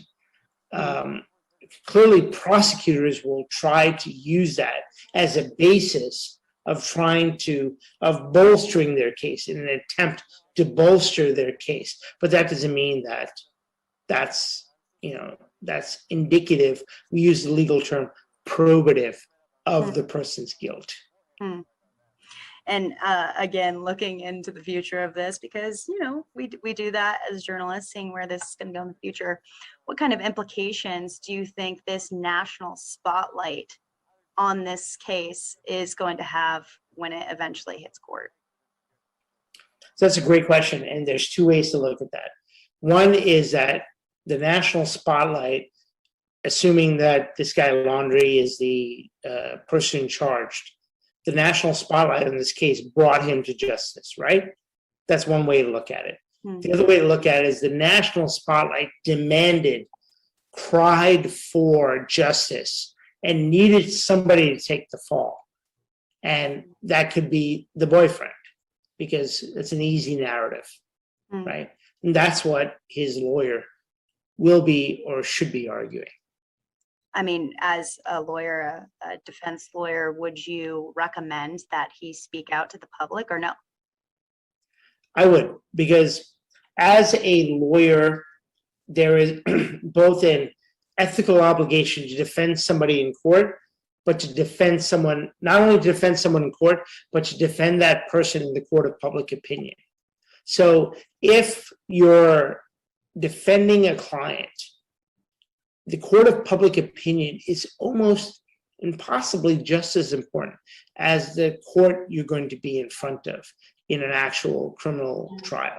Because the persons on that court in a criminal trial can be influenced by the court of public opinion. So therefore, you want to promote the narrative of innocence, the narrative of not guilty at the least. And certainly that lawyer, and most lawyers don't understand this, you have an obligation to defend your client. So it's not enough to say he's not cooperating, but to say that he's innocent. Benu, any last thoughts? What do you think is going to happen in the coming days here? Well, I have no doubt this guy's going to be charged. It's just a matter of time. It's a question of whether the police have the forensic evidence to tie him to her death. Now, the important thing is to remember, right now you have no body. You have no body. So until they get a body, or until they definitively enough time has passed where they can say that she's been murdered with enough forensic evidence to tie him to different locations, that won't be enough. Will there be enough to charge him? Maybe, in Utah and Florida, that may be enough for probable cause, but it may not be enough for proof beyond a reasonable doubt. Yep.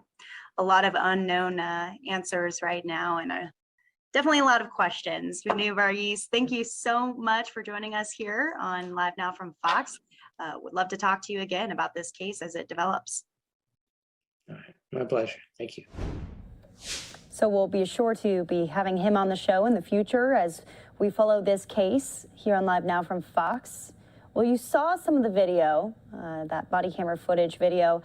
You couldn't hear any of it. So coming up after the break, we are going to show you the entire evidence of it, an hour's worth of body camera footage from these officers who pulled over Gabby during the time right before she went missing.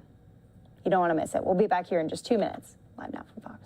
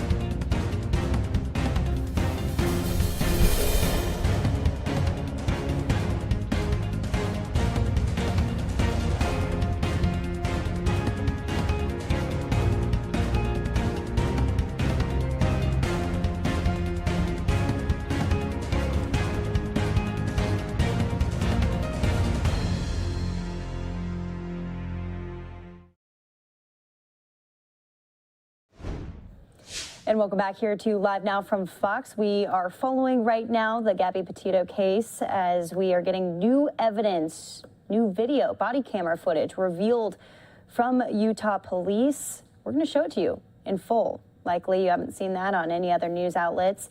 It's a little over an hour long, but every second of it is gripping. So we'll take a listen. Okay.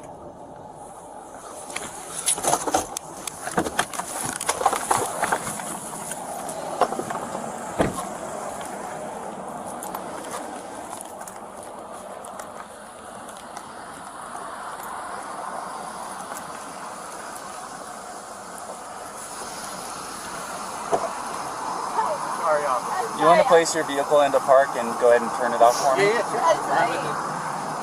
No, park? Oh, it isn't park yet. Okay, turn off your engine. Go ahead and set your keys on the dash for me, all right? What's your guys' names? Gabby. I'm Brian. Gabby, Brian? Okay. What's going on? How come you're crying? I'm sorry, we've just been fighting this morning. Some personal issues. It was a long day. We were camping yesterday, and camping got the stuff, flies and stuff. I'm sorry I hit the bump there. I was distracting him from driving, I'm sorry. Can I get you to step out of the vehicle for me, man? Yeah. Just hang tight right there. Do you mind if I take your keys and just put them on your hood? You got it, buddy. I'm so Thank sorry. you. Oh, no, you're fine.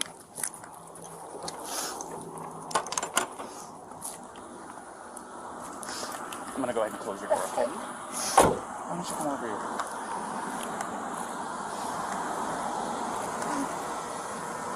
SO229, I had the female that was on the passenger seat separated from the male. Keys are on the hood. You want to tell me what's going on? Yeah, I don't know. It's just some days I have really bad OCD, and I was just cleaning and straightening up the back of the van before, and I was apologizing to him and saying, I'm sorry that I'm so mean, because sometimes I have OCD and sometimes I just get really frustrated. Not like mean towards him, I just like, I guess my vibe is like I hear him be like in a bad mood, and I was just saying, I'm sorry if I'm in a bad mood. I've just been really stressed. I had so much work I was doing on my computer this morning. What do you do for a living? Well, I used to work at an organic juice bar, but I just quit my job. Okay. I was a nutritionist. That's Oh, that's okay. my That's job, cool. and I just quit my job to travel across the country, and I'm trying to start a blog. I just have a blog and stuff, so I've been building my website, so I've just been really stressed, and he doesn't really believe that I could do any of it, so that's kind of been like a, I don't know, he's like down there, I don't know, we've just been fighting all morning, and he wouldn't let me in the car before, and then Why wouldn't he let you in the car? Because he of told me your I OCD? He told me I needed to calm down, yeah, but I'm perfectly calm, I'm calm all the time, and he really stresses me out, and this is a rough morning. Well, why don't we do this? Why don't I sit you down in the back seat of my car? You're not in any trouble, okay? I'm not going to be putting handcuffs on you. You obviously don't have any weapons. I'm going to get you into the air conditioning, let you take a breath, relax a little bit, and then I'll come back and talk to you in a few minutes, okay? Okay. Alrighty. Like I said, you're not in any trouble. So just go ahead and take a seat.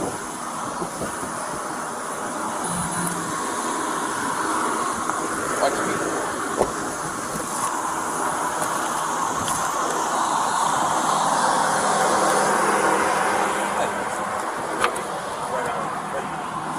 Gabrielle, you talked to my fiance, right? What's that? You talked to Gabrielle, right?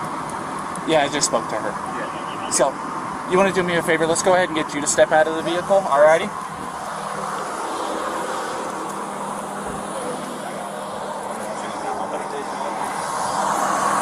Come on over here. You're not in any trouble right now. So, tell me what's going on. She just gets worked up sometimes, and I try and really distance myself from her, so like I locked the car and I walked away from her. What happened this morning is that she's trying to start up like her own little website blog and everything, so I give her time, and we really had a nice morning, if anything, but she just got worked up because we were trying to get going and get our day going because we want to go like arches before this stuff like that. Okay. You want to tell me about those scratches on your face? She had a cell phone in her hand, that's why I was pushing her away, because she wanted I locked the keys so I could walk away. I said, let's just take a breather and let's not, go anywhere. Let's just calm down for a minute because she was getting really worked up. And then she had her phone and was trying to get the keys from me, so I got away. I was just trying to, I know I shouldn't push her, but I was just trying to push her away to go, let's just take a minute, step back and breathe.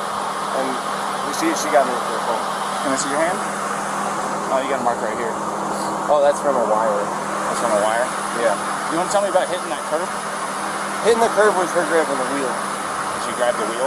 Yeah. She said, I can't believe we're getting pulled over, and then she grabbed the wheel. What about the speed? Did she take over the... Did No, she take over the pedal on you? If I was going fast, I'm sorry. No, it's probably just the moment of, I'm still shaking now. The adrenaline, seeing the lights flashing up, and then her gripping the wheel. So if I sped up, I'm sorry about that. Or if I was speeding beforehand, I'm sorry about that. Yeah, it took quite a bit to catch up to you. So, yeah. I'm sorry about that. We're just going into the park again to get water because we have a 6-gallon water container to fill up. So we're just grabbing water for the hike. Okay. And I was trying to keep everything calm and quiet because there's plans still to go for a hike, but it's good. I'm really sorry about that. Of course. Do me a favor. You want to go ahead and just take a seat right over here on the curb for me? And if I was speeding, I'm sorry. I want to apologize. You don't have anything in that pocket or anything like that, do you? Nope. Just the wallet? All right. And then, do you mind lifting your shirt so I can check the waistband? Turn around for me real quick. Perfect. Nothing. I just want to make sure. That's all, man. Go ahead, do me a favor. Take a seat, all right? Oh, do you have your ID on you? In the car, if you want to come with me. No, we'll just do this. Just go ahead and take a seat. You can come with me, I'll give it to you. No, you're fine. What's your first name? Brian. Brian? Is that layman spelling? B-R-I-N, yeah, and L-A-U-N. And then your last name? L-A-U-N. L-A-U-N. D-R-I-E. D-R-I-E? Yep. Laundry? Okay. What's your date of birth, Brian?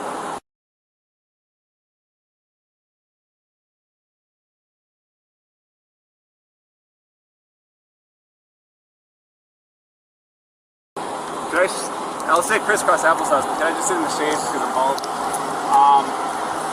It's okay. I'll give you some shade. Sound good? Alrighty, just hang tight for me. SO229. I need a 29 name and date of birth.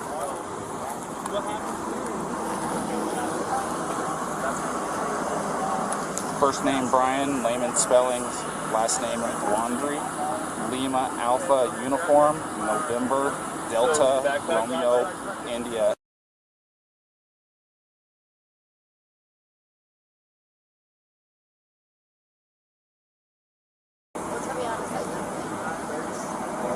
Where'd you hit him? You slapped him first? It's on his face?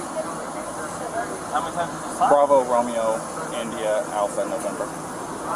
And then what? And his reaction was to do what?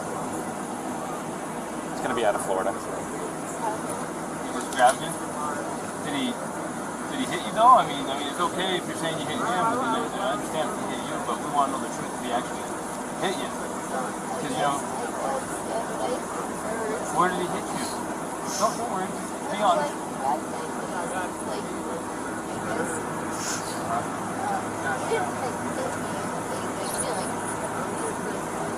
Did he slap your face or what?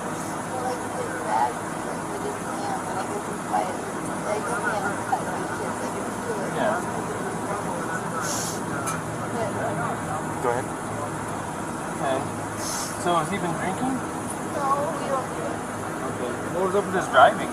This officer said he hit a curb. I While you're driving? well, he was there.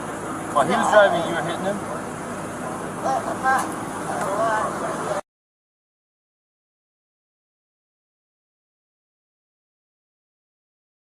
All the lights come on, and I kind of went like so stupid. Did you already tell him all this? I didn't get that far into Okay, it. so She was hyperventilating she's a little saying bit. that they don't drink, but at the point when you lit them up. You don't drink or anything. She started hitting him. Yeah, I was yelling at him, and then when you turned your lights on, I like kind of punched his arm like there's no just an idiot. She's saying it was why he hit the curb. You said it was Gabby? Yeah. I'm sorry, I don't know that name. It was Gabby? Yeah.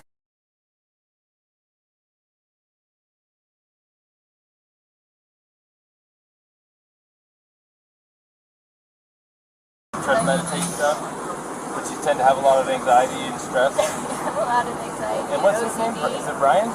Is he usually pretty patient with you? Yeah, but it just makes me upset. I know that he definitely gets frustrated with me a lot.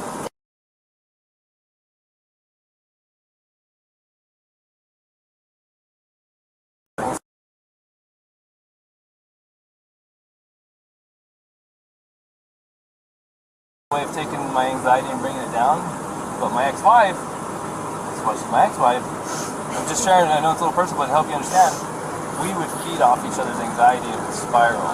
You know what I mean? And it doesn't matter how much I loved her. It may be bad for your soul. Just saying. I'm not telling you what to do with your life, but if you know you have anxiety, look at the situations you can get in. You know what I mean? And we're not here to be mean to you or anything. Well, you know, there's a first time, and then it usually. We'll go see what Brian's saying, but I think you've heard everything now from. Quick question. You said you were hitting him in the arm. Did you grab the steering wheel?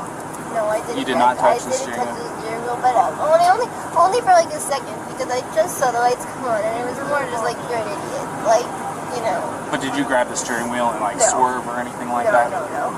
I didn't touch the steering wheel at all. Okay. I'm going to go ahead and close this door again. Do you have enough air back here, or do you want me to kick it up some more? Do you have any water? I will see if I can find some. Okay, no worries. Thank you.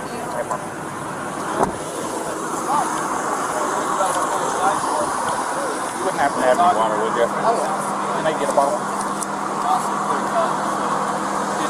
statement for this officer? I've got this gentleman here. Yeah. So this gentleman noticed that you had some marks on your neck. Yeah. And she's got some marks on her too. We're just trying to figure out what all happened. And I know you probably already told your story. This officer is probably going to be the one handling the whole case. You want to listen to what he has to say, and then you tell him what happened. If you don't mind. Start at the beginning for me.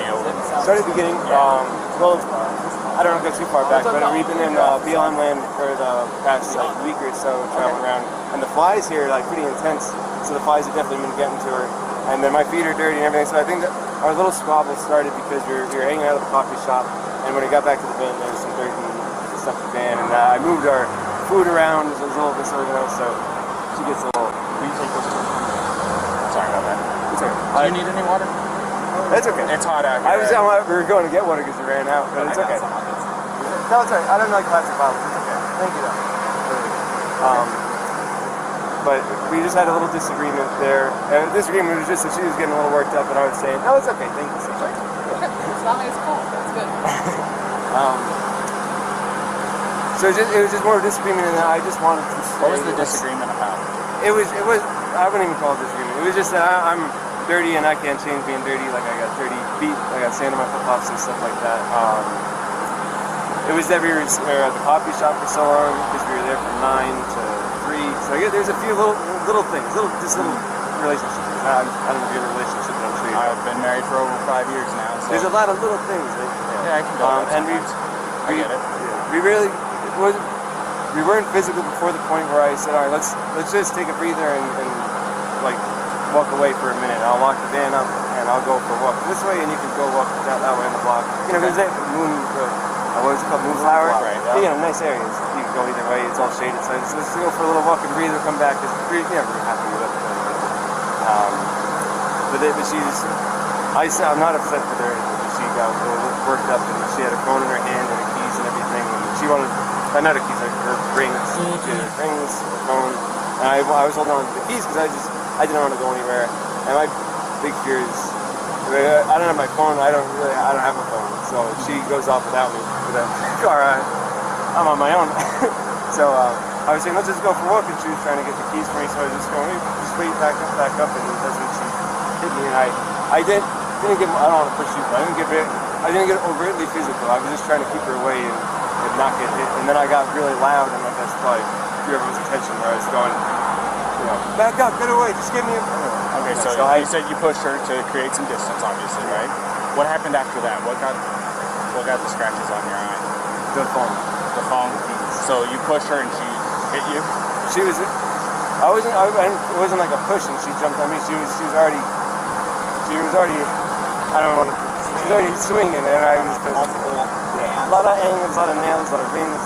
Yeah. You got 3 scratches in your neck. You got 1 on your left side of your nose.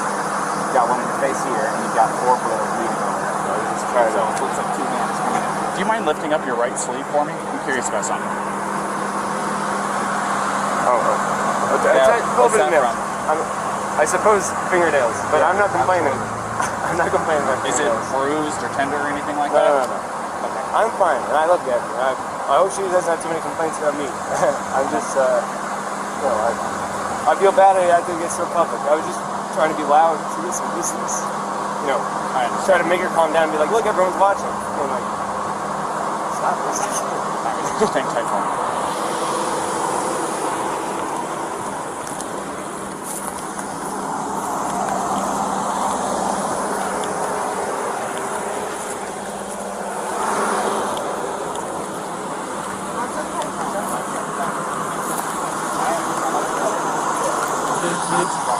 I got a quick question for you, Ryan. Sure. Do you take any medications or anything like that?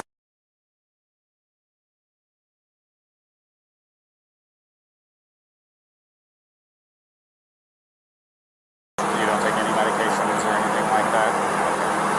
Are you normally this kind of like hyper?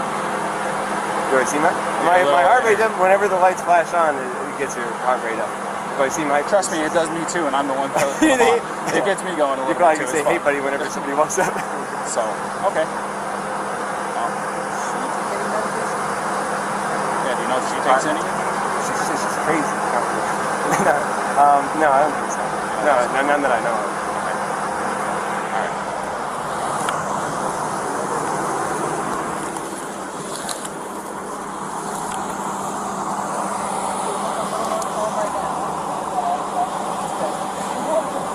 Real fast, can I get your first name? Gabrielle. Gabrielle, how do you spell that? G-A-B-R-I-E-L-L. And your last name? Petito. B-E-T? P as in Peter. Oh, P. And E-T-I-T. I see. Oh.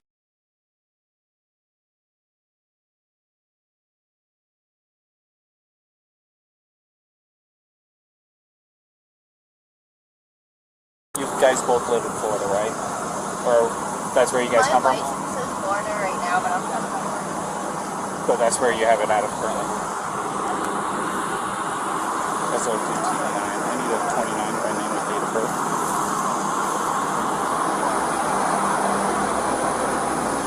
First name, Gabrielle.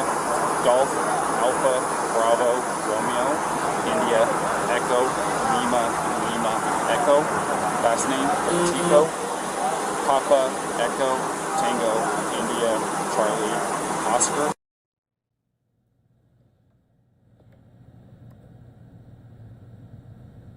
So you've been listening in to this body camera footage released by Utah police. I'm going to send some of you off to a 2-minute commercial break. Others of you will be staying here. We're playing out this entire body camera footage.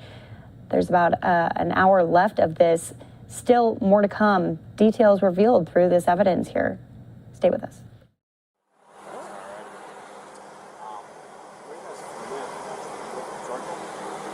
Florida, yeah, was our last address. Still get down there. How long is it on the strip? 4 to 5 months out. So you're on 5. What was the determinants? What was the thing that was moving to a new place? We're going to Portland. So her grandmother's best friend lives in Portland. We stayed with 2 years ago. We did a cross-country trip, which we loved. We did in Nissan Sentra, like a tiny little car. So I was like, let's do it better. And it's got a big van, not a big, it's a tiny van compared to all the different. But I said, let's try and do it a little better. And it's been great so far, for sure.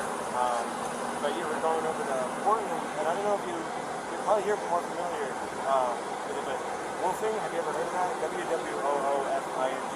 It's called, oh, you got it. I'm from California originally. Oh, yeah? So, and part of my job, I dealt with employees that were from all across the United States, and Washington, Oregon, California, Nevada, everything you can think of on your run western. I know most of them. It's worldwide opportunities on organic farms, so it's like a volunteer work-away type of situation where you can work on organic farms. So that's our goal once we get over to Washington. You know, we'll do that from Washington, then down to Oregon, and then down to California. What part of California is that? I'm from a town just outside Sequoia National Park. If you're going to be going through there, we'll get good in the way of outdoors. Go ahead. But no, it wasn't too bad at all. I just got a phone with one of the 2 witnesses, and I reported it. You want me to tell you what he said? Yeah. Real quick. Do you mind hanging with him for a minute? So, get away from both of them. So, he said that he never saw the male strike the female. He saw the male trying to lock her out of the vehicle. She even told us that he was trying to lock her out, told her to go take a walk, so that she was trying to get in. She eventually couldn't get in and actually clawed her way in through the driver's door. He says, I don't understand why she's doing that. Well, I think it's because it was the only door that wasn't locked that she could get through. So she's trying to get in over him. He's trying to disengage from her. I guess he hung her backpack on the back probably so she would have her shit so that he didn't have to engage with her.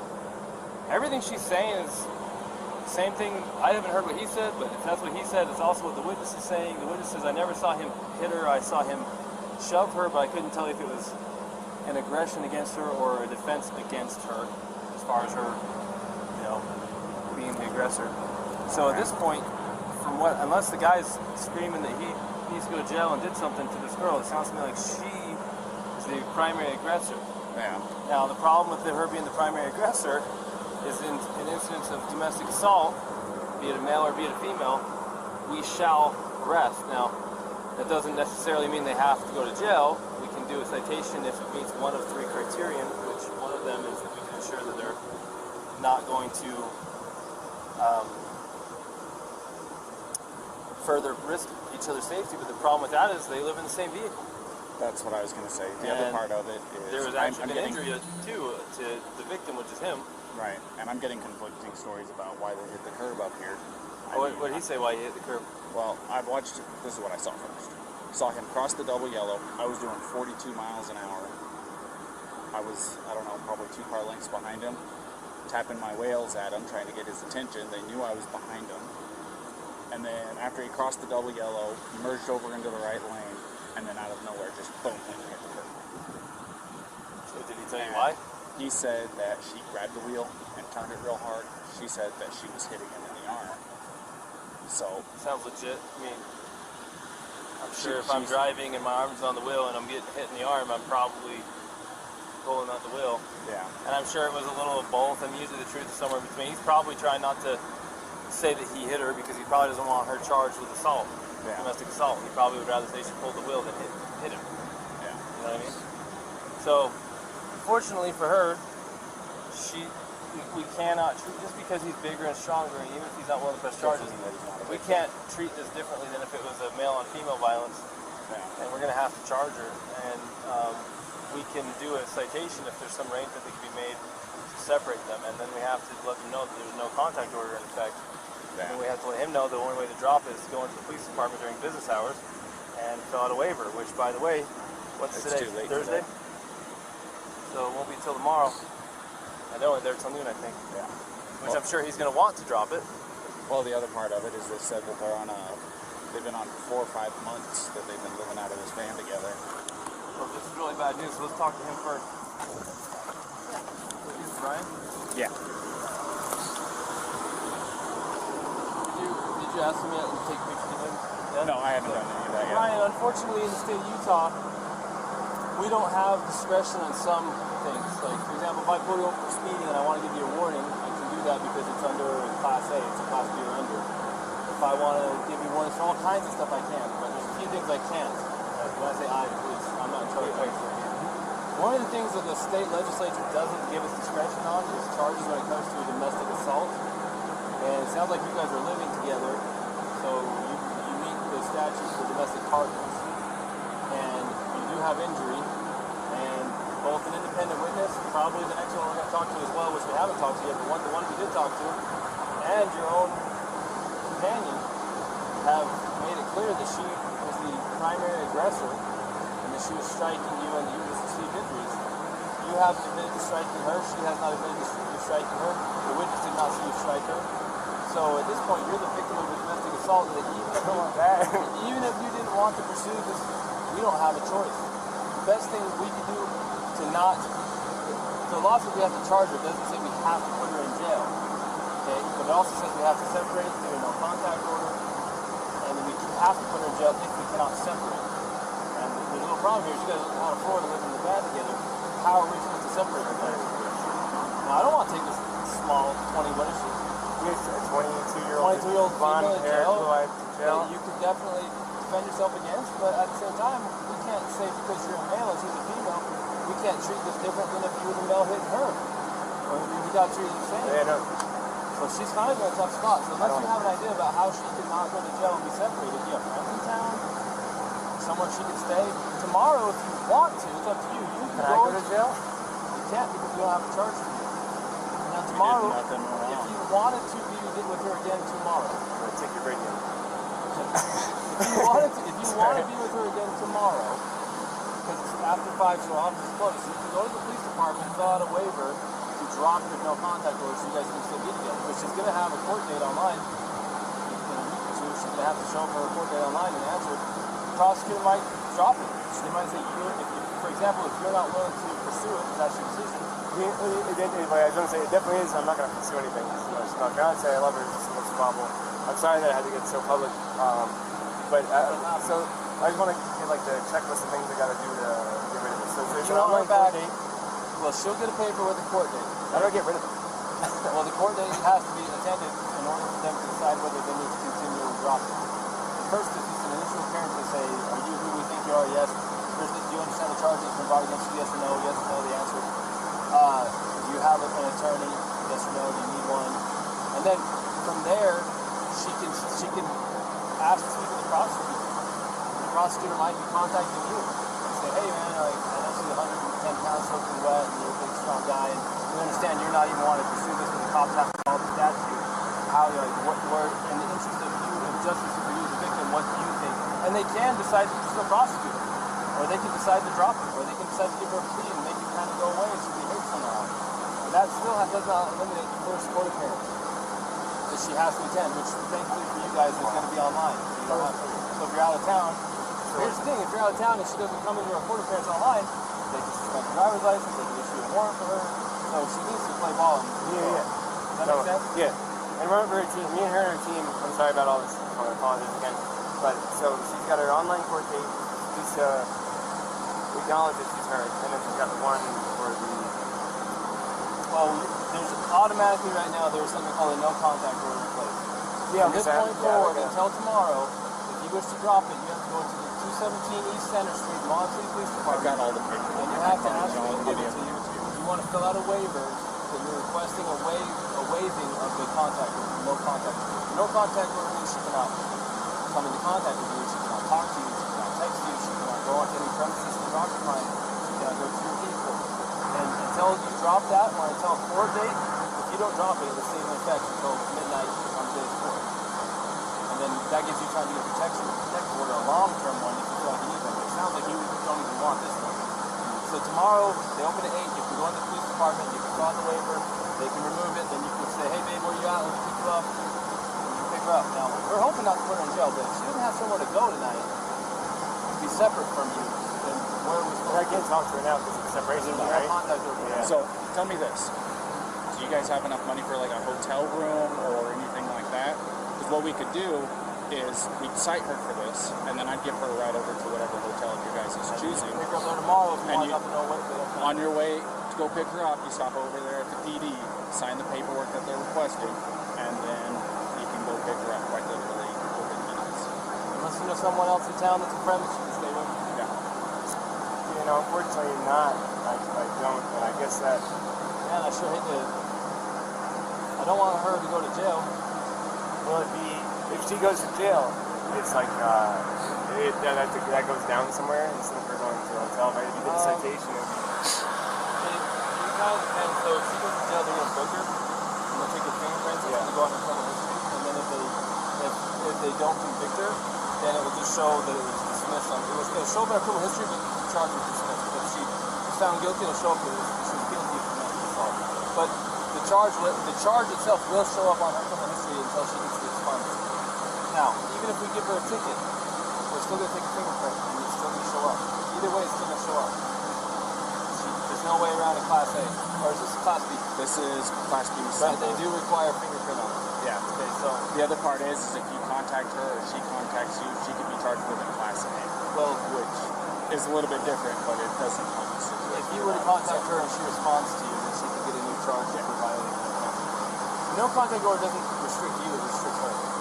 So if you go talk to her and we find out and you're not in trouble, she'll be in trouble.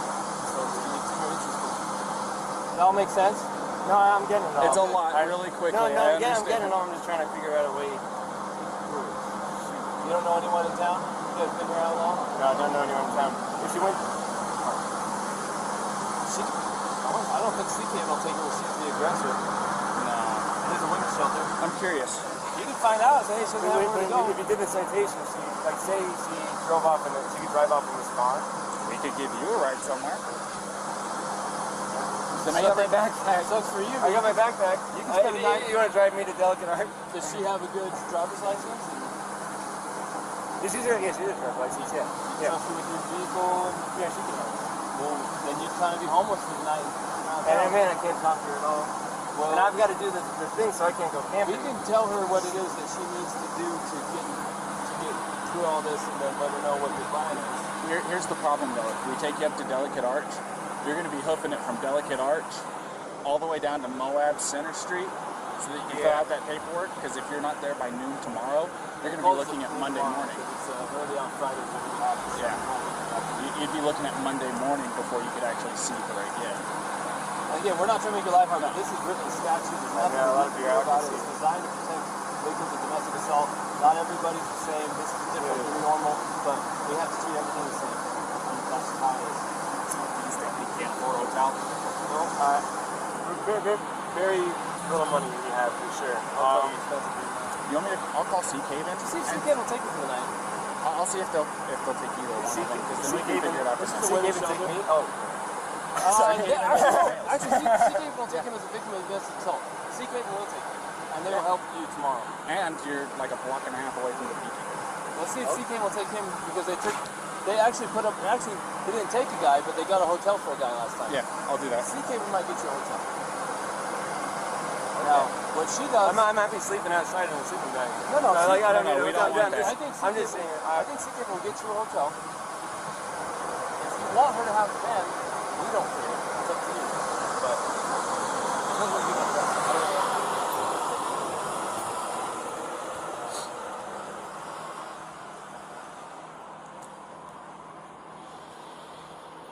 Yes, this is Officer Robbins with Monarch City Police Department. How you doing this afternoon? Oh, not too bad, not too bad. So I just did domestic, and the male is going to be our victim. Is there any way that you can help us set him up with a place to stay tonight?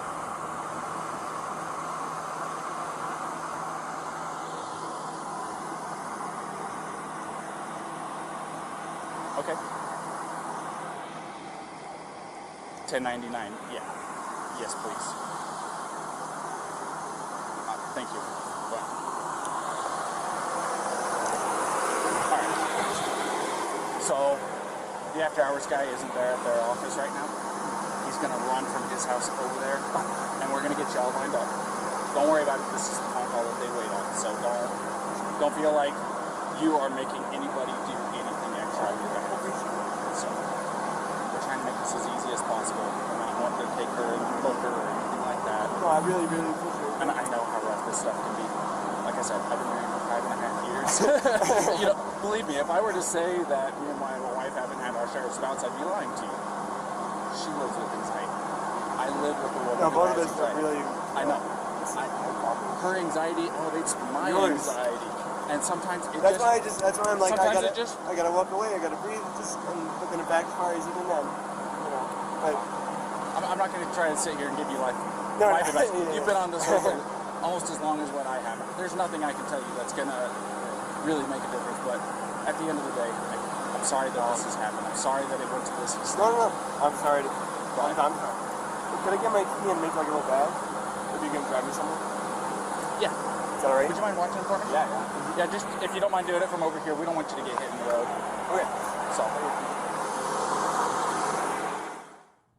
So you have all been listening in to this body camera footage, Brian Laundrie, as they decided to split the two up for the evening, charging Gabby with the assault here. We are getting some new information in about tonight. Apparently protesters showing up to the house of Brian Laundrie. We're going to take a 2-minute commercial break for some of you.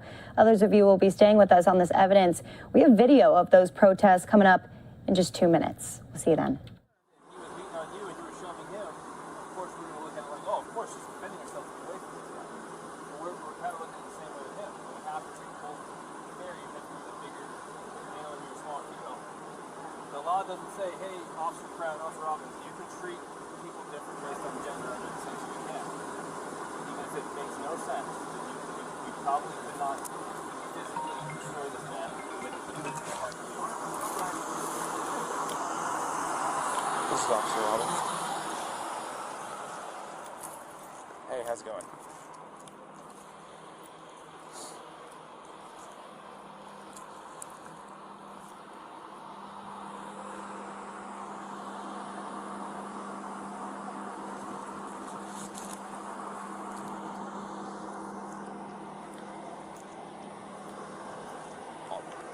That's fine. I'm still going to be here for a few minutes dealing with this, so we have almost as much time as you need. So, name's going to be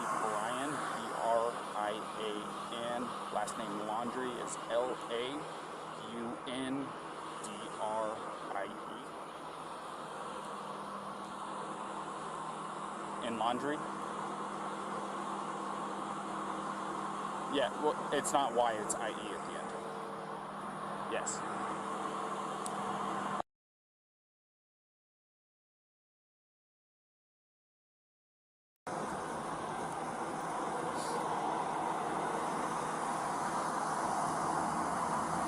So they were at Moonflower, the organic grocery store down the street from you guys, and they got into a heated argument. Both of them were saying it was over petty stuff. He told her to take a walk so that she could cool off. She refused, broke into the car after he locked her out of it. She started trying to slap and scratch him. He pushed her away. They both got in the vehicle, took off, and I found them out here next to him.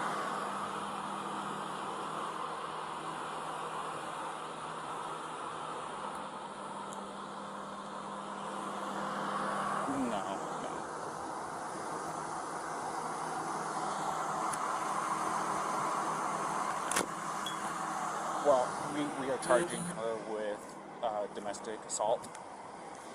So there's going to be a protection order set in place between the two of them until he's able to get over to the PD tomorrow. He doesn't want to pursue it, but I don't have a choice in this, as I'm sure you are well aware. So he's going to be wanting to go over to the PD first thing tomorrow morning as they open up to get the protective order removed. But that doesn't fix tonight.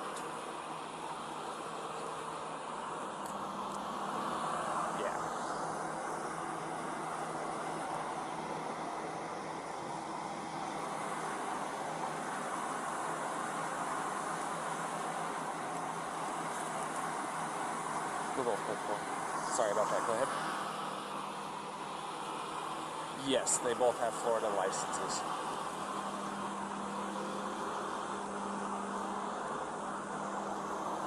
Of course.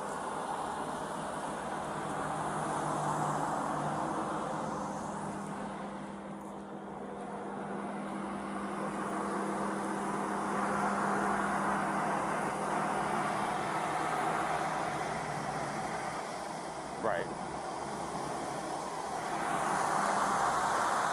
Well, the other part of it is we don't think it's very likely, but with her as the suspect in this, would you be able to put her up for the night?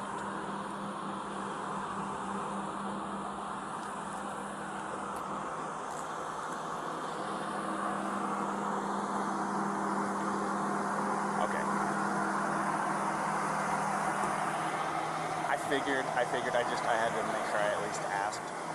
It's better safe than sorry. So I didn't know if that would make your life any easier or any tougher on it. So.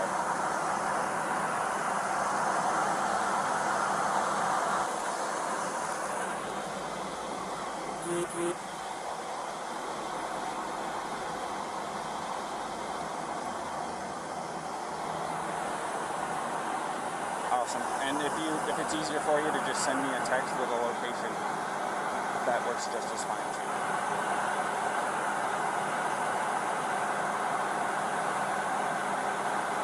Alrighty, sounds like a plan. Thank you. What did you say your name was again? Pete or Philip? Phil. Okay. Alrighty, Phil. Talk to you later. Bye.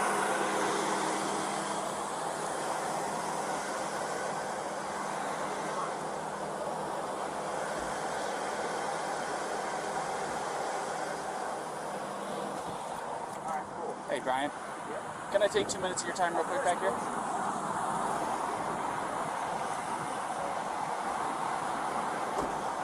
So, because there was an assault that took place and you were obviously showing signs of the strikes, do you mind if I take pictures of the injuries that you sustained? I know it's not super severe. I mean, you want me to call, I can call the EMS if you want me to. You don't seem like you want to. So you've been watching this evidence, hours worth of evidence, body camera footage taken by police officers during the confrontation between Gabby and Brian. We do have some new news to bring to you, though, that we're getting in from Fox News right now. Protesters gathering at the Florida home of Brian Laundrie this evening after police said that he is refusing to cooperate in the disappearance of his fiancée, Gabby.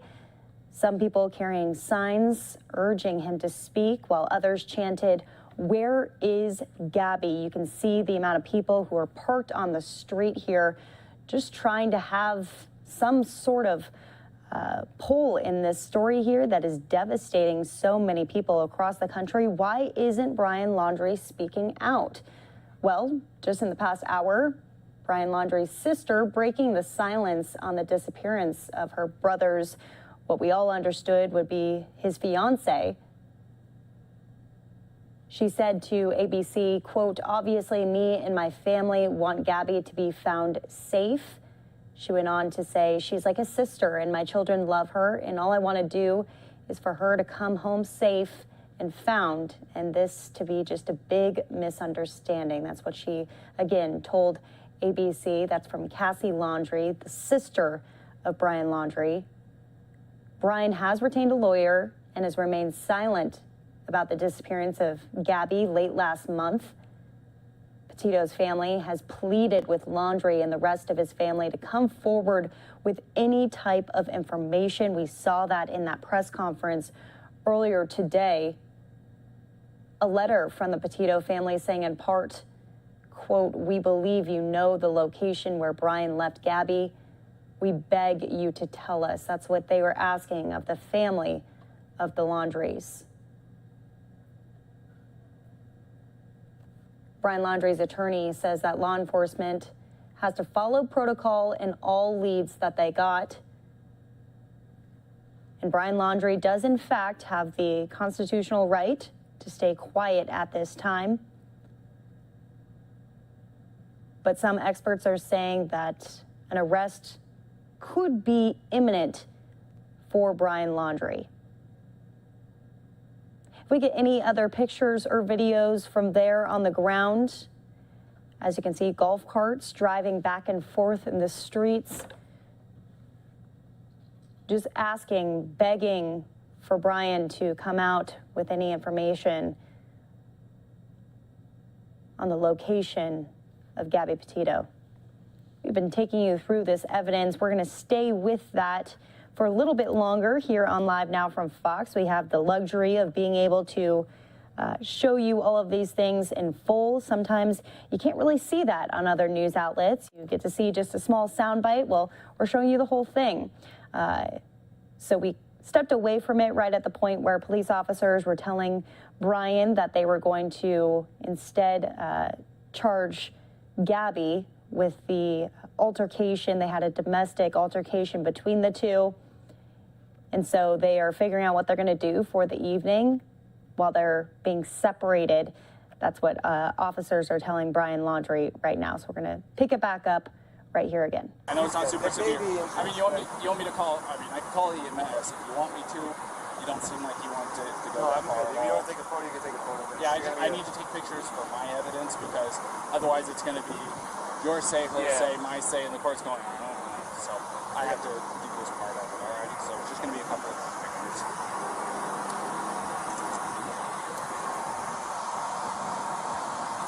Is she okay? Microphone, do you know Yeah, where it is? yeah, I'll go. Without going for it, where is it? Just hang it up. Go ahead. Yeah, go ahead and tell me if you don't mind me grabbing it. I can grab it because it's like, it's in a spot. Why don't I go with you? Where are we going in the car? Right face, neck. One of his ring fingers, I think, has got the scratch on it. And then you saw her later. Yeah, I saw her. Well, I was trying to build some consistency between the stories. Oh, sure. And then let me see your hand, because that, yeah, I'm going to get your hand. That one? That right there? That is.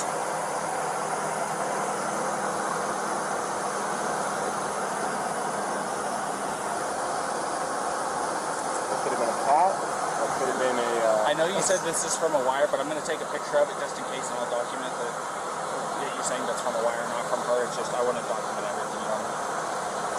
And then your right arm.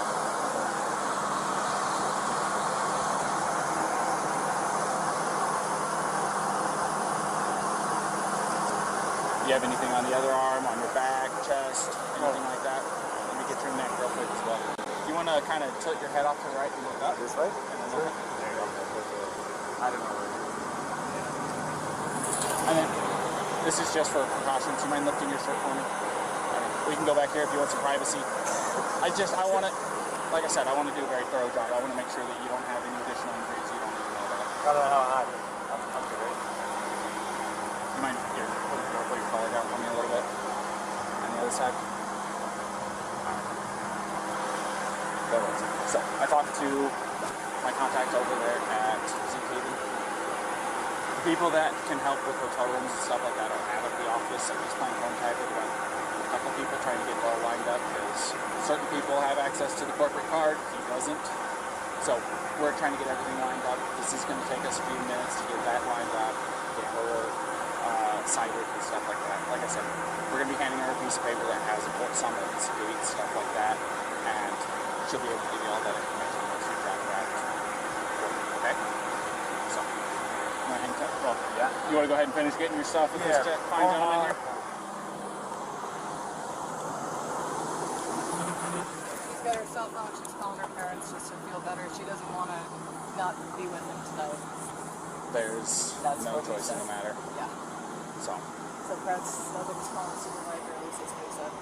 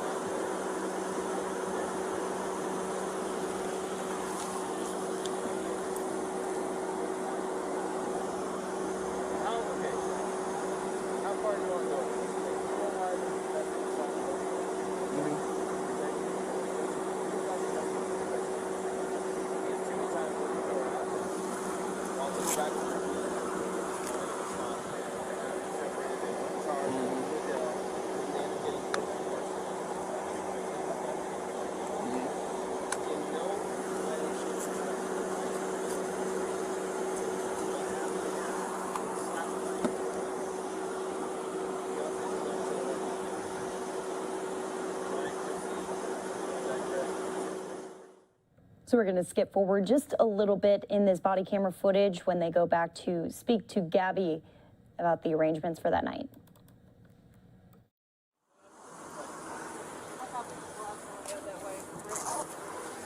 Gabby, this is a very, very important question. How you answer this question is going to determine what happens next. But the only person who can answer this question is you. Think very hard before you answer the question. Do not quickly answer it. Think very hard. When you slapped him those times, were you attempting to cause him physical pain or physical impairment? Was that what you were attempting to do to him? What were you attempting to do? What was the reason behind the slapping and stuff?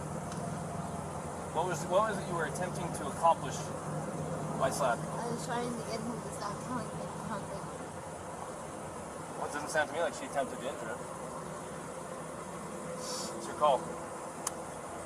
This is 100% your call. I support you either way. I'll let you get back to your parents, okay?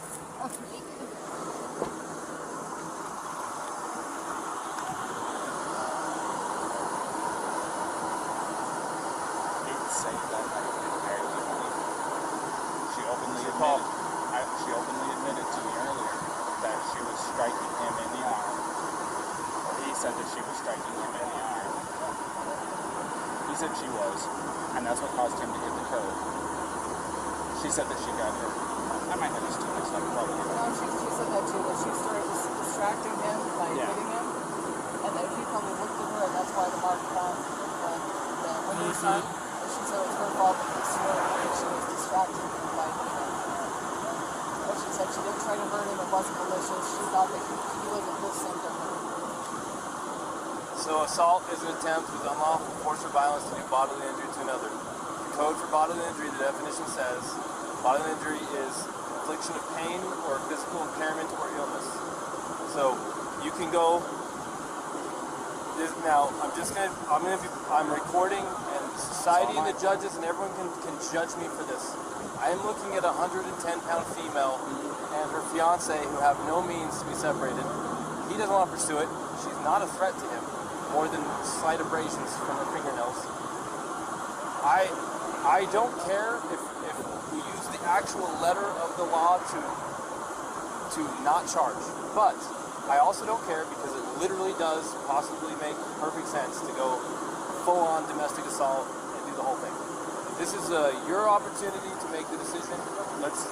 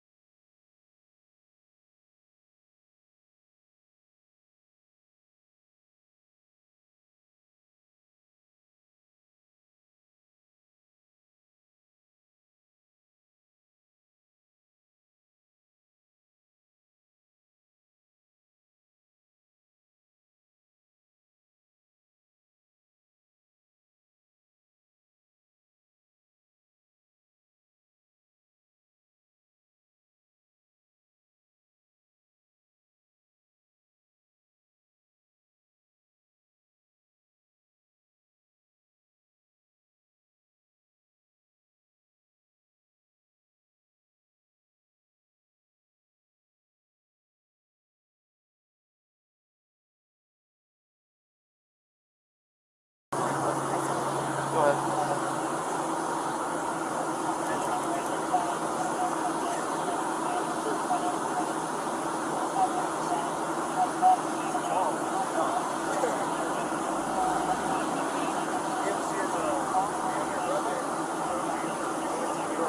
I better go on that.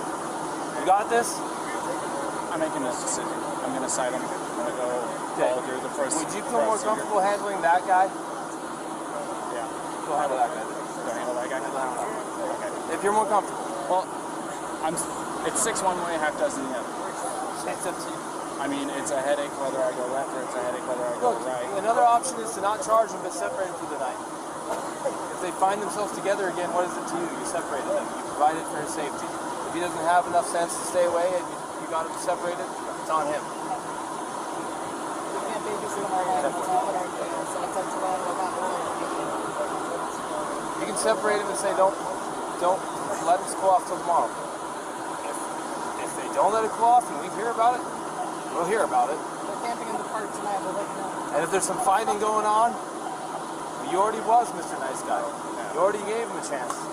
What you can't do, by law, is separate someone and say, if we hear from you again, we're going to arrest one of you. Because then if one of them really needs help, they may not call police and get help. The law says you cannot, literally, you may not say, if we get more problems with you guys tonight, one of you is going to jail. You can't threaten like that. Right. It's true because it stops people from wanting to call the police to get help. Does that make sense? Right. So, go full or nothing or in between and separate them and kind of give them the nod, the wink, like, hey, just stay separated. It's up to you. I'm going to go handle that. You got very capable help with you here, and I trust you.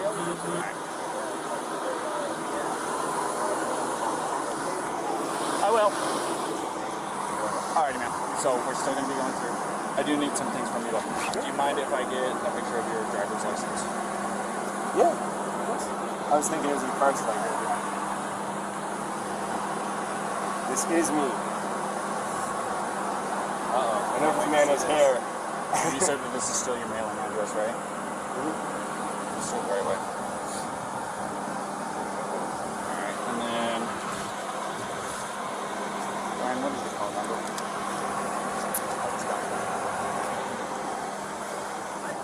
Thank you guys for helping us. Oh yeah, no problem. Have a good day. My phone number? Yeah.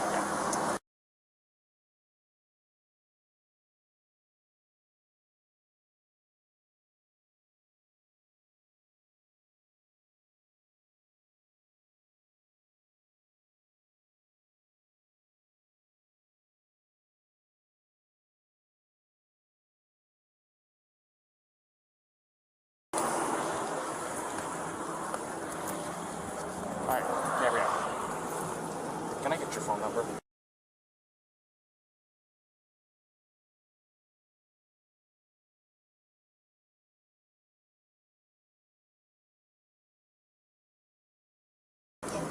It should just be in Zion. Okay, do you have any problems with me taking a picture of it? I have to have IDs and stuff like that for my investigation. Here. So, This is what I'm going to do. I've decided I am not going to cite you for domestic violence battery, okay? It was only going to be a Class B misdemeanor. However, the domestic violence portion of it enhances it. Makes life a major pain in the butt, especially you're 22, right? So I'm choosing not to cite you today.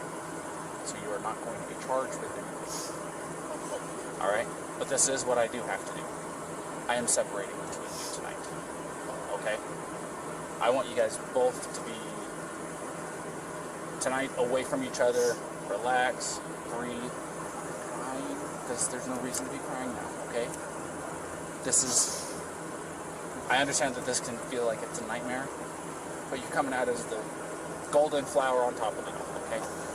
So, you're going to be taking the van tonight, and you're going to go somewhere else. I am going to get him lined up for the hotel room tonight. I want you guys to stay away from each other. For both of you guys the same. From what you told me and what he told me, you guys have a bunch of little things that are building up, and finally the little string that you guys were tight walking on broke tonight. Does that sound about right? So, I just want everybody to breathe, get a chance away from each other, go eat a meal, talk to your parents, whatever it is you gotta do. In here? Yeah.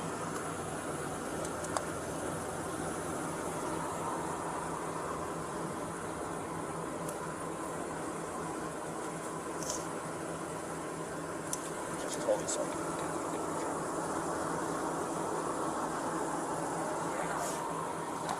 So, like I said, that's what I'm going to be doing tonight. Hold on.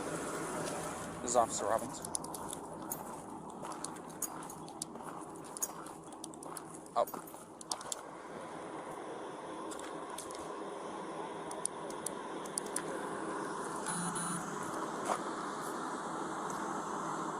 Perfect.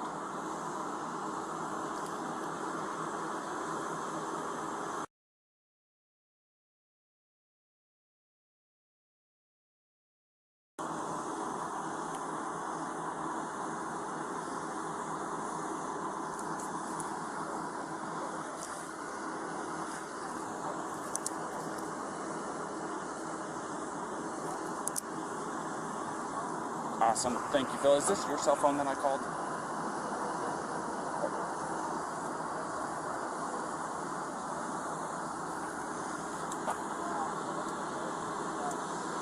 Okay. Okay. Well, go ahead and save my number into that phone, and I'll save your number, or this number, into my phone. That way I can contact the on-duty after-hours person. So, because I literally had to Google it, so. Perfect. Thank you, Phil. I appreciate your time.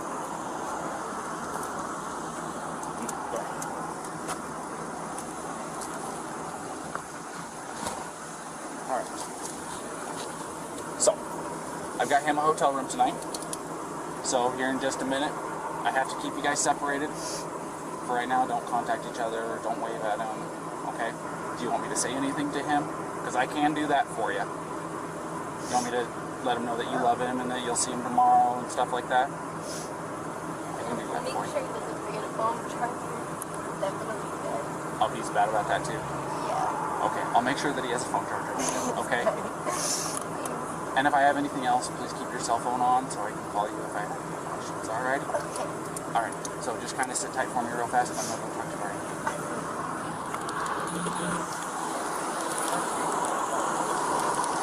Alright, Brian, a couple things. Couple things? Couple things. One, I got your hotel room tonight. Thank you. It's good on outside. So, I like the outside. Number two, and this is probably the biggest one. She claims that she did not have intent to hurt you when she was slapping at you. So technically speaking, it does not fit the letter of the code.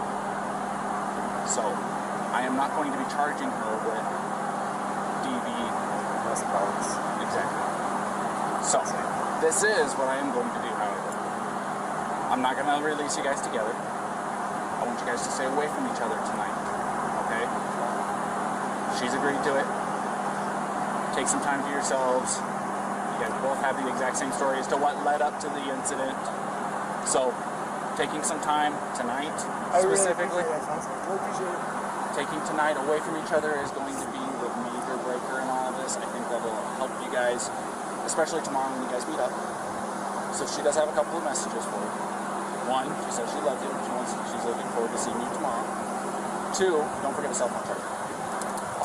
Yeah, good. He watched me fumble around the entire 3 laps around the car to find one. Did you find one? Find one. Okay. The other thing is I don't want you guys to contact each other. No, okay, unless when he said that she gonna text me or whatever, I was gonna send her a message that said, please don't message me, but I love you. But tonight, don't do anything. Yeah. And I'm with she's passing on her love and saying goodnight and stuff like that. All that is stuff that I do to my wife too. Okay, so I appreciate it coming from you. Just so don't. Just try to not contact each other unless, like I said, earth shattering, something happens, you guys have to jump in the car right now and drive back to Florida because something happened to parents. That kind of circumstance. Yeah, you don't. Exactly. Other than that, just have a meal by yourself, catch your breath. You're going to be in a hotel room watching TV. It's probably been a few months since you actually got to sit down, relax, and some air conditioning and watch TV. So take some time for you guys yourselves. Yeah, take a shower, man. You got to change of clothes. You got some Tonys in there, right? All right, good. Because they're going to have everything that you need, shampoo, conditioner, all that good stuff. All right. Her main concern is make sure that you have a cell phone charger so you guys can go tomorrow. Okay? I really appreciate it. So I am going to walk her over here to the car. Okay? And if you'll just go stand over here in front of his pickup real quick, we'll get her out of here and I'll be right over here. All righty? You give her my key. Absolutely.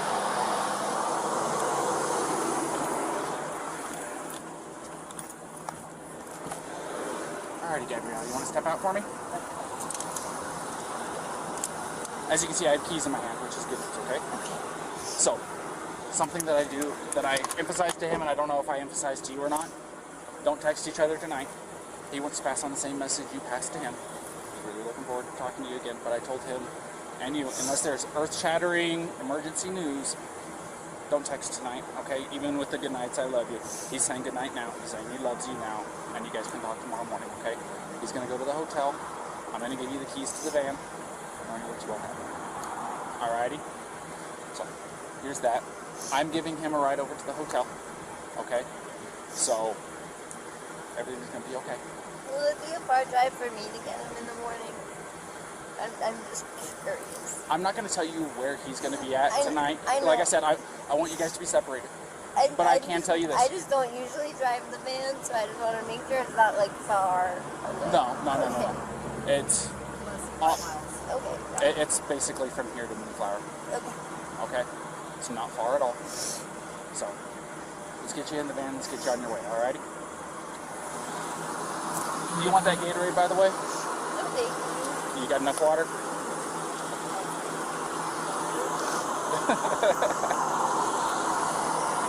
Also, something I want you to know. Here, stand over here real fast for me. If you go over to City Market, they have a list of places where you can get yourself a shower for like $4 or $5, something like that. They're pretty cheap. A place where you can shower, decompress, de-stress a little bit. Alrighty? Yeah, I just showered yesterday at one of those. Well, you didn't have today happen yesterday, so it does my wife wonders. When she gets stressed out, it's like, get in the shower. Come on, just get in the shower. Really relaxing. Go take a shower, relax, take some time for yourself, and like I said, don't text each other tonight. Text each other tomorrow morning after your eyes open up and you're fully awake at your morning routine, okay? All right, Gabrielle. You have a good night, okay? Thank you.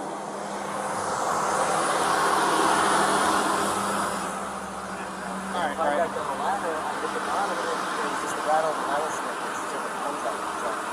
You ready for a ride?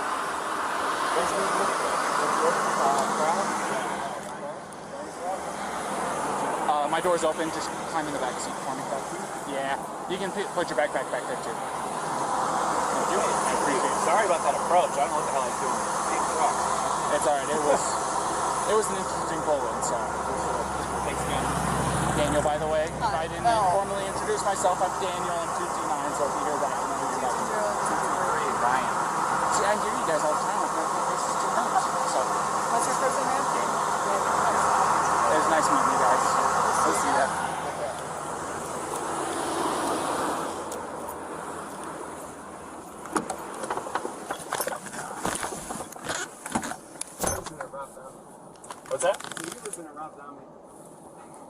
You like it?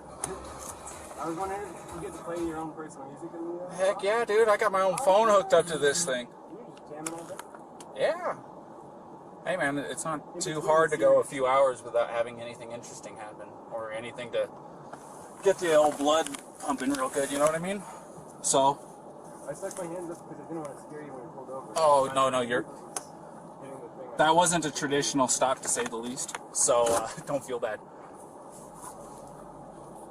SO2T9.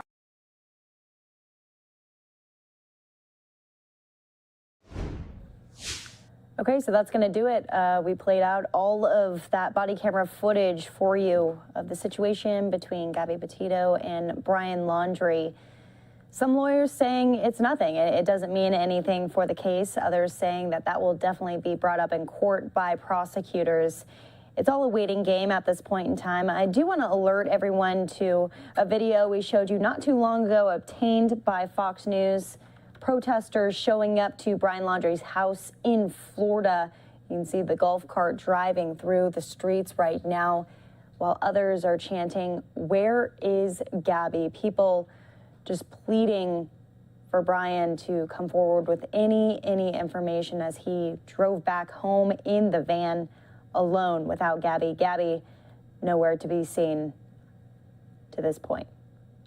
We're going to be watching this case. Likely tomorrow we'll be hearing more from the families of both sides. Hopefully soon we'll be hearing from the Laundrie family, as Gabby's family reached out to them today via a statement read by their attorney, asking them to come forward with any information saying that they know about the whereabouts of Gabby. So we'll be watching all that here on Live Now from Fox. Thanks for being with us. It is almost 8:30 here in Phoenix, Arizona, but we have more news to get to. Don't go away.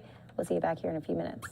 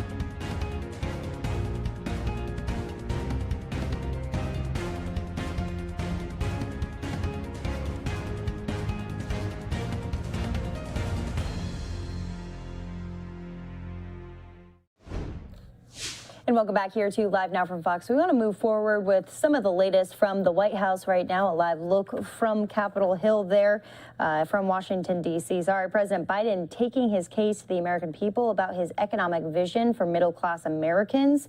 In remarks today, the president laid out why he believes raising taxes on wealthy Americans can help foster more prosperity for the country. But there are still big questions about whether the Democrats will be able to pass their massive spending package. Fox's Madeline Rivera has more details from Washington.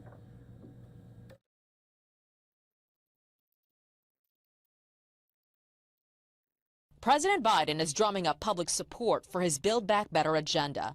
But among his own party, cracks are beginning to show in their support for a $3.5 trillion spending package meant to fulfill his domestic agenda. There are members of our caucus who want it higher than 3.5. There are members of our caucus who want it lower than 3.5. The latest division playing out in the House Wednesday after 3 moderate Democrats sided with Republicans to drop a provision that would allow Medicare to negotiate drug pricing.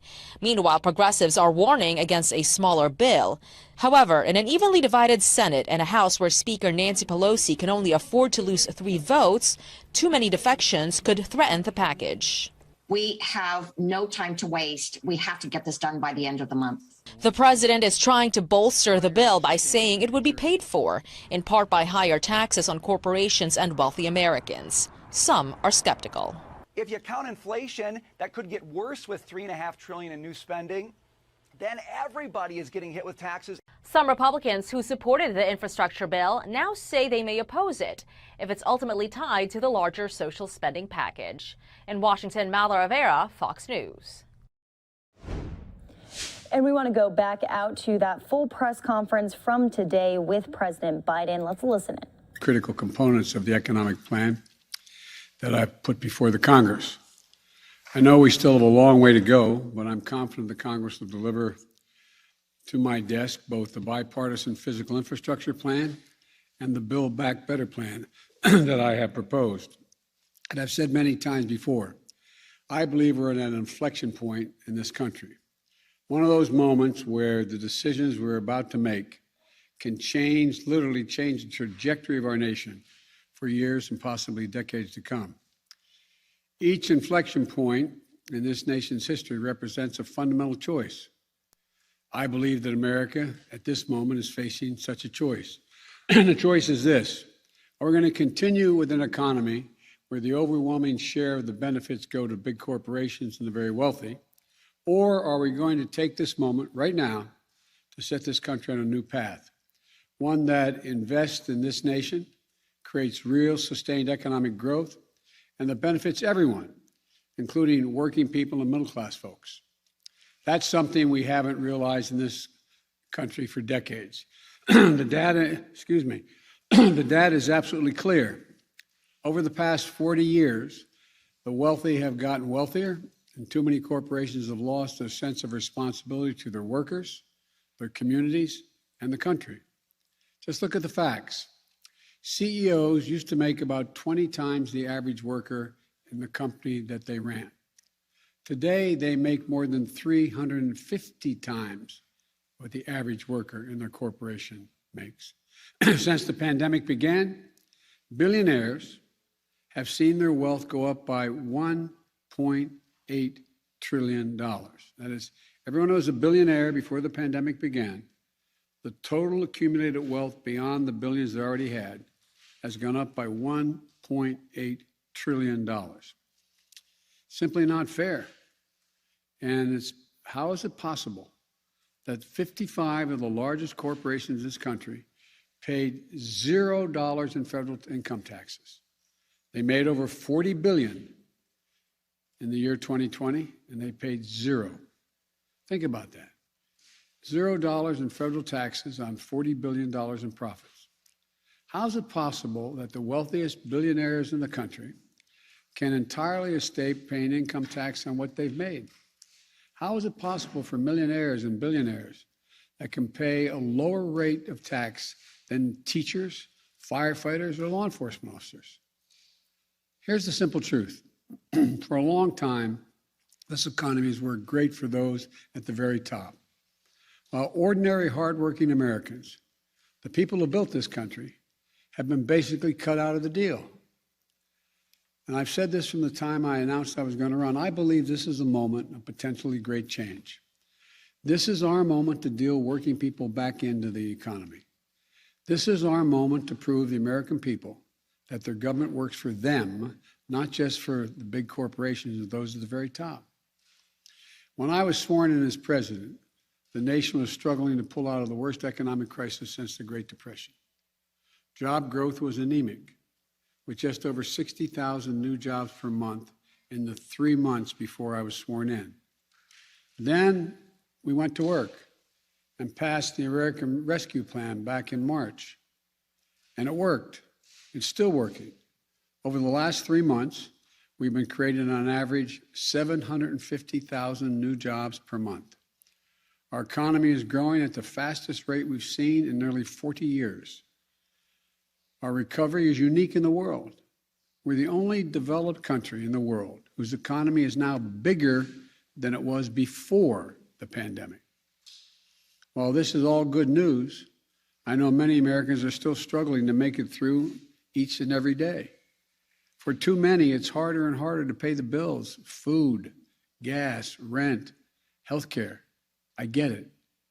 We still have a long way to go to get the economy where it needs to be. As I've said for a long time, coming out of this economic crisis as deep as the one we're in was never going to be easy, but we're doing it, and we can continue to do it. COVID, supply chain issues, bad actors seeking to profit off the pandemic are all contributing to the challenges we're facing. That's why I've made getting COVID under control my top priority from my first day as president. Everything from our public health to our economy depends on this. We've made enormous progress against the virus through the summer, and now we put ourselves in a strong position to battle this Delta variant. That's why the actions I proposed on vaccines last week are so critical. From requiring federal workers to get vaccinated, requiring healthcare workers to be vaccinated, requiring employers with over 100 employees to institute vaccine and/or test protocols, calling on for them to be able to know what their employees are doing before they walk through the door, calling for vaccine or test requirements to enter big venues, and a whole series of steps I propose to protect our kids in schools. Wall Street firms have analyzed the impact of these plans, and they're projecting that these new requirements will help 12 million more Americans get vaccinated, which will help more businesses stay open and more Americans back to work. The data shows that the overwhelming majority of Americans agree with my proposal. There's no surprise, given that 76% of American adults have already gotten at least one shot. But we're facing a lot of pushback, especially from some of the Republican governors. The governors of Florida and Texas are doing everything they can to undermine the life-saving requirements that I proposed. And some of the same governors attacking me are in states with the strictest vaccine mandates for children attending school in the entire country. For example, in Mississippi, children are required to be vaccinated against measles, mumps, rubella, chickenpox, hepatitis B, polio, tetanus, and more. These are state requirements. But in the midst of a pandemic that has already taken over 660,000 lives, I propose a requirement for COVID vaccines, and the governor of that state calls it, quote, a tyrannical type move? A tyrannical type move? This is the worst kind of politics, because it's putting the lives of citizens of their states, especially children, at risk, and I refuse to give in to it. These policies are what the science tells us we need to do. They're going to save lives. They'll protect our economic recovery as well and allow the economy to continue to grow. We're also going after the bad actors and pandemic profiteers in our economy. There's lots of evidence that gas prices should be going down, but they haven't. We're taking a close look at that. Taxpayers in this country also have paid for extraordinary effort to keep our country going over the past year or so. Unlike the last administration, which resisted oversight and allowed taxpayers to be victimized by fraud, we're working hard to protect vulnerable Americans from having their identity stolen, as a consequence, their unemployment checks stolen as well. And we're going to offer we're going to go after organized criminals that defraud America or misuse COVID funds. Look, we're also taking a closer look at places in our economy where fewer and fewer corporate giants are controlling more and more of the marketplace in the areas they work. Just look at agriculture and the food industry. A very small number of giant corporations now dominate the market, which gives them the ability to drive up prices because they face so little competition. As we work to build healthier competition in our economy and crack down on bad actors, the American Rescue Plan, which we passed in March, is still working to give hardworking Americans, hardworking people, some relief. One of the best examples of that relief is the expansion of the child tax credit, which in effect is essentially a historic tax cut for families with children. Just yesterday, 39 million working moms and dads got their direct payment. That money is going to help cover groceries, the mortgage, new pairs of shoes, all the things that kids need. It's a tax cut for working families. So, we're working to provide as much relief as we can right now to American families, but here's the truth. Yes, the pandemic has caused a lot of economic problems in the country, but the fact is our economy faced challenges long before this pandemic struck. Working people were struggling to make it long before the pandemic arrived. Big corporations and the very wealthy were doing very well before the pandemic. That's why I've said, starting back in my campaign for president, that it's not enough to just build back. We have to build back better than before. And that's how it all begins. Big corporations and the super wealthy have to start paying their fair share of taxes. It's long overdue. I'm not out to punish anyone. I'm a capitalist. If you can make $1 million or $1 billion, that's great. God bless you. All I'm asking is you pay your fair share. Pay your fair share, just like middle-class folks do. But that isn't happening now. Today in this country right now, the top 1%, for example, evade an estimated $160 billion in taxes that they owe each year. Not new taxes, taxes that they owe. And the way it works is this.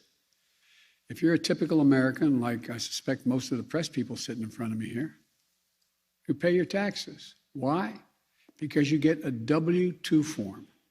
It comes in the mail every year. The IRS gets that information as well.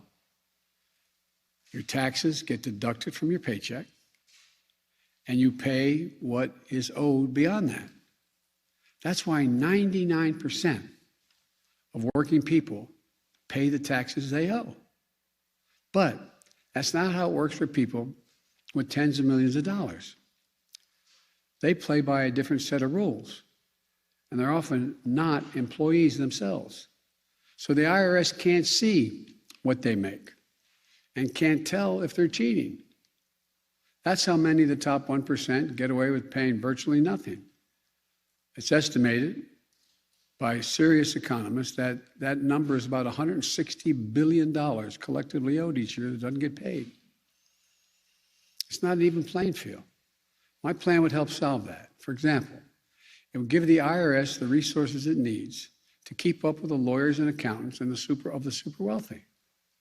It would ask just for 2 pieces of information from the banks of these folks, that the amounts that come into their bank accounts and what amounts go out of their bank accounts, so that the wealthy can no longer hide what they're making, and they can finally begin to pay their fair share of what they owe.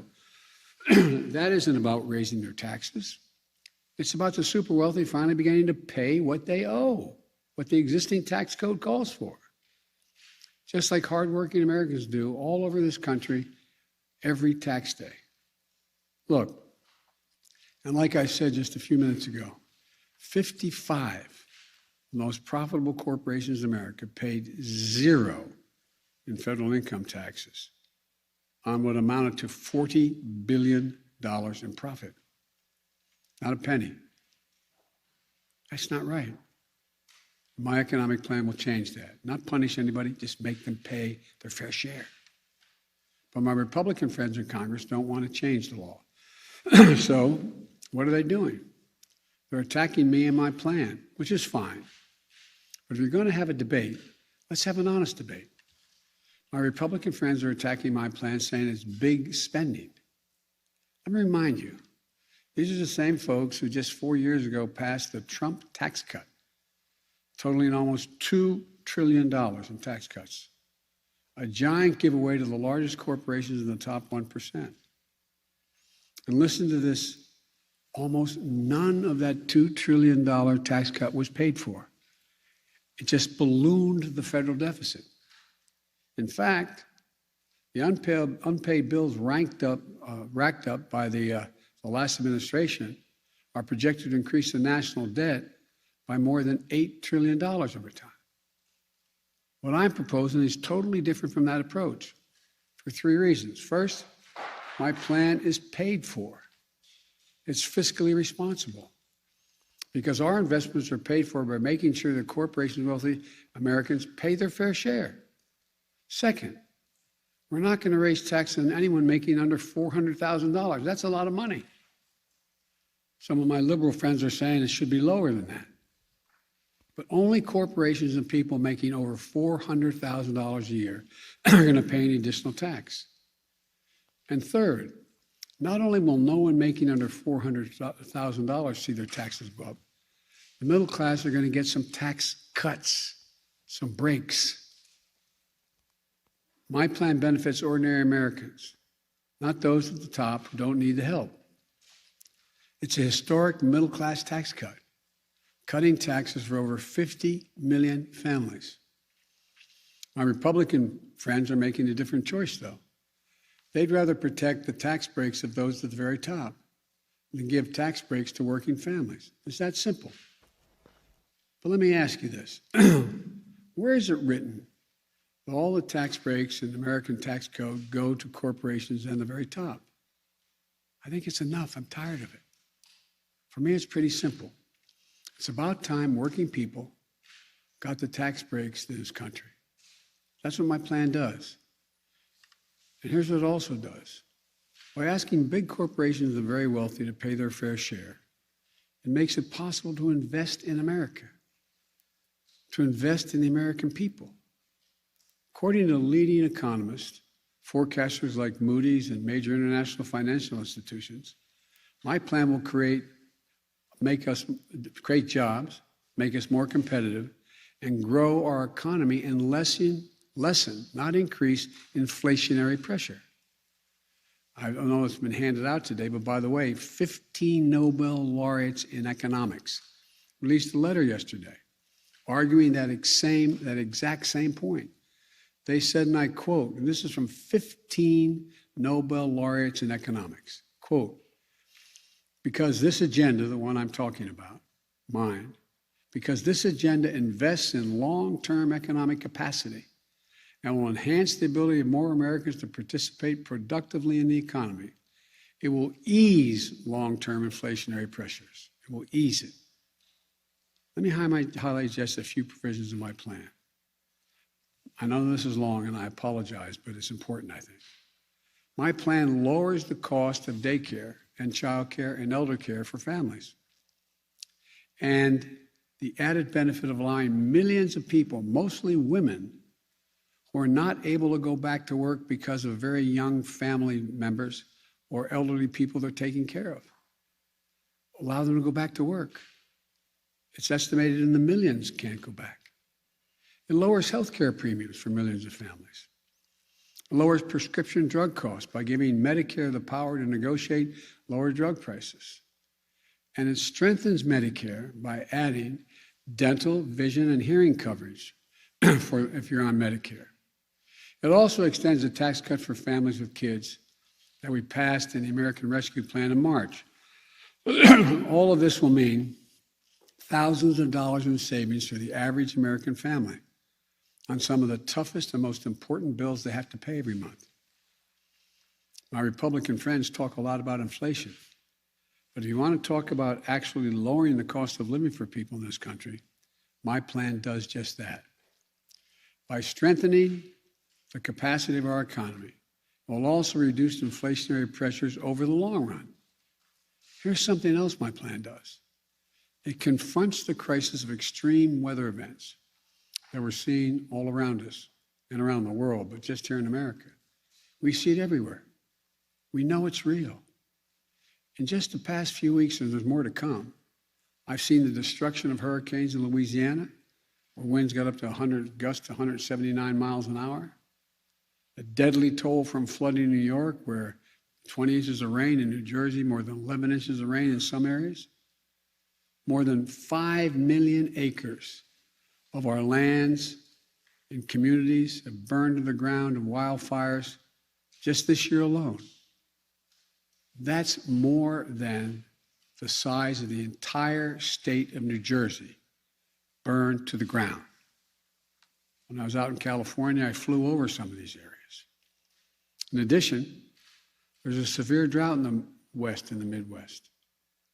There's a blinking code red out there for the nation. We can't wait to act. Extreme weather, just last year, cost the American public $99 billion in damage. $99 billion in damage last year. And unfortunately, we're likely to break that record this year.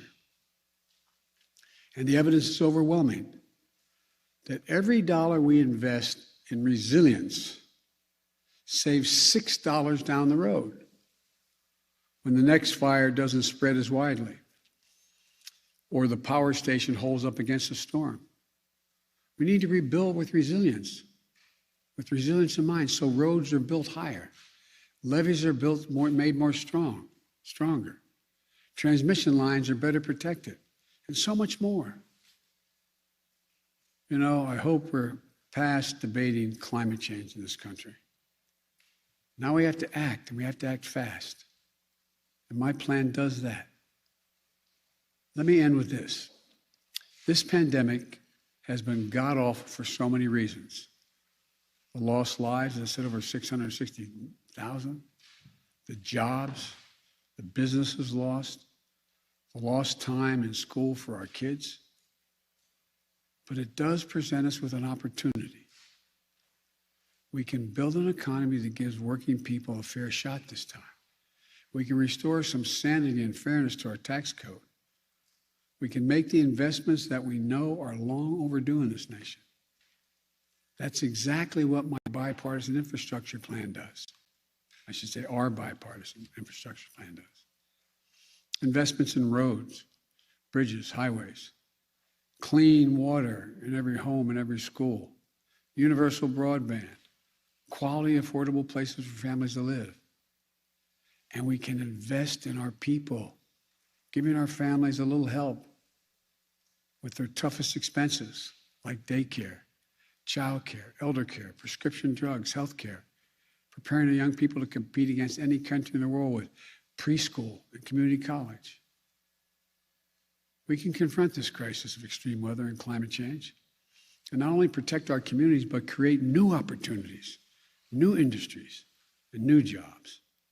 In short, this is an opportunity to be the nation we know we can be. A nation where all of us, not just those at the top, are getting to share the benefits of a growing economy in the years ahead. Let's not squander this moment trying to preserve an economy that hasn't worked too well for Americans for a long time. Let's not look backward, just trying to rebuild what we had. Let's look forward together as one America, not to build back, but to build back better. Thank you all very much, and God bless you all. May God protect our troops. Thank you. Mr. President, what kind of impact does it have when celebrities like Nicki Minaj share dubious claims?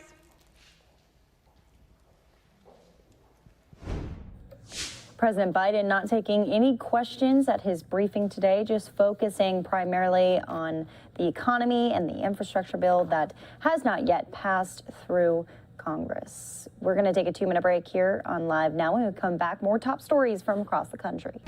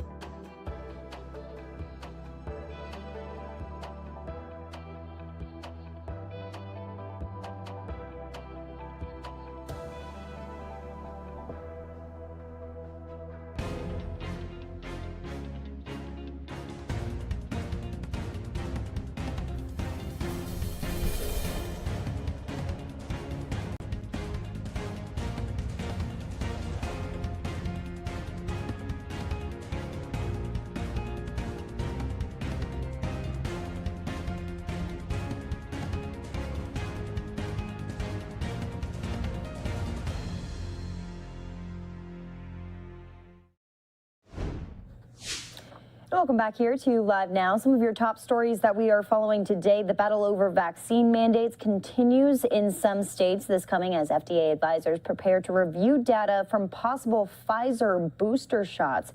Fox's Mark Meredith has details. As President Biden pushes for new vaccine mandates in Florida, Republicans are doing all they can to stop them. Starting today, Florida businesses, schools, and government agencies face a potential $5,000 fine for requiring people prove they're vaccinated. Officials say the penalty applies for every single violation. The governors of Florida and Texas are doing everything they can to undermine the life-saving requirements that I proposed. It's putting the lives of citizens of their states, especially children, at risk. Nearly 180 million people in the U.S. are now fully vaccinated, but officials warn coronavirus is still spreading. Florida and Texas hospitals are seeing a drop-off in new cases after a recent surge, but health officials fear more infections are on the horizon, especially in northern states as cold weather and flu season sets in. The flu season this year, I'll be honest, is something that has a lot of us in infectious disease a bit worried about. Meantime, an FDA advisory committee will meet Friday to evaluate the safety of booster shots. But some question the need for boosters after the FDA released a report this week indicating current vaccines still work to prevent severe disease and death. Still, the government is moving ahead with plans to roll out boosters as early as next week. Many FDA officials have signaled that they're okay with boosters for high-risk populations, the elderly, but not for the general public. While the FDA's advisory committee could sign off on boosters by tomorrow, the CDC is not expected to review the data until next week. In Washington, Mark Meredith, Fox News. And more information on those booster shots, Fox 13 in Tampa brings us details for Craig Patrick. Booster shots are next on the agenda in the fight against COVID-19. The FDA is preparing for a big meeting tomorrow to discuss whether an extra dose of the vaccine is needed. The FDA Advisory Committee is scheduled to review all the information about boosters and then make a final decision. And at the same time, the Biden administration is preparing to roll out a campaign pushing for that third shot. Craig Patrick's here now with some of the data on the boosters and explain really how did we get here? Well, the government, in the course of the past couple of weeks, sent out what may come across as some confusing or some conflicting signals on getting these third booster shots. The bottom line is that the government is prepared to move forward, but it is still under some degree of review in terms of specifically who will be approved for them and when they should get them. Pfizer submitted studies showing the protection from its COVID-19 vaccine begins to wane at around 6 months. The studies also show no serious health problems in getting a booster shot, so Pfizer is recommending boosters for people 6 months after they get fully vaccinated. A study out of Israel also found a booster shot can prevent the risk of infection and reduce the risk of serious illness. Based on the studies and the data, the administration's public health experts called for booster shots beginning September 20th, not 6 months as Pfizer recommends, but 8 months after getting fully vaccinated, pending final approval from a panel of experts with the CDC and the FDA. We bought enough boosters, enough booster shots, and the distribution system is ready to administer them. A lot of people took that to mean the boosters start September 20th, but that's not locked in yet. President Biden merely ordered everyone to be ready in case. While the administration prepared for and is now ready to roll out the boosters, the final decision is still pending further review. And that brings us to the FDA panel of experts who will meet on Friday. The benefits outweigh the costs overwhelmingly, and the FDA needs to get out of their ivory tower and realize there's a real-life pandemic. But others say the process moves carefully and through layers of review by design. There's some evidence to suggest that there may be waning immunity. And so in certain contexts, it might make sense to do those boosters. For example, people who are immunocompromised, people who are healthcare workers who were among the first to be vaccinated. But for the general population, I'm not sure that the data is there yet. And to her point, 2 of the FDA's vaccine experts published this report, which notes the vaccine holds up well in protecting against serious illness without a booster shot. Well, that takes us to the point that the protection does appear to wane or fade somewhat after 6 to 8 months. At the same time, the protection that's still there is highly effective in holding off serious illness and fatality, hospitalization. And that is what's going to drive the debate among the panel of experts tomorrow. Not just the merits of getting the booster in terms of effectiveness, but whether it's necessary given the level of protection that still exists and what it can provide to individuals who have it without getting a third booster shot. So this is still a long way from finished. Yeah, and I think a lot of people want to know what the FDA panel has to say about that. When do you think we'll have a final decision? Well, we don't know. Judging from prior meetings, decisions, votes are held that day or perhaps that weekend, so we could be close. The administration is preparing for the possibility, if not likelihood, that they will begin rolling out booster shots on Monday of next week, but there's no guarantee. This panel of experts will move based on its review of the data and the debate, and we don't have a firm deadline or time frame of what that will be. So stay tuned, as they say. Thank you, Craig. Booster shots. Well, a lot of the focus has been on COVID-19 lately. Virginia taking a look at the spread of measles. Here's Fox 5 in D.C. with the latest. Health alert this morning from Virginia's Department of Health as officials say some people who recently traveled from Afghanistan to Virginia have been confirmed to have the measles. Now, according to state officials, the people were part of the U.S. emergency evacuation efforts. Health departments in Northern Virginia working together to identify people who may have been exposed at Dulles International Airport and other locations in Richmond. Officials are tracking exposure near Fort Pickett down there, which is housing evacuees. Virginia Congresswoman Abigail Spanberger telling Fox 5 she is concerned about the strain that this puts on area hospitals. What we saw at Fort Pickett, and frankly, this was a significant concern. Fort Pickett's located in Nottoway County, and the region is a more rural community. The hospital infrastructure is not significant because it is meant to contend with smaller rural communities that surround it. The Northern Virginia Emergency Response System has written a letter to the Biden administration asking for help to pay for the medical support being provided to the Afghan evacuees. So what do families need to know about measles? Infectious disease expert Dr. Amy Shadajah back with us now with more. Good morning. How big of a concern is this? I don't think this is a major concern because we're a heavily vaccinated country in the United States. Over 90% plus of our population is immune to measles. So it's not something that can really take off in the United States generally, especially not in places like Northern Virginia where there's even higher levels of vaccination. However, this is something that we can plan for. This is something that we can prepare for because we know that not all of the world has as high a level of vaccine immunity as we do. And I think it's very important that we use assets like the U.S. Public Health Service and the Office of Refugee Resettlement to make sure that those communities have the resources to be able to deal with whatever number of measles cases they do detect in these Afghan refugees that are coming here. As for the rest of us, most of us got the vaccination when we were young, and I believe it is a lifetime vaccine. If somebody doesn't know whether they had it or not, is there any way to tell, or is it okay if you go to your health provider, your doctor, and say, I'm not sure, do you get it again?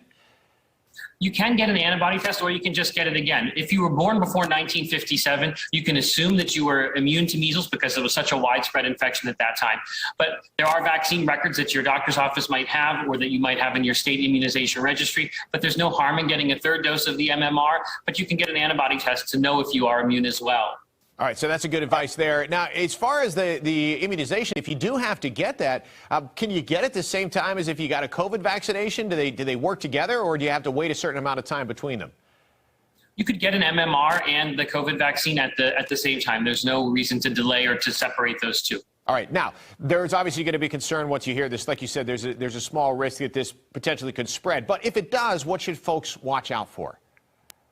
Well, measles is a disease that starts out with coughing, with red eyes, with runny nose, and then about 14 days or later, you get these kind of spots all over your body associated with a fever. That's what you have to look out for. But really, this is going to be in people who are not immunized or not immune. So that could include children below the age of 12 months or 15 months, which is when the first dose is usually given. So you've got to be alert to that. And that's why health departments put out these notifications that you might have been exposed if you were in Dulles Airport or wherever it might be.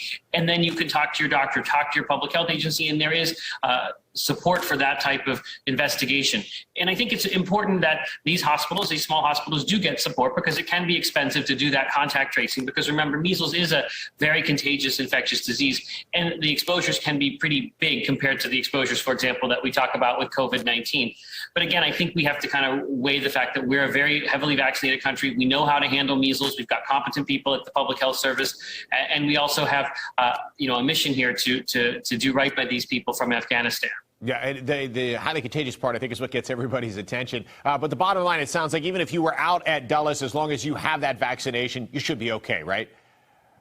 The measles vaccine is your protection against measles exposures being anything to you. So this really is only for people who are not vaccinated against measles, which could include small children. And there we've got a protocol, but I wouldn't worry at this point. This is a small number of cases.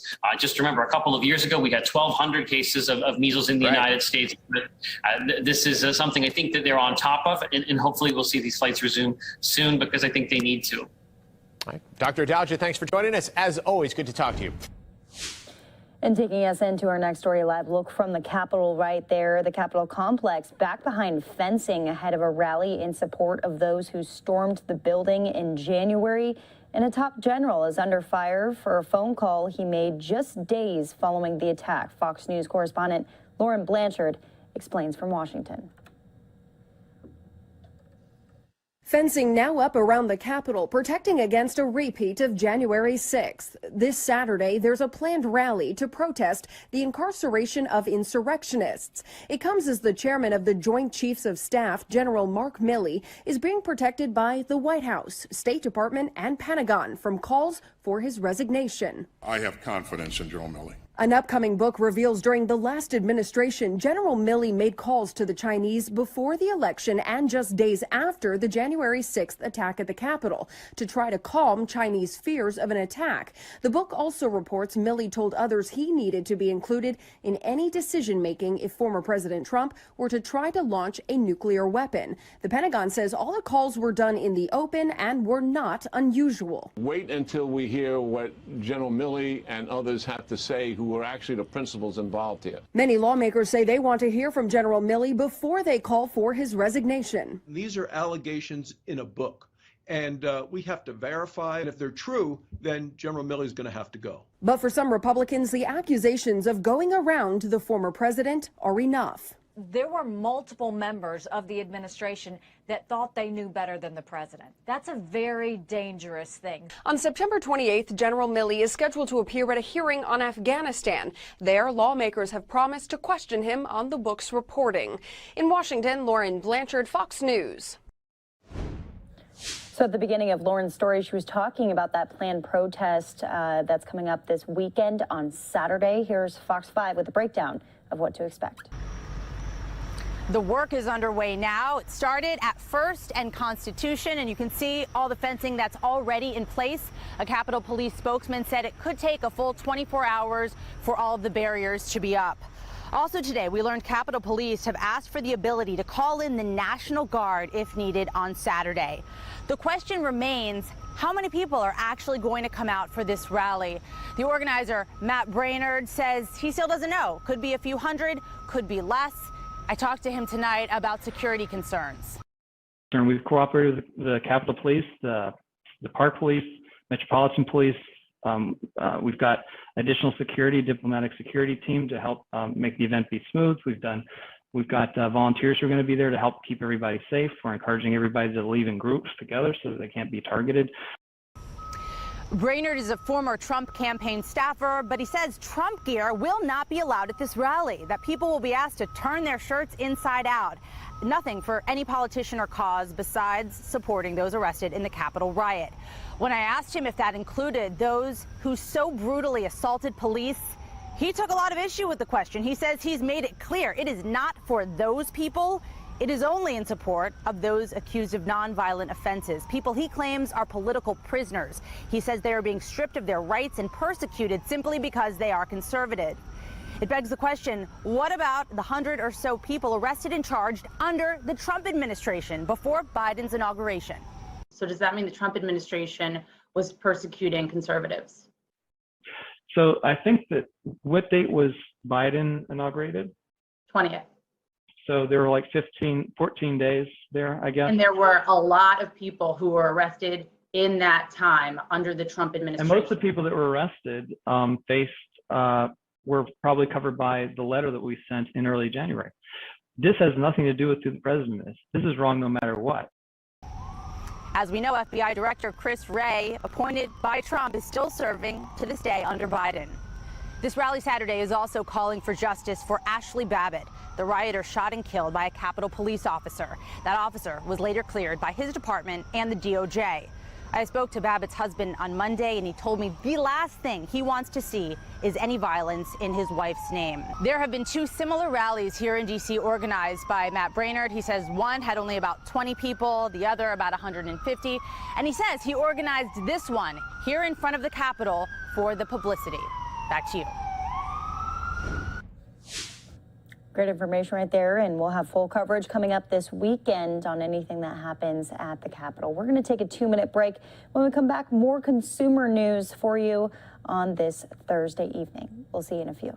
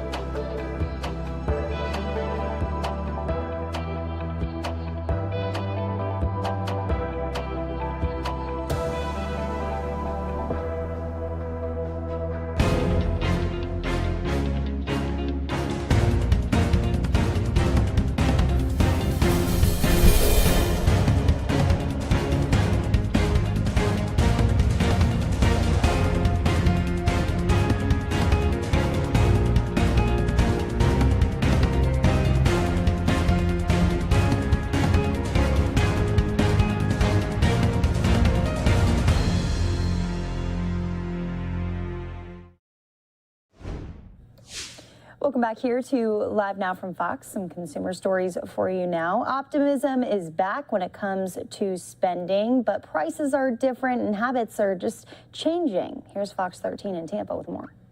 Just because you have to shop differently doesn't mean you can't shop smart. E-commerce jumped 32% in 2020. That's more than double the growth rate in 2019, according to the market research firm Mintel. Even as shoppers venture back into walk-in stores, online sales remain strong. A new Consumer Reports survey of more than 2,500 Americans found 76% say that shopping is a better experience today because the internet makes it easier to get whatever I want, whenever I want it. But a combination of high demand for everything from lumber to outdoor furniture and supply chain shortages for those very same products has driven prices up and available deals down. Appliance retailers, for one, they're offering smaller discounts and fewer promotions. That's according to industry experts. But stores, they are still angling for your business. And online tools make it easier to compare prices. So no, you're not doomed to overpay as long as you shop carefully. So first ask yourself, what do you want? Do an online search, best coffee maker, safest toy shelf. The information you need is all out there for reviews and opinions on products. And the best deals can be found with sites like Google Shopping, Price Grabber, or Shopzilla. And then there are sites like Deal News, Got a Deal, Deals Plus, where you can sign up for alerts for products you're interested in, often by category. Then you need to ask, does it fit your needs? Set a budget and eliminate anything outside those limits by comparing those reviews so you get a sense of price ranges. Then you have that big question, okay, am I going to buy in-store or online? Well, do you need to touch and try the product to decide? Also, keep in mind the bigger the product, the more important to see in person, because you do not want to get stuck with something heavy and awkward that you then have to pay to return. So what's better for prices overall, in-store or online? How about a combo? Have you heard of BOPUS? How about the cart trick? Because so many walk-in stores also have websites or are competing with e-commerce stores, the internet is your key to getting those in-person deals. So check the online price of anything you're considering buying in a store and then ask the retailer to match it. If you can't get a better price, ask for something else, negotiate, ask for delivery or assembly thrown in for free, for example. And then some retailers offer discounts, rebates, or incentives to shoppers who buy online, pick up in store. That's the acronym BOPUS. Okay, now to the cart trick. If you have signed in at a website and you leave an item in your online cart without checking out, some retailers might send you an email with a discount code to encourage you to buy. And then, of course, you can get social. Retailers often post exclusive promotions on their Facebook, Instagram, and Twitter feeds, and then they reward the customers who like or follow them with alerts for discounts, incentives, and giveaways. Another good way to save, join a loyalty program. Signing up for one may get you early access to coupons and sales and promotions, plus rewards on whatever you buy. I'm Sorbani Banerjee for Fox 13 News. All right, thanks for Sorbani for all of that. Well, there's a new push for paid family leave for all workers. Fox 13 in Tampa takes a look at where it stands between Republicans and Democrats on the issue. Plans are coming together to guarantee paid family leave for workers across the nation. The Democrats' version would provide 12 weeks paid for by raising taxes on the wealthy. Republicans' version would allow workers to borrow from their Social Security funds. Our political editor, Craig Patrick, joins us now with the details on that and what may be most likely to pass. Craig?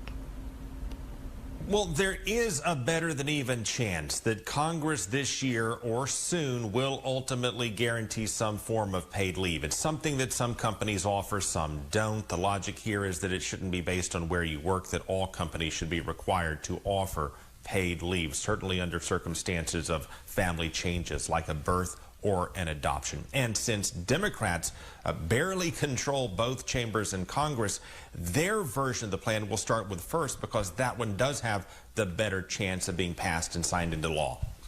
Healthcare is a health issue. It's also a financial stability issue.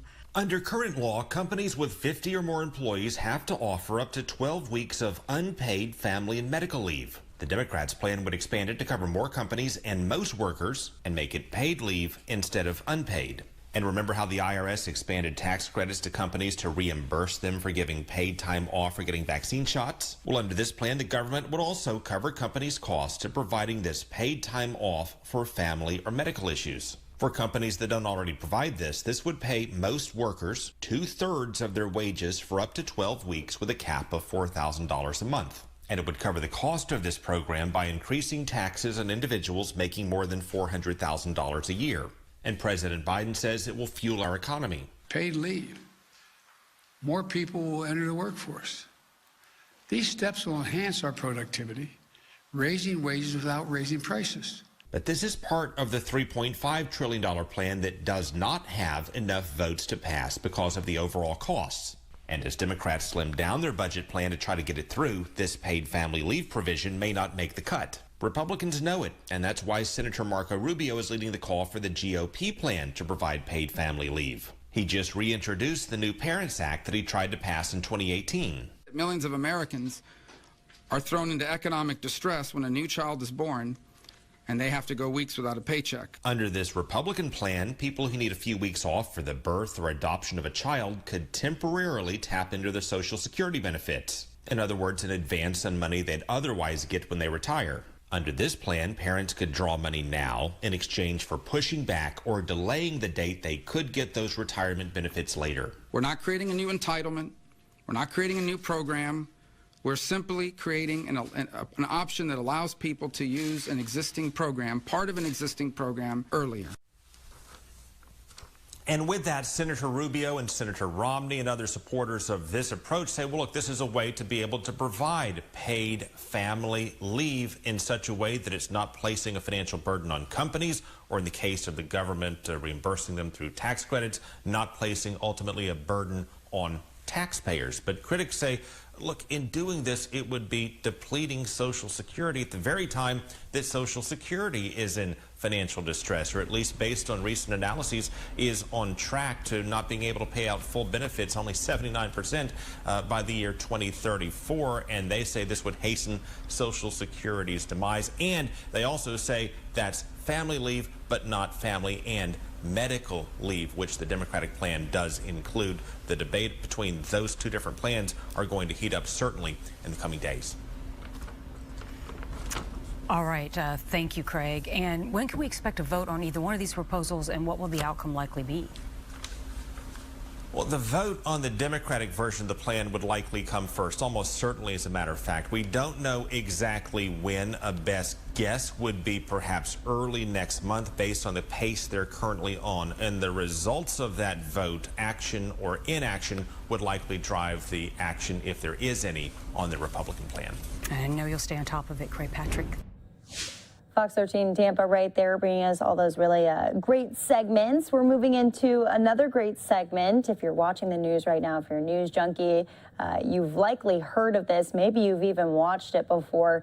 The morning show, Jennifer Aniston speaking with Fox 5 in D.C. about her role. Take a listen. There's a great line in the opening of season 2 where you talk about this idea of there's a cost to fame and success. And I find that line to be interesting because I wondered, just professionally for you, in terms of when your career started, kind of midway through and now, how has that cost changed over the years in terms of like that cost to fame and success, just on a professional level? It depends on how much you invest in it, I think. If there's a cost to success and fame, it means that you've really lost something that was valuable to you. And I think for Alex's character, she was so focused on her work and achieving what she had achieved in relevance and staying relevant, that her eye was on the wrong prize and found herself kind of alienated.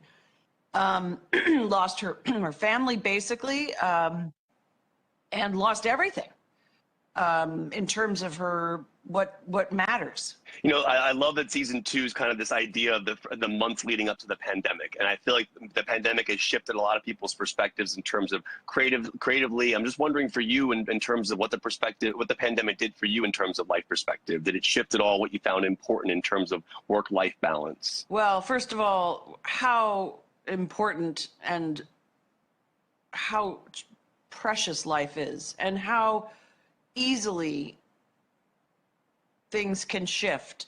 Also, how resilient human beings are, which was something miraculous to see. But how much we took for granted. We took so much for granted. We're such consumers, you know, and unnecessarily so. But also realizing the time you spend. I mean, I hadn't stopped working for 30 years straight. I just would go job to job to job to job. You know, would have a month or two off here but I never was told you actually cannot go to work. And I don't know if it's for 2 weeks or if it's for 2 months or 2 years. Who knew it would be this long? That we're still in this mess. So again, that was Fox 5 in D.C. sitting down virtually speaking with Jennifer Aniston. They also spoke with Reese Witherspoon about her position, her role in the show. Here's that conversation. In season 2, episode 1, you have a great moment where you're hosting the New Year's Eve party, and you basically say, I wish I could tell my 10-year-old self about this moment. And I know you've accomplished a ton of things in your career. I was wondering, what is one specific career highlight that you would love to tell your 10-year-old self about?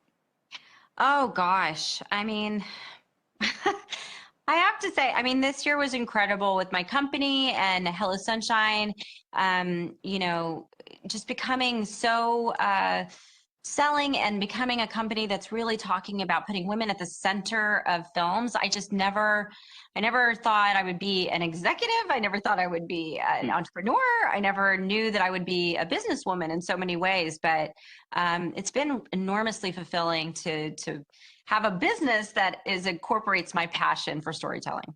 That's awesome. One of the things I love about the season 2 is it's the months kind of leading up to the pandemic and kind of where we were in the world. And this is a question I find interesting because I feel like as artists, I would imagine creativity shifts during the pandemic in terms of what you find to be important in life. And I wonder, like, what perspective shifts that you went through it all during the pandemic about like work and life balance. You want to work less, be with family more. Did you have shifts like that in terms of this time period? Oh, yeah, for sure. I mean, I think being in lockdown during the pandemic, you just start to really evaluate everything. And I also got very sentimental about my life and all the wonderful people I've met. So it was nice for me to be able to reconnect and be genuinely grateful for every artist I know, for every author I know, and reach out and have longer conversations than just, hey, how's it going? So that was really meaningful for me. In the first season, you have this great moment with Jen where you say, like, you're seeing yourself on the billboard for the first time. You're like, I can't believe I'm seeing myself on a billboard for the first time. Do you remember seeing yourself on a billboard for the first time in your career? I remember when I was like 15 or 16, I was in a Gap ad and I was on the side of a building on Sunset Boulevard. And I might have stopped traffic to get out and take a picture with a disposable camera to send to my mom because I could not believe I was seeing myself there. And I still remember it so vividly, what a huge moment that was for me and how I was so excited about that. That's awesome. Last thing I'll ask you is this. I'm a big fan of filmmaking. I love production value, and the beauty of this show is the cinematography and everything. But I'm curious how operational the actual television set is that your characters are working on. Do the IFBs work? Are the mics actually working? Are you really reading that script on the prompter, or do you have those lines memorized? Oh, that's such a good question. The answer is such a mixed bag because some of the microphones work and some don't. And then some of the IFPs work and some don't. But I will say it was built to be completely functional. So it's one of the most beautifully built sets I've ever seen, and complex too, and expensive. And but I thank you for noticing that because so many people behind the scenes, the production designers, the cinematographers, really did so much because we couldn't shoot a lot of exteriors. So we had to make the world inside look really vibrant. So thank you for noticing. Yeah, really interesting question right there. Coming from a news background, fully functional set right here, and we have a fully functioning night moving forward. We have a couple other interviews from our sister stations across the country. These are just kind of scattered entertainment stories, so we're just going to play them all out for you in a compilation here. Thanks again for joining us here on Live Now from Fox. It is 9:30 here in Phoenix, Arizona. Well, businesses continue to recover from the pandemic, and one group is rolling with the punches, literally. Yeah, Fox 6's Christina Van Zelt explains how a local organization is making a comeback one wheel at a time. There's never a dull moment in Milwaukee's 3rd Ward, a place familiar to many. Corner of Water Street and Caldor, I think it is.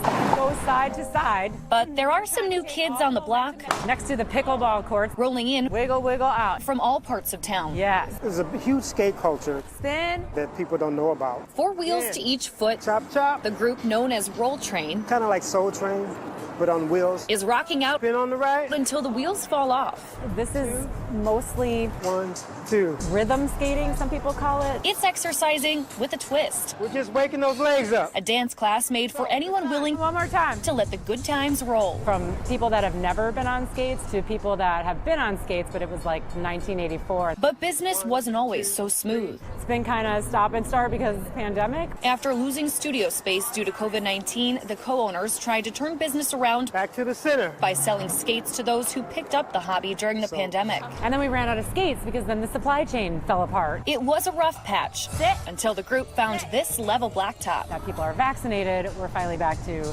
having more classes and more people that we don't know all the time. They feel totally different. Spin. They feel revived. The soul-filled jamming session 1, 2, 3. An inspiration to those joining in for the first time. It was just a very positive, uplifting experience, and so I wanted to come back. Regular grapevines. And the skaters looking back to master a new move. Grapevine's kind of a basic move. On both sides. Everybody's got to try to master that, trying to get really good at going backwards. With every step. In Milwaukee, they bounce a lot, and they also mix it with some James Brown flair. Really slow step. The energy is so big, you get hooked on it. It's that vibe. Walk it. So easy to cling on to, and why the co-owners feel the benefits go beyond just physical. People think skating was done or died, and it never has. It's never been underground. Small. So the next time you find yourself on this block, the group hopes you'll jump in and fall in line on the roll train. Okay, here. Reporting in Milwaukee. This might be the last one. Christina Van Zelst, Fox 6 News.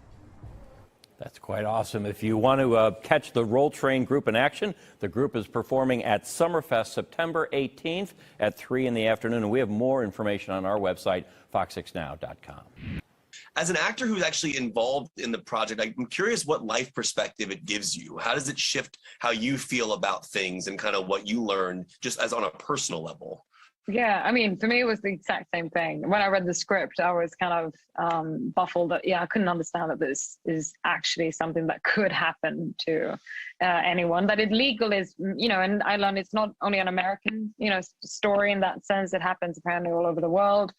And I think, if anything, when, I made the film, it is that feeling of being put in a situation and a traumatic experience where, normally you feel like, well, I'm trying to do my best to figure out a solution. At least I can progressively try to make change in whatever way it is. But in this situation, their hands are kind of tied.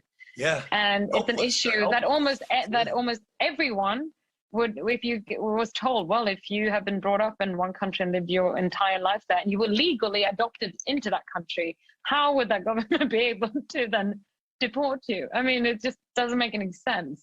So it's that thing of the issue itself is so far off, and that these people can't really do anything. And I think that is some of the worst things. I know myself when I have a very intelligent dad, and sometimes when I've been in a tough situation, he was like, well, can you do something about it? I was like, yes, I'm doing well. He was like, if you're doing that, you're doing everything you can.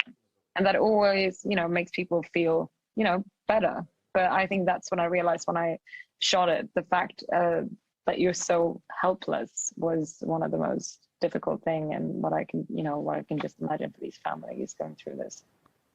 All right. Nobody, right. All right, 9:45 is your time. In today's Hate Ladies series, we are talking to two women dubbed the queens of modern motherhood. Real-life best friends, comedians, and authors, Kristen Hensley and Jen Smedley. Now, they are best known for hosting their popular web series, #IMomSoHard. Take a look. It's the beginning of the year. So the beginning of the year, moms are like, I gotta stand at the fence. I gotta watch. I did that today. I got caught by my first grader. They're like, I gotta whack them up there. I gotta do. But next week, everybody's like, peace be with you. Did you even make it today? Yeah, I don't know. You better show up. Yeah, if I get a tardy thing, I'll be like, that's not my fault. I dropped them off at the right time. They went down the street to get a smoothie. That's on them. Well, my husband sometimes is a little late. Oh, I'm familiar with that. We can get there in a minute and a half. That's his theory. All right, so next Thursday they are headlining at MGM National Harbor, and this morning Kristen and Jen join us to talk about their comedy tour, motherhood, and more. Good morning, moms. Hello. Hi. Thanks for having us. Okay, so you guys have gained 300 million views in 3 years. You're uber popular. You're doing everything. I just want to know, do you even have time to be moms anymore?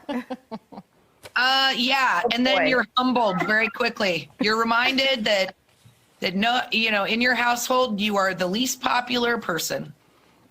Kristen, speaking of, actually, I was on Instagram And I guess you were supposed to have like a date night with your son because his sister was gone, and you were like, if I make you laugh, like, would you cuddle with me on the couch? How often do you have to bribe your kids? And can you just say, listen, I'm super popular on Instagram. Isn't that enough? They don't, it doesn't compute for them. So no, it's never enough. And I bribe them at every turn because it's just way easier to give them loot than to sit there in a full conversation about it. Yeah, and I'm the one mom on the couch here. I say bribery is like my #1 parenting tactic. I mean, I'm just saying. I use emotional manipulation. I'm already there because I don't get the hugs that I need. So I go straight for the jugular. Gotcha. Jen, talk about, love that you receive. Of course, moms, even people who aren't moms, follow you guys and love your comedy. Talk about your male fans, though. Do they come to the shows? Do they watch? What are they saying about it? Well, it used to be like, pre-2020, we'd have like 3 men out of 3,000 and just these scared guys on their best behavior in the middle of the theaters. But the last shows that we've done, I think women are like, let's get out of the house. Let's go on a date night. Like, finally, we've had so many men in the audience. And I tell you what, they're laughing just as hard as the women are. And we've even had like a front row of all guys go like, you know what? That's the truth. That's what it's like. Wow. That's what it's like. Well, I mean, you guys are amazing at being very relatable. Yeah. And so, one, I think it's brilliant that you make mom a verb. I mom so hard, I mean, because it really is. It is a verb. It is an action, and it takes a lot. But I'm just wondering, like, how do you continually come up with what you're going to talk about, because as you become more popular and it goes on, you have to keep coming up with topics. But also, it's very important to you guys to make sure you're like, look, we're not giving advice here. We're not a mom advice podcast. Why is that so important? Because I think that we get enough of that as women and as moms. We're always told like, hey, you hit this goal, but that's, you could do it better. Or you could, this IKEA shelf you put together, you could make it really cute and put like paper and dizzles and whatever. And so I think we're just never taught that like we get to be okay with the way we are just in the moment. And I think Jen and I wanted to really focus on the power of a friendship between women and how important that is. And that women are funny and that like they have a good sense of humor and that we tease each other and we're lighthearted. It's not always like women get together and like hold hands and sing Kumbaya. You know what I mean? We're like, we're down to have a good time. Our shows are rowdy. They're spoken from our point of view. And I think that's why we try to keep away from advice because we get enough of that. You can get that anywhere. We don't want to give that. Plus, we're totally unqualified. Speaking of that, not giving any advice, saying you're unqualified, what would you say to parents out there, right? Who, I mean, they're momming, they're dadding, they're doing all of that. They are exhausted. They've been through this pandemic. We're still in it. What would you say to them to perhaps, I don't know, maybe loosen up, maybe laugh a little? How do you do that when things get so tough? Well, that's the best part of our friendship is we give each other such a hard time for all of our mistakes. So nothing feels like too precious. I think you feel like everything's so heavy right now. Can we laugh about anything? And literally, if you don't laugh about all of it, you're just, you can't operate, you can't function. The last year's been like way too heavy. And this is actually our 3rd show that we're doing. And we're calling this one the Getaway Tour, because that's exactly what everybody needs is they need to like get away from their kids, get away from the house, get away from like, there's nothing political in the show. There's nothing heavy in the show. It's just laughing about the day-to-day stuff that we're all dealing with. Sounds like it's good to have a silly girlfriend too. I mean, I'm just saying. That's the best, and that doesn't matter if you're a mom or it's your friends look at you as such a positive reflection that you just need someone to think you're awesome. You know what? I thought for sure your answer was just going to be wine. That is how you do it. Yeah. All right. Ladies. It's early. It's 5 o'clock somewhere. Thank you, ladies. We love you. And if you're interested in the I Mom So Hard tour or podcast, make sure you look them up. Steve? Chico B, I'm the illest MC that you ever seen. Got a diamond chain and an all-black patty. If you a gorilla, then I'm the zoo in Cincinnati. Call them, tell them when you got your style. Better yet, they already know that you my child. When it comes to rapping, I give you the blues because my rhymes are ugly like Steph Curry's shoes. All right, look at me laughing a bit. That's a clip from Wild 'N Out featuring our next guest, DC native Chico B. He's an actor, comedian, and producer, and you can see him as a cast member on the hit sketch comedy show hosted by Nick Cannon, or as 1/3 of the 85 South show. Now, tomorrow night, you can catch him and his comedy show at the MGM National Harbor. First, though, Chico Bean joins us right here in studio. He is our first celebrity guest live in the loft. Good morning to you, sir. Good morning to you, Welcome. sir. It's been a minute since I've seen you, man. I know. I don't want no smoke, so I'm just going to do the interview. I don't want no smoke either, especially not in the new building. Y'all ain't going to charge me for none of this new stuff y'all got in here, Slim. How is it being back out? You know, we're going through this pandemic. Yes, sir. And everything. So how is it being back out entertaining the masses and groups of people now? It's unique. You know, everything has changed. You know what I mean? It's kind of different when you're doing comedy for people with masks on, right. You know what I mean? Because you have to really go for the expressions, you know what I mean? And now you kind of taken away from that, but it's lax now. When I first started in January, I didn't do any shows in 2020. And then I started in January in Texas, and one lady had on 2 masks and a visor. I was like, you better not sneeze, you're going to kill yourself. Don't die in my show. Right. That's been unique, but other than that, just being back out in front of the people is a beautiful thing, man. What kind of a challenge other than the financial? Because, you know, during the pandemic when it first started, nobody can get out anywhere. No, there were not any shows. You said you didn't perform at all. So how did you keep your edge? How did you entertain yourself? What did you do during all that time? Well, that's just it. Entertain myself. You know what I mean? Like, I knew it was time for me to get out the house, though. Like, when I put my jewelry on and take the trash out, I was like, you know what? It's time for me to get out of here. But, you know, really, it just was, you know, it was a blessing to have the foundation that we had with the 85 South show, because we were able to still record, and, you know, it caused people to kind of venture back in the house. And that's where we started from the just on set. We had done the live shows, and that blew us up. But when we went back in the pandemic, we were able to get back and sit down, and people just regenerated to the live, you know, sitting in the podcast, and that helped us stay afloat. You know, just keeping ourselves in people's faces the entire time. So it was dope. Okay, let's talk about Wildin' Out. Yes, sir. Every time we see, or when I watch Wildin' Out, I see you guys clowning each other, and I'm like, man, I don't know how they don't fight.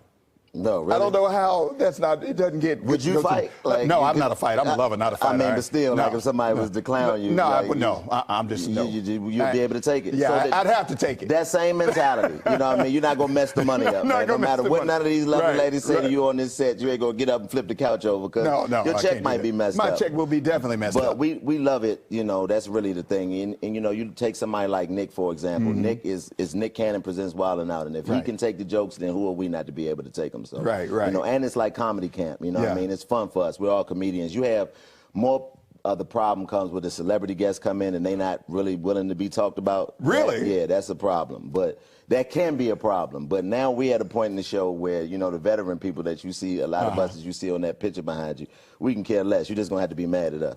Now, I want some tea now. You just said that some of the celebs coming in. You can go back to that new kitchen and make something. You won't get me on TV, Slim. No, not going to happen. Do it. I want to know about some celebrities that come in and get their feelings hurt. No, I don't want to do it. No, not going to do it, because I want them to still come and get their feelings hurt some more. So I'm not going to be the person to spill the tea, as you say. Is there any line that you won't cross, though, when it comes to making up these jokes about each other? Is there any line you won't cross? Yeah, I mean, you know, it's you know, you just general standard. You know, the things that you wouldn't say to somebody on the street, you know, when somebody's dealing with something, anything personal, too personal. And I think if you have to go that route to be funny, it's not really funny. If you have to be detrimental to be funny, it's not funny at all. So, you know, you stay over that line. But anything else, you know, everybody's fair game. Everybody's fair game. Everybody's fair game. All right. You know what I mean? So let's talk about your show at the MGM. Yes. What can people expect to see when they come down to see you at the MGM? Me. I'm going to be there, which is the shocker. That's the surprise. They let me in the MGM, a real live DC native for real. Like, they let me in there. So it's a celebration, you know, coming from where I come from in the city and growing up the way I did. You know, anything is an accomplishment. When I did Constitution Hall, all of those things were big accomplishments. And I recently, unfortunately, lost my mom in May. Oh, wow. To COVID. Condolences. So thank you. And, you know, just being able to have this type of event right after that is you know, is fulfilling for me, because I went through such a great loss, but this is one of the biggest accomplishments you can have, coming back to your hometown and having a show at a venue such as the MGM, you know what I mean? So I'm excited about it, and we're going to have a good time. Anybody who's familiar with me knows the quality of show that I give, so you can expect that in this. Okay, all right, 10 seconds. What else you got going on? Actually, this Friday, I am on a show with Charlamagne the God called The God's Honest Truth. It's on Comedy Central. Yep, I saw the commercial. The same day as the show. I'm on that show, so make sure you tune in and watch that. Keep watching Wildin' Out, the 85 South show, all that good stuff. So, we in here. You should have let me do the read out. I see the ladies ready. Wait a minute. Okay, wait, let's see. They said go ahead. You do the read out. Okay, here we go. We're done. All right, go.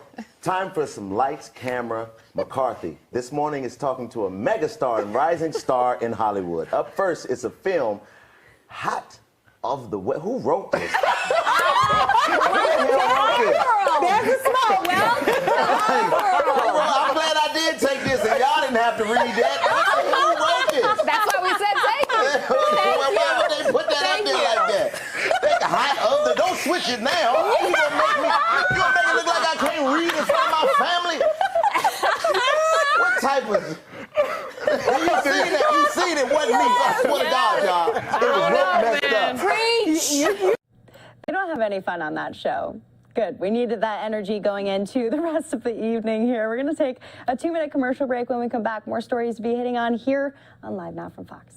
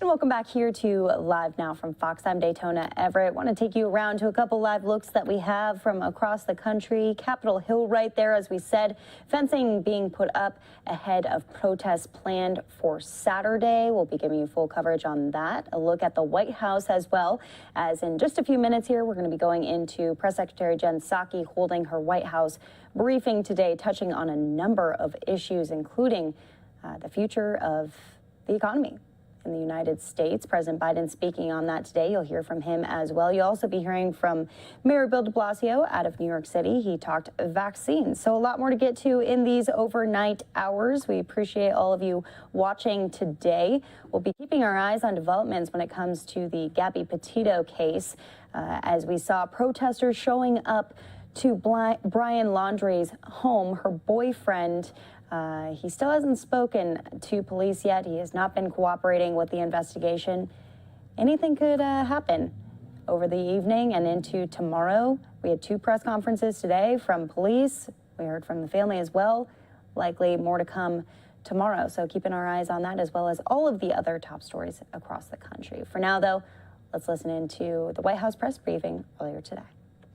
Today, 15 recipients of the Nobel Prize in Economics released a letter in support of the President's Build Back Better plan and his economic agenda to support the middle class, writing that it will make, quote, critical investments in human capital, the care economy, research and development, public education, and more, which will reduce families' costs.